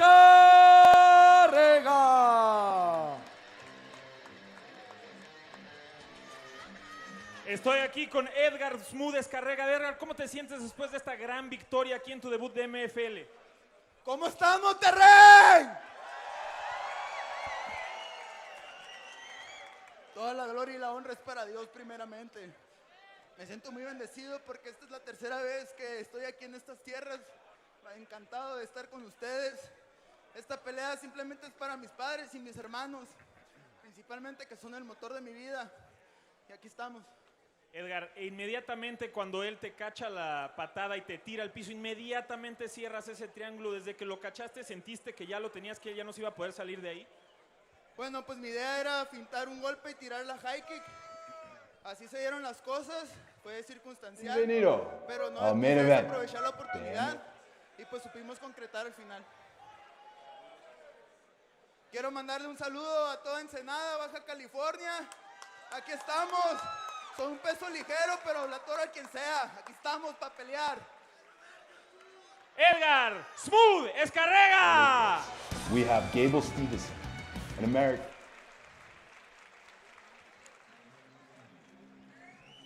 Those were the words, the statement from Edgar Smooth Escarrega in the welterweight division. But as he just said, he's not even a welterweight. This guy competes at lightweight and getting the job done against a natural, heavy-handed welterweight with great jiu-jitsu, with a submission win in the first round via triangle choke with an armbar attached to it as well.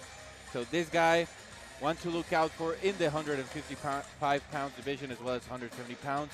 His brother Fabricio Escarrega is also a huge prospect here in Mexico. He'll be headlining Budo Cento in their next show. So the Escarrega brothers are on fire right now. We're seeing the sequence, the replay of that beautiful transition to the triangle, to the submission, to the armbar.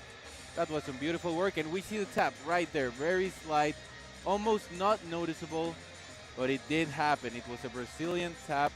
The guy complained, Irving complained, but at the end of the day, when you tap, even if it's slight, it's a tap. So he got the job done. Beautiful work by Escarrega, who now moves up to 13-4 and 1 no contest. 18 fights as a pro, and as he just said, he's ready for anyone from 155 pounds to 170. So anyone that is listening to our broadcast right now and who may want to fight this guy at 155 pounds or 170, really good.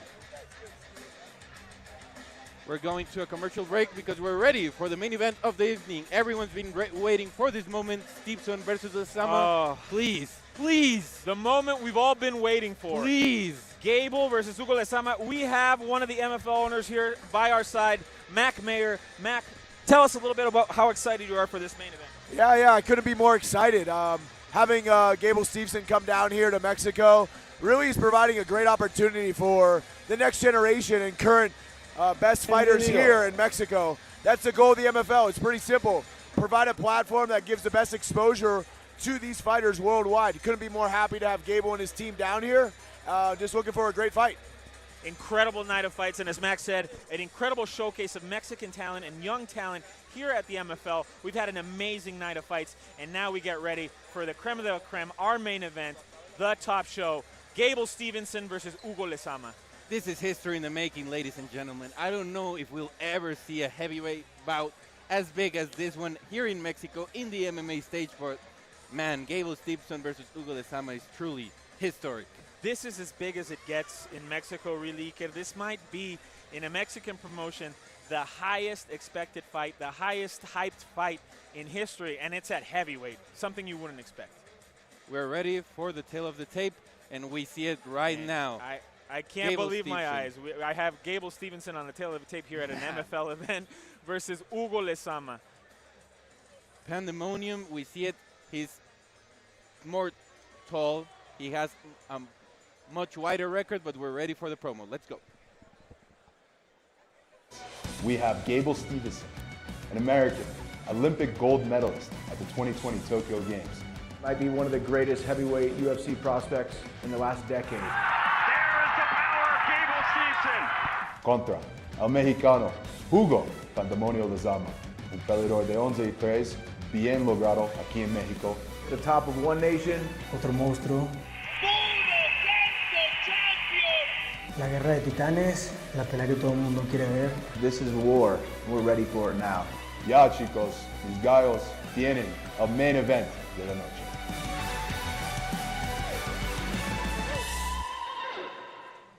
I cannot stress this enough. The show center right now is absolutely packed. Everyone is on their feet. Everyone is on their feet.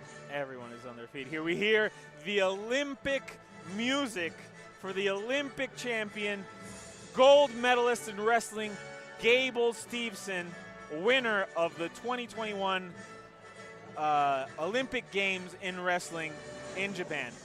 Yeah, Tokyo 2021 Olympic gold medalist in freestyle wrestling, competing at 285 pounds. This guy is a massive, massive athletic freak of nature, a heavyweight fighter that has been rising through the ranks ever since he made his MMA debut less than a year ago. And that's all due to his sporting credentials. Just look at that corner, man. And there we see the GOAT of MMA, Johnny Bones Jones, standing behind him alongside Brandon Gibson and Greg Jackson. Sorry, I'm just so hyped up for this moment right now. We have Gable Steveson walking out, getting showered in water. Former Buffalo Bills signee, former WWE signee, now here in MFL, ready to delight us with his fighting skills. If we talked about all his sporting accolades, we wouldn't even be able to talk the entirety of the fight, probably, because this guy has been an under 20, under 17 world champion in 2017, 2016, 2015, two-time NCAA champion. In 2021, he won absolutely everything in wrestling. Big Ten champion, trained by John Jones. This guy was born in May of 2000. It's just incredible. Unbelievable power is the way I can describe Gable's last MMA performance. Just running through his opponents with decimating power, decimating strikes. We see the crowd going crazy for Johnny Bones Jones. He's going to be walking behind us in just a moment. Here we see Brandon Gibson, the GOAT, Johnny Bones Jones walking behind us. Man, let's see if all of the hype is real. This is insane. And here we see everybody swarming John Jones in their corner next to us. They're not going to let him coach this fight. They're just going to surround him. But let's get back to Gable. Yeah. That's what we're here to talk about. Gable. Keys to victory for Gable, I think most definitely the Olympic level of wrestling, explosiveness, youth, power. But what else? What else can we say about Gable's keys to victory for tonight? Just the wrestling. I mean, how do you deal with Olympic caliber wrestling by Gable Steveson? He is just a monster of a man. Super athletic, super quick. Lezama has never seen this high level of wrestling before in his career. So we're going to give him the MMA experience, but you have to hands down give Gable the wrestling experience. And Gable is also used to this high level of pressure because being an Olympic champion is really, really high pressure. And being mentored by John Jones, I think, is also a massive key to victory. Having the GOAT on your corner is definitely something that everybody would want as an MMA fighter. But Hugo Pandemonium Lezama is here to steal the show. The current Budo Cento heavyweight champion, Mexico's most accomplished heavyweight fighter in all of MMA today, and perhaps of all time. Hugo has 3 losses on his record, but he has avenged 2 of those losses and is currently coming off a revenge win against Victor de Paula in the 2nd round with his 2nd title defense for Budo Center. Hugo Lezama getting ready to play party pooper, getting ready to destroy this hype train that is Gable Steveson. He would love nothing more in front of a Mexican crowd to be able to play spoiler in front of this very, very hyped crowd for Gable. As we've said, Hugo is easily, here we hear the Mexico chants, Hugo is easily the most accomplished heavyweight fighter in Mexico's MMA history. He trains out of Bone Breakers, very well-rounded, loves to compete in all aspects of MMA individually, loves to compete in jiu-jitsu, loves to compete in taekwondo. He spoke to us at the airport, was telling us he recently got into Kyokushin karate, the very heavy head-kicking, body-punching style of karate. I would not recommend him look for head kicks tonight because Gable can catch those and dump him. But he is very dangerous on the feet, and we will see if he can hang with Gable's explosivity at the beginning of this matchup. I am just so excited for this. I'm in awe, dude. I can't. I'm in awe. I'm in shock that this is actually happening. This is real, guys. This is real. We're actually going to see Hugo Lezama versus Gable Steveson right here at MFL 3. And most people thought that there would be a huge weight disadvantage, but Hugo Lezama weighed in at 238 pounds. Yeah. The heaviest he has ever weighed, and Gable Steveson at 249. We're ready for the official announcement of this main event for MFL 3. David, let's go. Ladies and gentlemen, this is the main event of the evening. Brought to you by Steel Mac Wines. Damas y caballeros, y ahora sí, el momento que todos estaban esperando. Esta es la pelea estelar de la noche, presentada por Steel Mac Wines. This fight is 3 rounds in the heavyweight division. Esta pelea es a 3 asaltos en la categoría de peso completo. Presentando primero, en la esquina azul, un luchador de clase mundial, con un récord profesional de 2 victorias y 0 derrotas, midiendo 1,85 m, pesando 249 libras. Presenting now, fighting out of the blue corner, a world-class wrestler, holding a professional record of 2 wins, no losses. He stands 6 feet 1 inch tall, weighing at 249 pounds. Fighting out of Minneapolis, Minnesota, USA, Gable Steveson.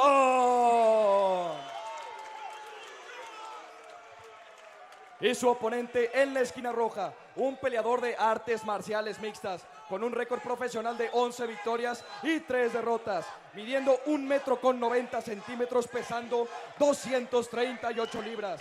Presenting now, fighting out of the red corner, a mixed martial artist holding a professional record of 11 wins, 3 losses. He stands 6 feet 3 inches tall, weighing at 238 pounds. Fighting out of Ciudad de Mexico, Hugo Pandamonio Lezama. Y el referee encargado, the referee in charge, Antonio Guerrero. You know the rules. Brought it all the times. Good try, touch gloves. Corner. The show center complex is absolutely trembling right now. Everyone is on their feet. My goodness, I truly cannot believe this is real. In the red corner, we have Hugo Pandemonium Lezama. In the blue corner, with the black trunks, Gable Steveson. Unbelievable atmosphere we're leaving here at the show center complex. Very split crowd. And the poetry in motion starts for the main event.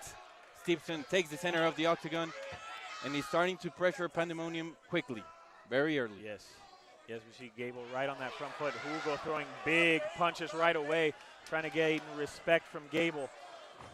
And Hugo shooting a takedown on Gable, not the best strategy. Gable runs around behind and stays on top of Hugo. Let's see if Gable's going to start showering big punches downward. I feel that's going to be the strategy. Immediately getting the side control on Gable Hugo. right into side control. I feel he's going to start landing some big elbows. Very interesting that Hugo went for the Yeah, takedown. yeah, I honestly. did not expect that. Maybe he was trying to catch Gable off guard, but not really effective. Gable is respecting Hugo's guard though Yes. a lot, and that speaks volumes to how he studied Hugo, because his jiu-jitsu game is really good. Ooh, trip by Hugo, trying that spinning back kick it to the body. Big punches by Gable, big punches. I think Hugo is cut. Gable snatches on a submission. Hugo's nose is probably busted. These are heavy, big shots Gable throws. It's just so much power raining down. Gable wants him on his feet. And we didn't even mention Hugo's keys to victory, but we expected him to actually use his kicks, use his experience. He landed a spinning wheel kick. There's that Kyokushin karate he was talking about. Big waving punches by Hugo, but Hugo is taking a lot of damage by Gable. Gable's that landing uppercut was big nasty. shots. Gable's going to take him down here. Gable landing some big shots. So far, Ike, I think Hugo is taking him the longest anybody else is throwing. Here we see Gable covering the mouth, trying to make this fight uncomfortable for Hugo. I don't like where Gable's fingers are placed on Hugo's face, though. Seemed a little... Yeah, me neither. Yeah. Yeah, I mean, it's okay to cover the mouth to suffocate, but you can't have your fingers in the eyes or any orifice on the face. But you can just tell the amount of power that Gable has, because every single time he hits Hugo, there's damage in the face, and you can just see Hugo's body language. He doesn't like it one bit. No, those are big shots that Gable lands, and with a lot of power behind them. You see Hugo does not take to damage this way regularly, and this might be if Hugo cannot get out of there, this might be it. Yeah, I think this is about to be it. The referee is very close to the action. The ground and pound is raining heavily on Hugo. Okay, we see Hugo survive a little bit more, but if Gable gets this mount and starts raining down punches, this might be it, Ike. Hugo is showing a lot of heart, though. Yeah, Hugo's gonna hang on until the end, but as we said, Gable's power behind these punches will deal a lot of damage, and even if Hugo wants to stay in this fight, he cannot take much punishment from Gable's power shots. Especially from the ground and pound that we've seen for these first 3 minutes of the fight. Might we see Gable Steveson head into the second round for the first time in his career? I don't know. It's not looking good for Hugo at the moment, but Gable is staying composed, patient. He is not rushing to finish this fight. He is staying composed, and Hugo is just holding on for dear life in these positions. He's surviving. The referee is very close to the action. Gable is raining the heavy ground and pound, and that's it. Another first round victory for Gable Steveson. The Olympic wrestling champion moves up to 3-0 as an MMA pro fighter, and he does it here in MFL. Gable Steveson reigning tonight in Monterrey, Mexico, defeating his most accomplished opponent as of yet, being Hugo Lezama, by ground and pound. Just relentless damage by Gable. And Hugo had some good moments. He landed that spinning wheel kick. Yes. But I think he didn't have the greatest balance in this fight. He tripped himself with that spinning back kick, and that was the beginning of the end, because once Gable is on top of you, it's very hard to get out of there. Here we see a nice show of respect between Gable and Hugo. Big shots trying to be landed there by Hugo. That takedown attempt maybe wasn't the best strategy he could have implemented, but there we see him fall over with that spinning back. And even as he's falling over, he's landing the Yeah, overhand. Hugo was he really trying his He best. tried to throw that spinning back fist. That was the nice Kyokushin spinning kick he threw. But Gable just stayed tight, stayed consistent, stayed composed, and really dominated this fight. That uppercut also against the fence was nasty. Great work by Gable Steveson. The entire corner is inside the octagon. We see John Jones, Craig Gibson, and the entire team surrounding Gable, surrounding the octagon, because this is Gable's first main event outside of the USA for his MMA career, but I believe that there's going to be way more to come. If you didn't think that the hype is real, well, now you know. We are ready for the official result from our announcer, David Guevara. David, damas y take this home. caballeros, el referee Antonio Guerrero detuvo el combate a los 3 minutos con 50 segundos del primer round. Ladies and gentlemen, the referee Antonio Guerrero stopped the fight at 3 minutes, 50 seconds of the very first round. Declaring the winner by TKO, Gable Steveson.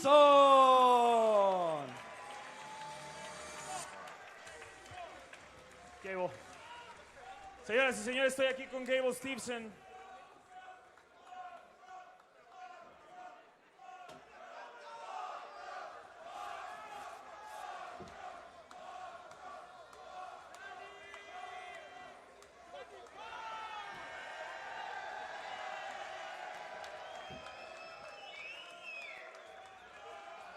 Ahora sí, señoras y señores, un aplauso también, claro, para Johnny Bones Jones, que está aquí con nosotros. Estoy aquí con Gable Steveson. Gable, te mantuviste compuesto contra un oponente con mucha experiencia y no te apresuraste para terminar esta pelea. Gable, you stayed really composed against your most experienced opponent yet, not rushing that finish. You stayed composed the whole time. Talk to me about the fight. Thank you, Mexico.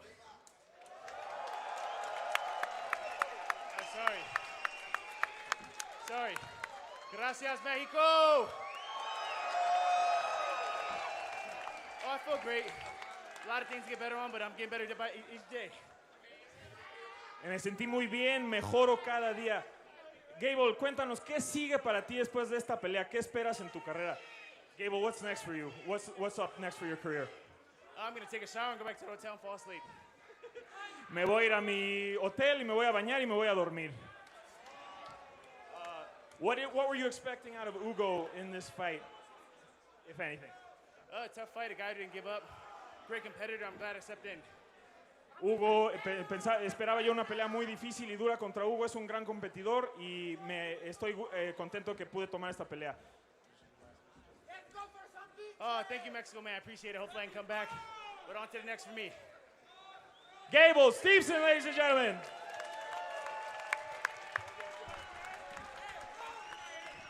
Those are the words, the statement that Gable Steveson just gave to Salvi, to the entire MFL broadcast. Aquí vamos a hablar con Hugo Lezama, señoras y señores. Hugo, cuéntanos Lezama. cómo te sientes después de esta pelea.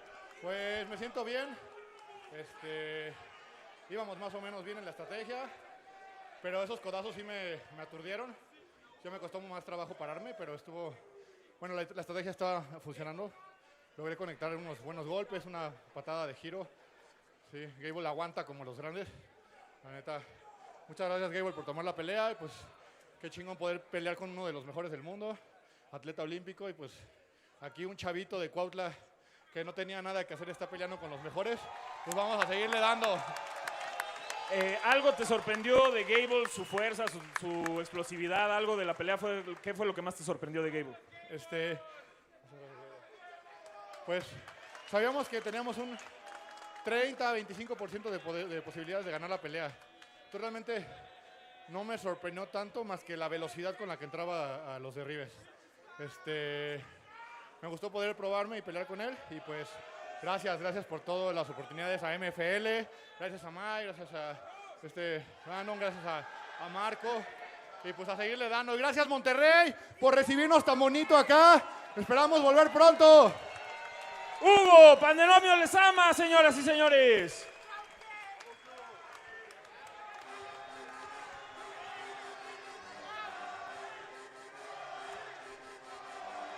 And now we see the highlights from the main event. Hugo Lezama landing those beautiful kicks, the bicycle kicks, the overhands, but Gable Steveson showing his dominance on the ground with the grappling, with his Olympic wrestling credentials. What a fantastic fight card this has been. I'm so happy and proud to be able to say that Mexico Fight League has just begun their calendar for 2026, but expect a lot more to come for this year. Gable Steveson versus Hugo Lezama just kicked off this calendar year, but you can expect way more coming soon. in Monterrey, in Mexico City as well for the upcoming events for Mexico Fight League. Gable Steveson just made an absolute statement. We shall see what's next for him. We've seen people like Joe Rogan inviting him on his podcast. We've seen even Dana White talk about him before. So perhaps he's ready for the big stages now after his third pro win. My name is Iker Gamba, better known as the MMA Poet. I was accompanied by Salvi Alduncin, and we're ready to say goodbye to you guys. See you in the next one. Hey, everybody, I'm back. Couldn't get a lot out of Gable. He wanted to get out of here, clearly. But, yeah, very impressive. Hugo in very good spirits, showcased a lot of heart. That kick was very nice. He attempted a lot of mutual respect among them.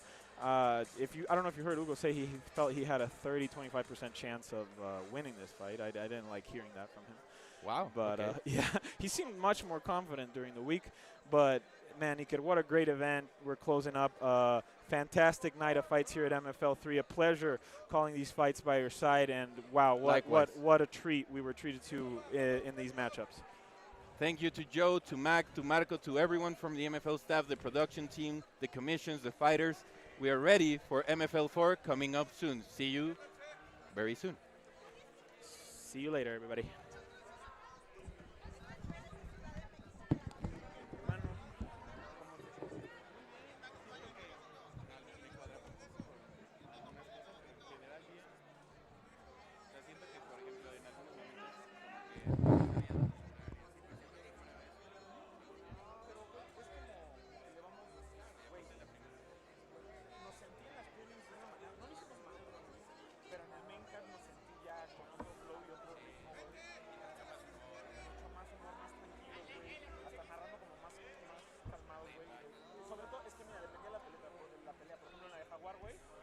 Estaba muy